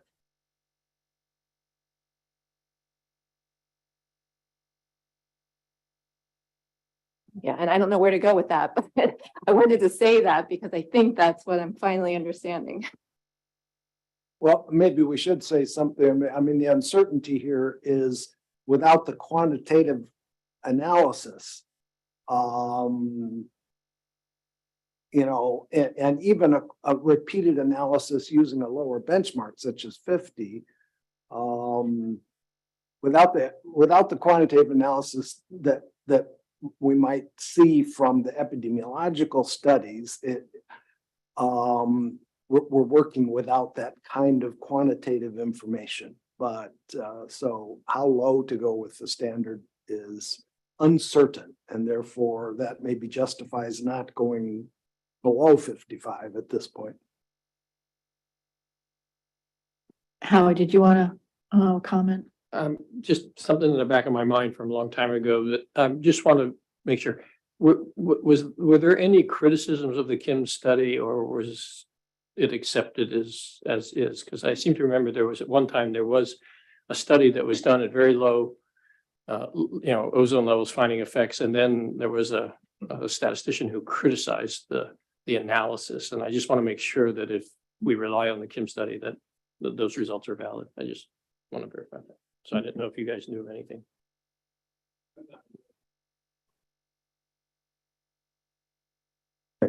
I'm not aware of any problem related to the Kim study. I mean, it doesn't mean that there wasn't, but I don't recall anything with that. There was a lot of statistical reanalysis of some of the other Schlegel and others, because the initial interpretation, I think, of the 70 ppb 6.6 hour study was that it was either 70 or 73 or something. They initially reported it as being a negative study without effects, but they did the analysis in kind of a funny way. And so when EPA went back, actually, I don't know which review that was, and reanalyzed that study and showed, whoa, the data here are in fact statistically significant. George. Just maybe to help clarify Jennifer's question, the Clean Air Act does not require that a standard be set at 0 risk. Some risk is acceptable, and that's definitely in the administrative court. So maybe that helps. It's a very fuzzy policy threshold kind of thing. Karen.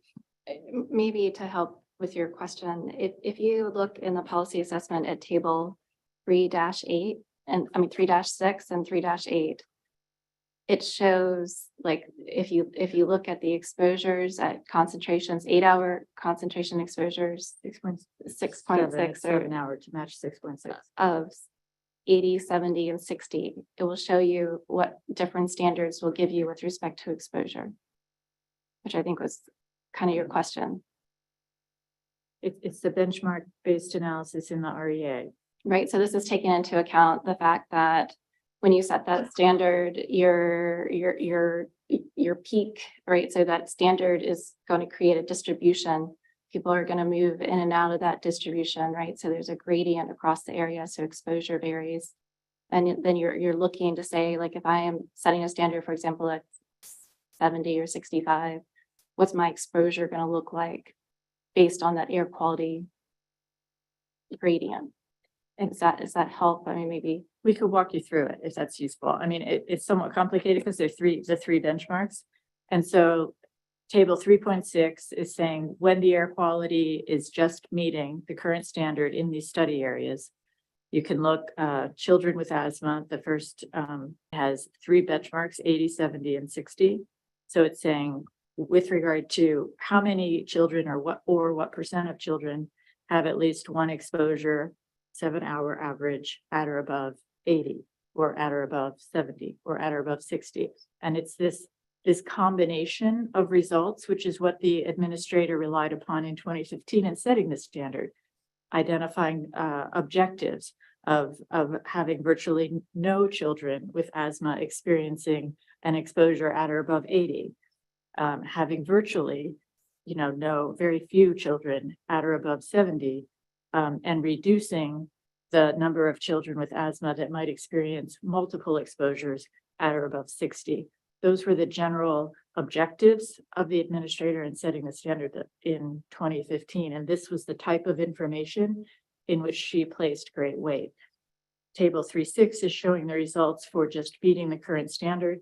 Table 3.8 is showing it for 2 other air quality scenarios. One for a standard of 75, which it had been prior to 2015, and one for an alternative of 65, is it? 65. so if that helps, it's kind of trying to do that translation step I think you were talking about, which is identifying the target and then trying to identify what standard level you want to meet your target. And I recognize, Dr. Frampton, many of your points as far as the analyses and how it could be improved, but this was our use of activity data and population information to get at that translation step. So. And for anybody who's looking, it's PDF page 178 for table 3-8.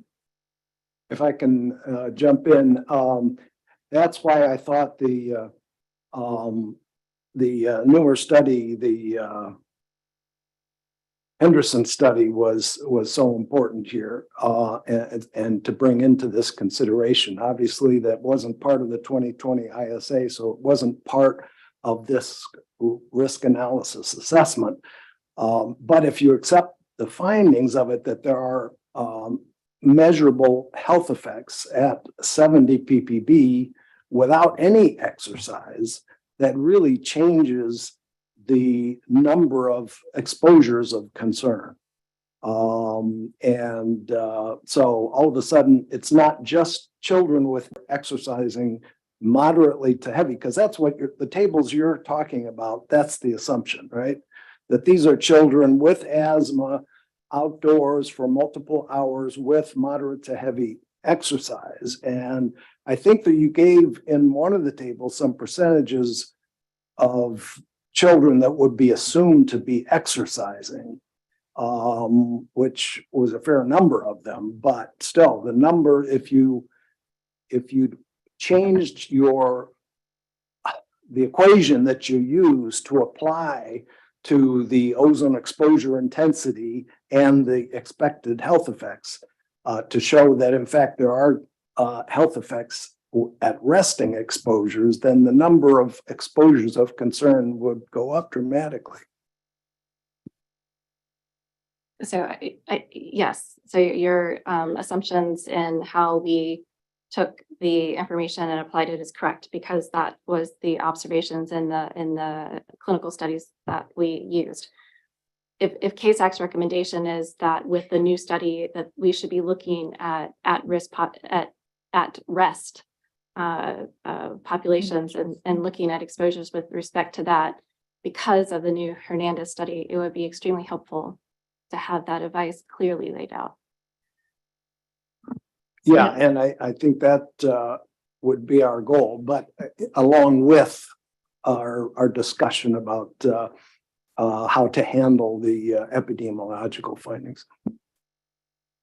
Yeah, and I believe it's already in Mark's preliminary comments about the Hernandez study, and it is our intent to make sure to highlight that information in our feedback, because I understand that it's really important that we provide the scientific basis for our recommendations. Yeah. Let's see, Terry, Christina, Jennifer, are you done? Oh, okay. Then Jennifer. So, so thinking about what Howie had said, questioning the one study, was that the one that was criticized? So Mark, the Henderson study is just one study. And you're placing a heck of a lot of scientific weight on it. And we don't usually do that. You know, you want multiple peer-reviewed papers showing something, or the human exposure studies show dose response.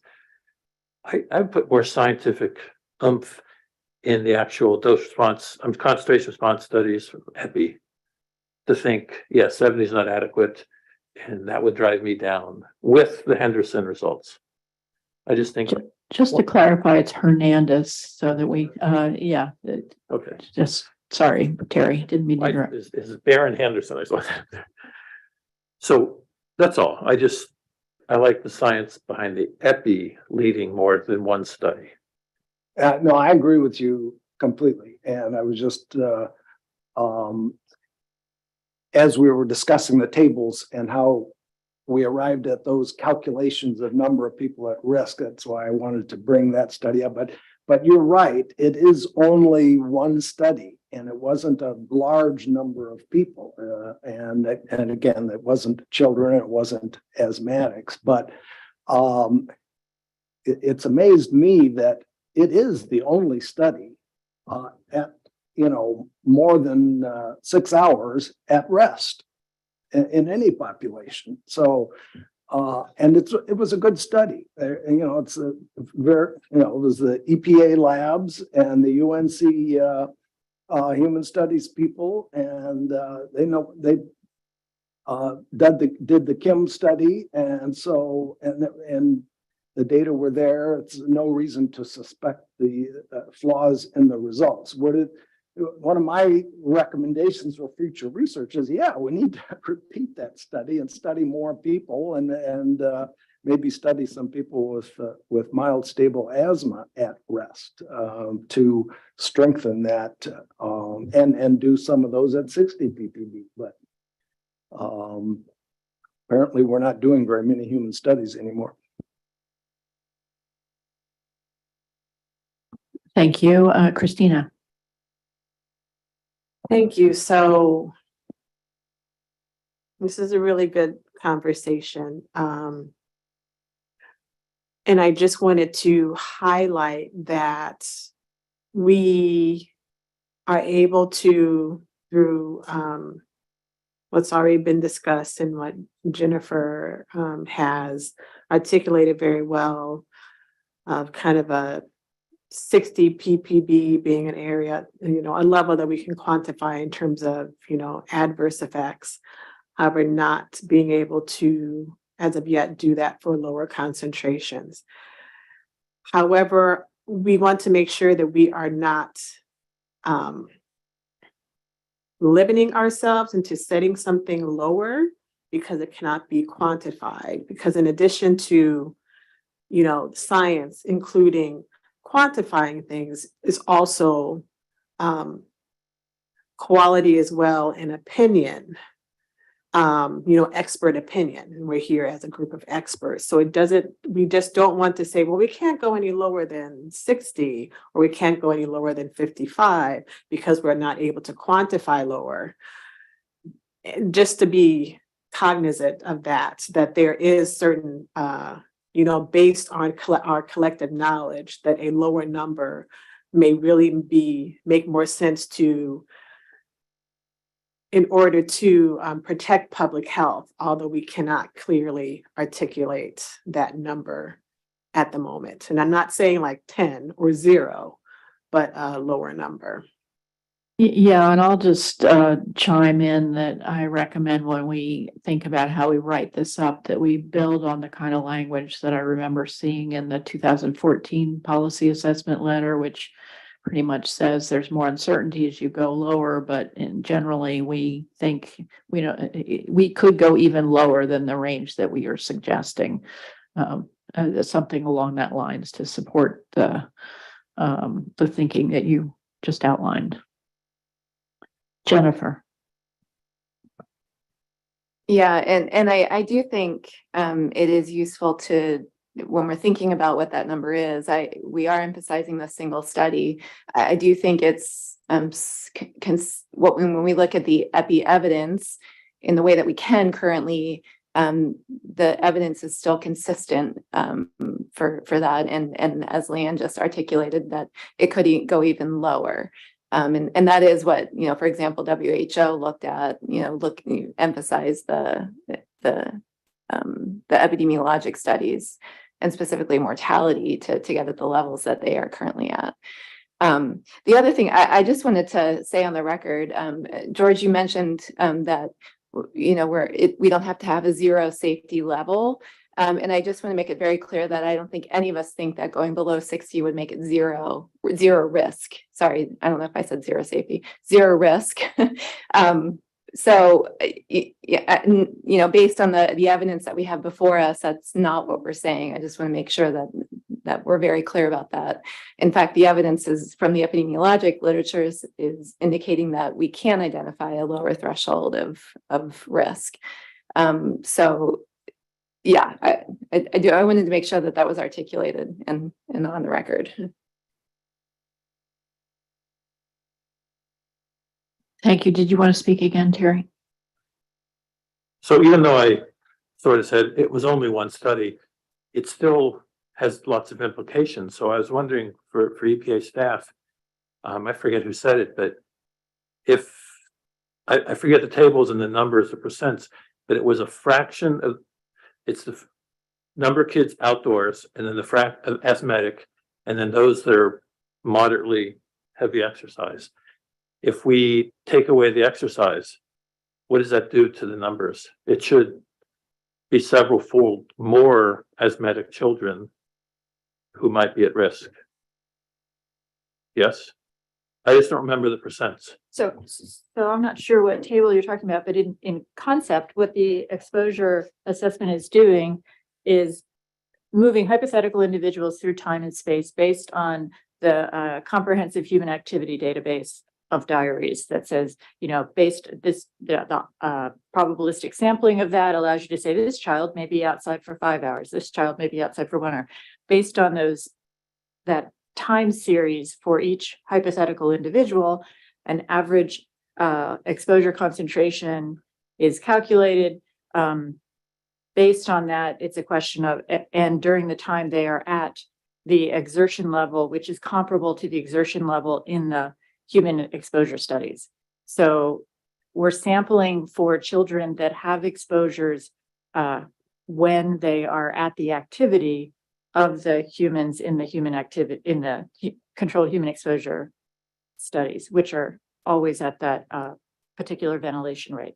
This would expand it a lot. If there was advice that we should look separately at populations or assess exposures, what the exposure concentrations would be for children or other specific individuals that are at rest when they're outdoors, rather than we'd have to do the calculations for what that was and then characterize the risk as to what are the effects that might be associated with such a benchmark. Each of these, one reason we do the benchmark analysis and find some value in it that's different than a risk analysis. It allows us to characterize risk for those exposures, and the risk at those at the lower exposures is obviously a lower risk, like the risk of a change in an FEV1 that may only be 1 to 3% change versus 5 to 7% versus, there's a gradation in the severity of the effect.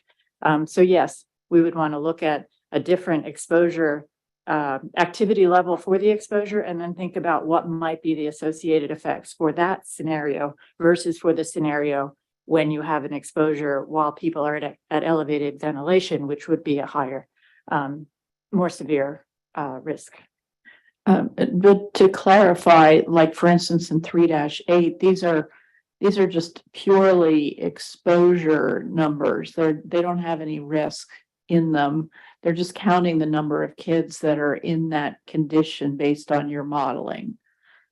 That have that exposure. Right. And the risk is when you look at what do we associate with that exposure, those benchmarks we have characterized with regard to what do we know about those benchmark concentrations based on the controlled human exposure studies. We know that we see these different at 80. We see 3 or 4 or 5 different effects, and the FEV1 change is, I forget, 7 to 8% perhaps, versus at 70 or 60, it's much lower.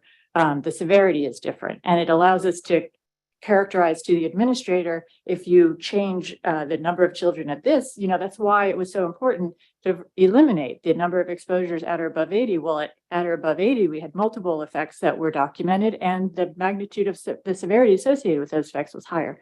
So that's all I meant by risk. Yeah. I just wanted to clarify that the table is actually only characterizing the exposure side of that argument.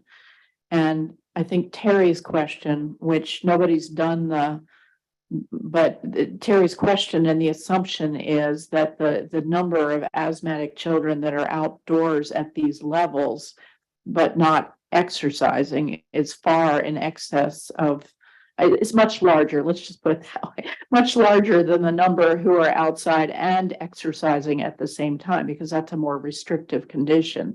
So I think it's reasonable, Terry, to assume that that number will be much larger, but it doesn't sound like anybody can even give us a percentage, or full number at this point.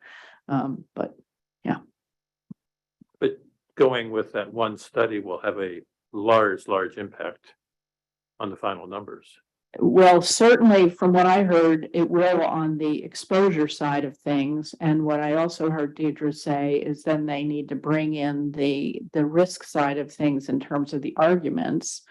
And that study may or may not provide that direct evidence, but maybe more of the other kinds of things that Catherine mentioned might be more relevant to that scientific argument about the implications for the risk. I think that's what I heard. So correct me if I got it wrong. You're correct. It's just recognizing what is associated with each benchmark. Okay, anything further? I don't see any more hands up. Oh, cricket, thank you. Christina, go ahead. As usual.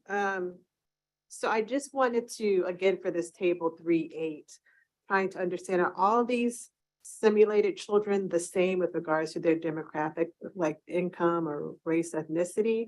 Or I think there was a range that were utilized, different ones? There's not a range. These are from simulated individuals. The exposure assessment is a probabilistic assessment where we use the Comprehensive Human Activity Database, which is full of diaries, right?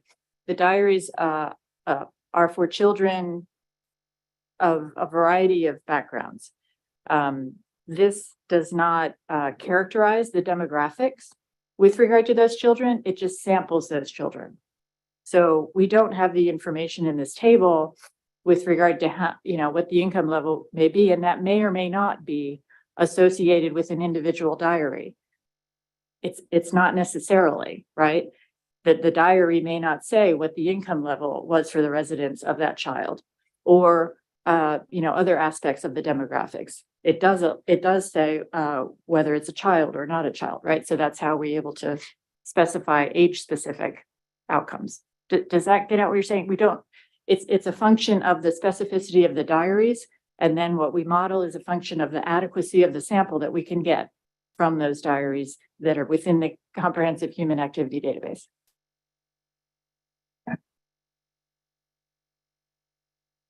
Thank you for that clarification. I'm not seeing any further need for discussion, and in theory, we weren't going to have a break.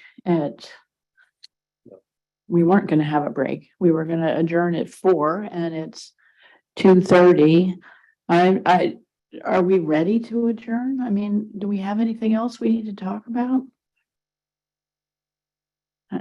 This is our chance. EPA have any more questions for us?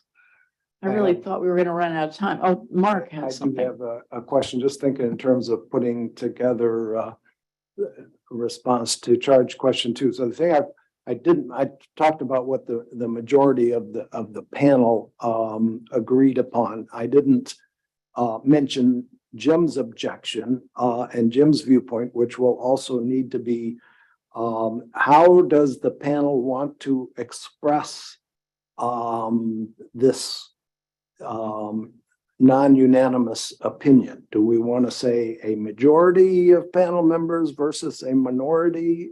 Do we want to say all except for one of the panel, or just say there were 2 different opinions? So this has been done differently over the years. There are several different options. I think prior it said some and others. And I think even in the ISA report, some and others were used when it wasn't clear that there was a majority minority. If it's clear that there's a majority minority, that's an option. I think in the past we shied away from trying to do counts, and actually what really matters is the chartered CASAC members. But Jim is both a panel member and a chartered CASAC member, so that reflects both opinions. Anyhow, just out of curiosity, why do you shy away from count or just presenting the actual committee members that expressed an opinion? What's the objection to that? I think it's just that so that you don't single anyone out. But if that's what everyone wants to do, that's fine too. Well, I mean, I'm not saying singling people out by name necessarily. I mean, people can tell by the individual comments, but just presenting just the fact. I mean, then you get lost in some other. What does that mean? Majority, minority. So that's something you all can decide.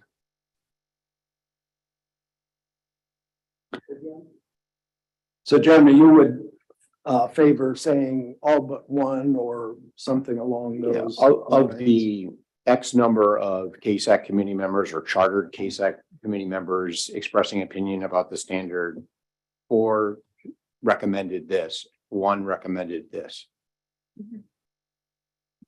I guess I'm leaning more towards majority minority without numbers, and recognizing that our individual comments allow people who want to spend the time to probably figure out that.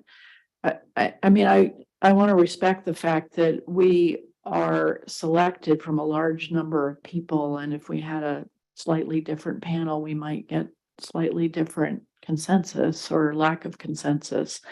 And so I feel like the numbers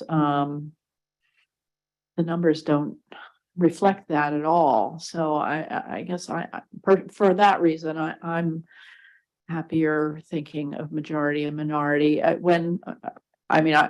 know, and with Aaron's advice, that when we wrote our last report, we had both language like majority, minority, and some versus others. And what we tried to do and reach consensus on for the report was where it was very clear that it was a majority, then we used that language. And where it was less clear how we all came down, then we used the some versus other. That's the way we have done it under my leadership in the recent past. So unless people feel strongly otherwise, that would be my preference. I would like to be in the minority of people who don't agree with it. I'm up for that too. I think that it's just, some other minority majority, they're, number one, they're ambiguous. It's not really clear what that means. And they're potentially value-laden. So I would just present the numbers as they are, and people can, and if you want to put a caveat saying that, that just to what you said, Leanne, about, how to interpret them, but just put the numbers out. I mean. Thank you. It looks like we are generating opinions. George and then Michelle. I think the all but one is more useful than a majority minority because for example, in the PM reviews, there was a mixed, it was variable.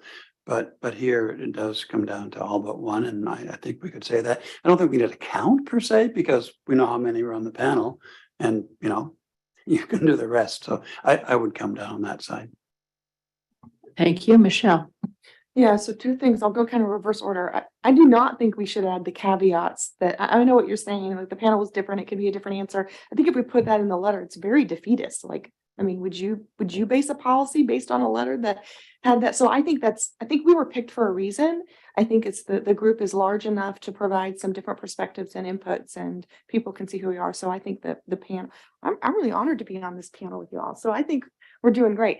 In terms of the sum versus numbers, I know what you're saying, Leanne, about how maybe we don't want to start like counting votes, but I do think that language like the majority or most is really vague. Like, does that mean that the dissent was 1% or 49%? Like, I don't know, and those are hugely different things. So I think there's two possible paths forward. One is to use that general language, but put caveats on it, like a very small minority or a very large or the vast majority or something like that. That doesn't really get at the numbers, but that gives some indication that we're not talking about a 60-40 split. Personally, I do not think we should be counting votes, but if it's as extreme as one person, one or two or something really small, without identifying the names of the individuals, because that's not what's important, I think it would be most accurate to put, one person dissented and felt or two people. If it's really, really a small number, if we get into things where it's like, 12-10 or something, I don't think that we need to start a precedent of counting votes. That's what I personally would do. Thank you for that. And it reminds me of some opinion piece I read in the paper recently about how in society we're heading towards the heckler's veto. That was not meant in any way in this context, but the idea that one loud voice can dominate, and so I think what I'm hearing, it's not that we have a loud voice here, but that it's a single opinion that's different from the rest. That is something that people want to call out. So, Christina. I would just agree with, just for clarity and accuracy, just to have all but one or something like that, and just have the numbers there. I just think it's more clear. It's best to be direct.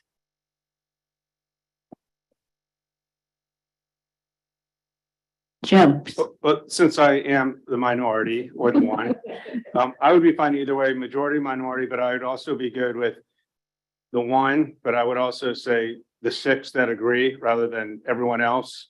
I would call out the 6 and I would call out the actual numbers of both sides if I'm doing numbers. Yeah, so the numbers are, in fairness to everybody, the numbers are both the Charter CASAC and the whole panel. So if we're going to say how many agree, we should state both, I think. Yeah, Howie. Yeah, I just want to say I endorse that way of doing it, and what both Jim and Michelle said. I think if we're sending a recommendation up, it's important for the person reading that recommendation to know, as Michelle said, if it was 50-50 or 90-10. So I think that's important.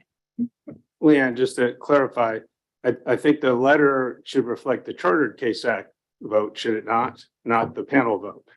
Well, I think we, from actually, Aaron will probably be able to say this better. I mean, what counts is the Charter Case Act vote. But the whole panel had a discussion, and I think it would be inappropriate to not reflect the opinion of the panel as well, and no matter what counts. And Aaron, I'm going to let you fix anything I said wrong. Well, to quote Leanne, we are in uncharted territory. So we have not run into this in the past. So basically, I agree, it's the Charter Case Act that counts, but it is also added information to indicate what the panel felt as well. But it's the Charter Case Act's advice, but the Charter Case Act can refer also to the panel's voting. So I think you can make mention of that as well.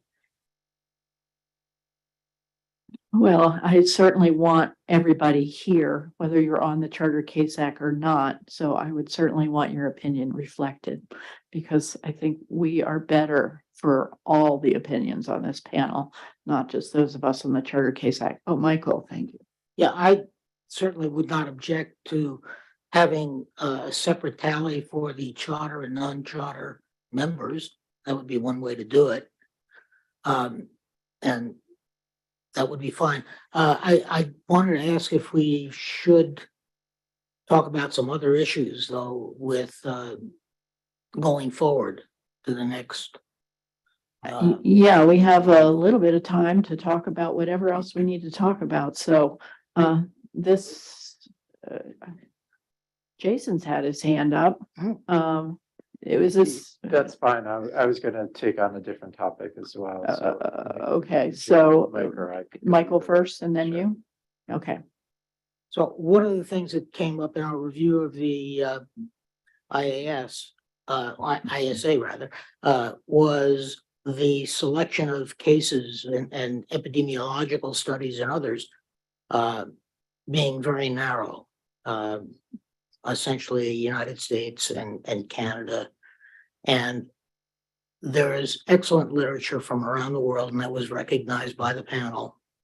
And I think that should be included in recommendations for future research.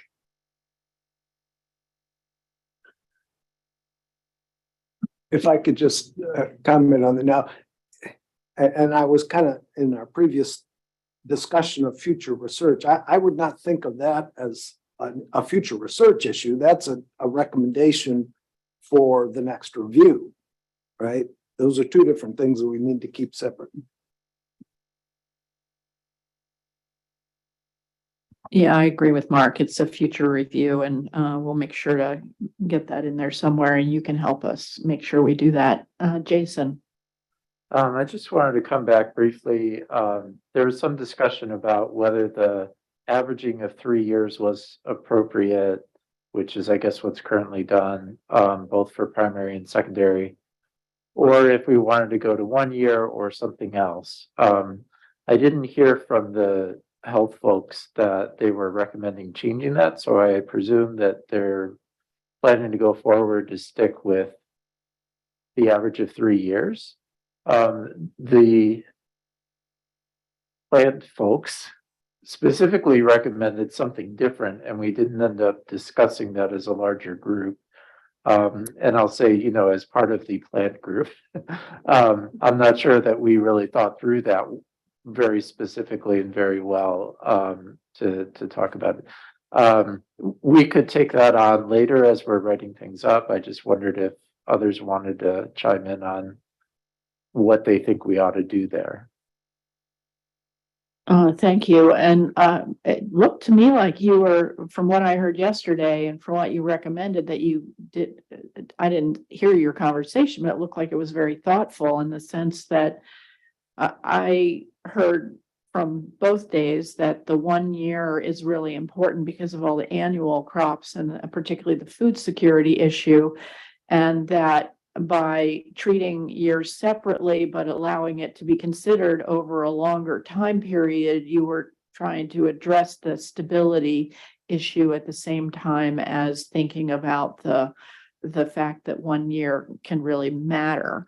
That so okay, maybe you didn't articulate it that well among yourselves, but I thought it was nicely thought through, and hopefully when you write it up, it will come across that way too. Anybody else want to? I'm not putting words in your, maybe I am putting words in your mouth.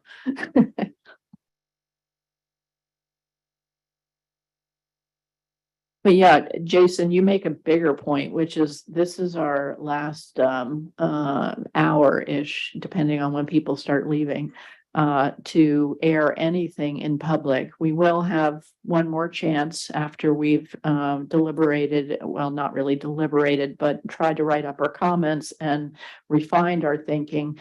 And if something evolves from that, we have another chance to make that public. But if there's something new that we need to bring up, this is really the time to do it.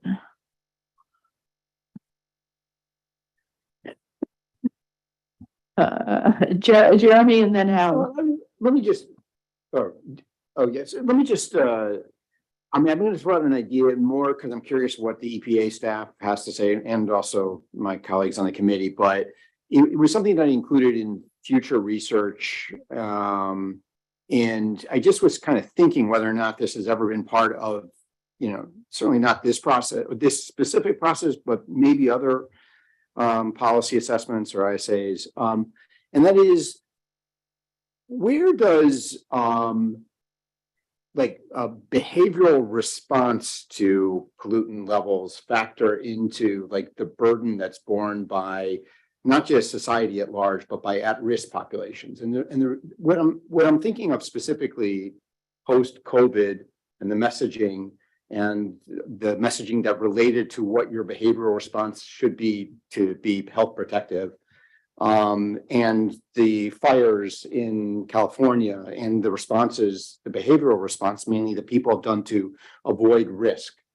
In the risk assessment process, is there a room to potentially take into people staying indoors more and avoiding activities and doing things that constitute a true burden, especially for people who are at risk?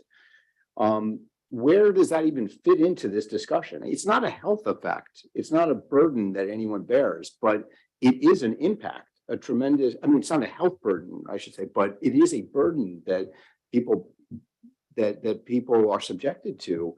If they know, for instance, that ozone is going to be this level, on a given day, and we have AQI messaging that explicitly says stay indoors or don't exert yourself, don't engage in physical activity. Where does that public health messaging related to the NACs fit into the policy assessment?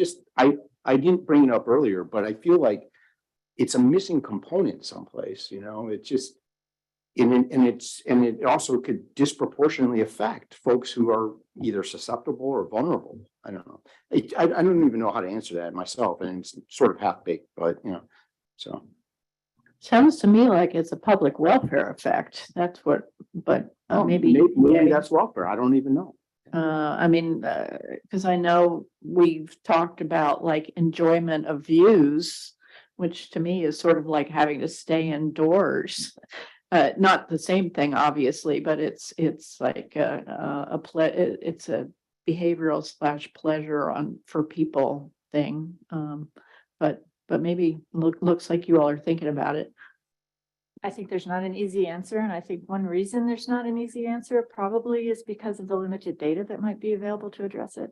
So that's all I can say. Wait, sorry. If I could, I mean, the way I think about it is that you're talking about people responding to the air quality index, and my understanding is, you're not going to hit the red zone of the air quality index unless you're in an area that's not, unless you're under conditions that are really not consistent with the standard being met. And if the standard gets lowered, then those AQI cutoffs will naturally need to be adjusted. So the whole purpose of the standard is to avoid the health effects that have made the AQI seem to be necessary. So I think it would be rather circular to somehow incorporate it into the standard setting process. Is it an impact on people's lives? Yeah, absolutely. But if we had a really protective standard, then there wouldn't be an issue, right?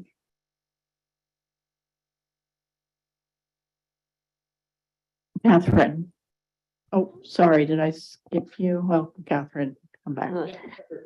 Okay, well, I like the half-baked idea because it's something I thought a little bit about, and I think maybe it fits in the research needs to better understand, like, who knows about the AQI? You know, that's part of it, like a disparity in the population and knowing how to respond and protect themselves. And the other is, you know, it might verge into a health impact if you think about a child with asthma who can't play sports, you know, because they're living in an area that's ozone impacted, and they, you know, they don't feel good when they run around. So, you know, there's a lot of issues wrapped up in it, but I think it's an important thing that we don't understand very well in terms of what are people's, what's the population understanding of things like AQI and ability to respond to that, as well as, you know, what it means for the health or welfare.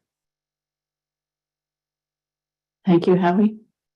Just real brief, kind of what Jeremy talked about earlier, but I think what the current standard was set in 1997. Is that right?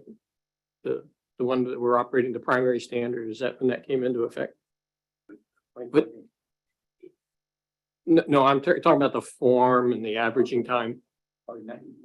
97, yeah. So I'm just curious with EPA whether now we're 26 years later, would it be appropriate just to look at that and maybe in consultation with a panel decide if it's working, you know, it's not broke, it doesn't need fixing, the level might need to be changed, or is it time just to sort of look at it and say, do we need an overhaul and do we need a new index? So I just was curious about what EPA thinks about that. That's all. Are you speaking of the AQI? Or is it the standard? Are you speaking? No, I think about the primary standard. You're I'm just saying, about you other know, elements of it, like the form and the averaging time. Should we yes, and it is the entire standard that we are reviewing each time. And as we tried to say, we're not making decisions on, you know, in a vacuum on each element of the standard, because we're aiming to get protection of public health, and we need the combination that will get us the protection of public health that is desired.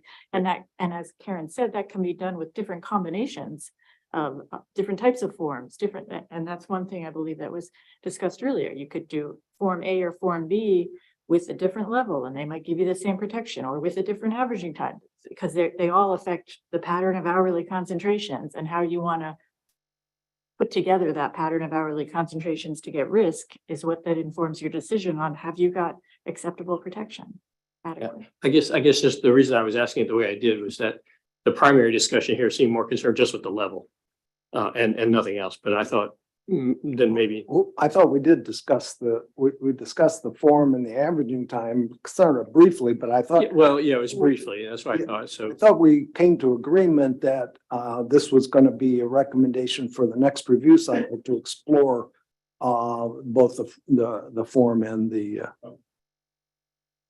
And I think one of the things, and maybe this is also for Jeremy as the lead author on the future research section, is that I've heard future research in terms of the body of scientific evidence that work that may or may not, but probably won't be done by the EPA.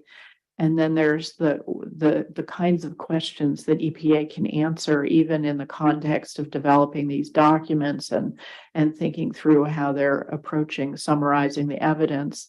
And so we might want to make some distinctions, like Jim's recommendation was much more in the latter. And Howie's, and Mark said that we also thought that should be looked at. And it sounds like Deidre says they do anyway. If there's specific things, one of which I heard was whether we should continue to be averaging over 3 years, given the plant people have come up with a thought about how to do that a little differently, that still allows for single years to maybe have more weight. And so that might be something we might want to articulate as well specifically, that seemed to come up a little bit, maybe not directly, but is related to the whole package idea. Karen. I do a quick defense of EPA's research. I just want to say, like, we take the research recommendations in here very seriously, and in fact, I didn't realize it wasn't public knowledge that EPA right now is undertaking an exposure study to look at 70 again and to try to look at asthmatics. I thought that was more well known, so I apologize if that isn't, but we take the recommendations very seriously.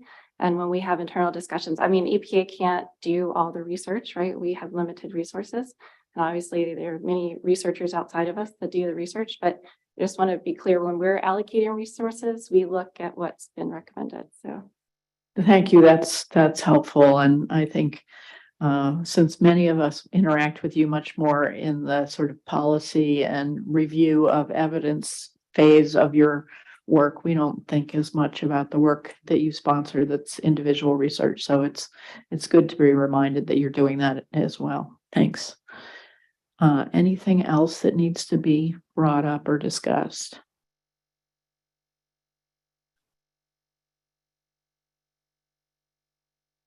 Well, I'm flabbergasted that we might end early. I was sure we were going to be pushing the limits, but I know there's some people that need to leave. I think some of us have already left or are getting there. So I think it's time to turn the meeting over to Aaron to adjourn. Okay, thank you, everyone. Thank you, all the panel members, for your time, for your public service. Thank you, EPA. Thank you, members of the public who participated, and thank you again to our contractors. We can be dismissed. We'll follow up with action items through email.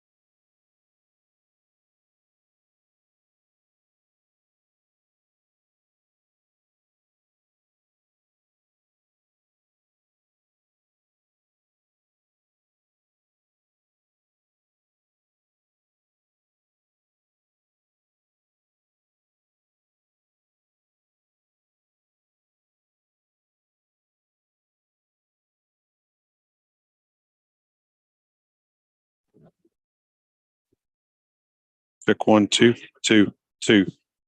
Go. Check 1, 2, 2. That's me.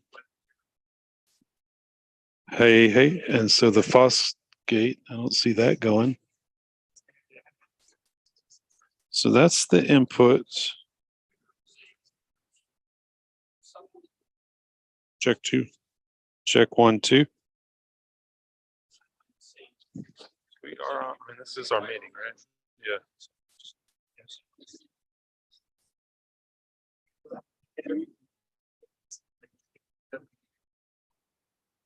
Check 1, 2. 2. So you should hear it on that one. Be the only one you'd hear it on. Is that speaker on? Sounds 0. Let's hear that. Check 1, 2. Do you hear it in there? So that's a bad thing. That means we should be hearing it here. Check 1, 2. So let's go back to this.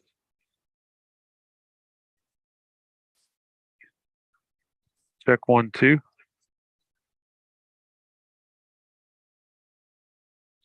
2. Check 2, 2. Hey, check 1, 2. No. Okay, let's go back to this.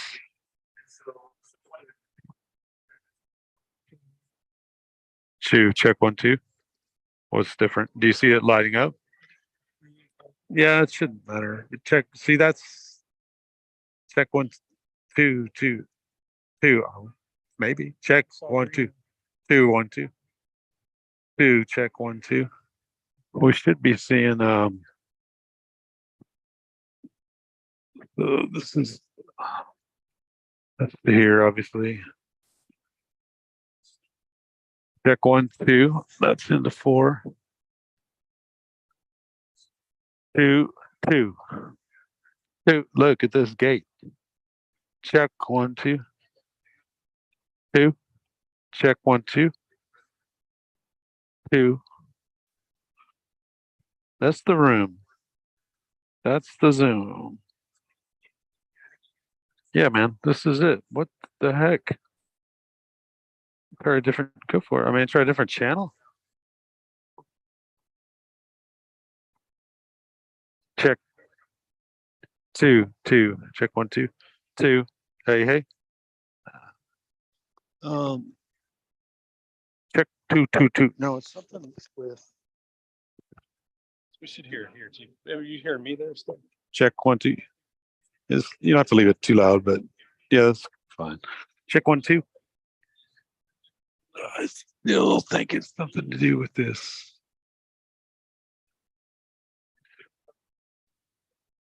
Check 1, 2.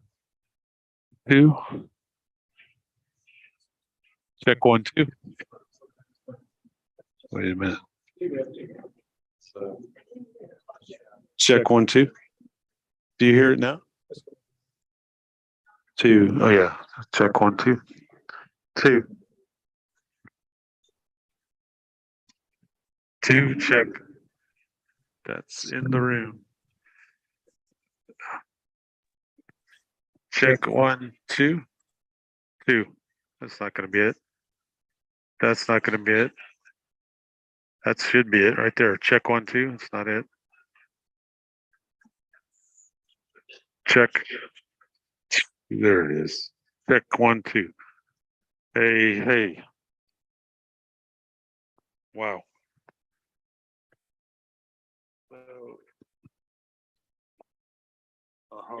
I think so. I mean, first theory was that it was me. I had some weird setting.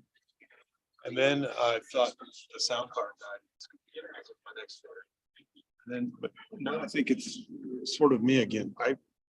When I unplugged these two I plugged it back in to make the screen go blank. So I'm like, driving the audio. And we figured that out when you walked over, but I just don't think I ever got it back to the right setting. And so there's settings in Zoom, and then there's also the sound mixer on the PC. But the reason though I'm still a little suspicious is when the second public commenter was on, the thing to start, it came on. It just came on. The sound card woke us up after we had it all disconnected. Yeah. So then I thought maybe it is this thing walking trippy. But the settings are definitely the. Yeah. It wasn't working. It was set on. Yeah. And speaker out. I mean, because that's. I'm on now.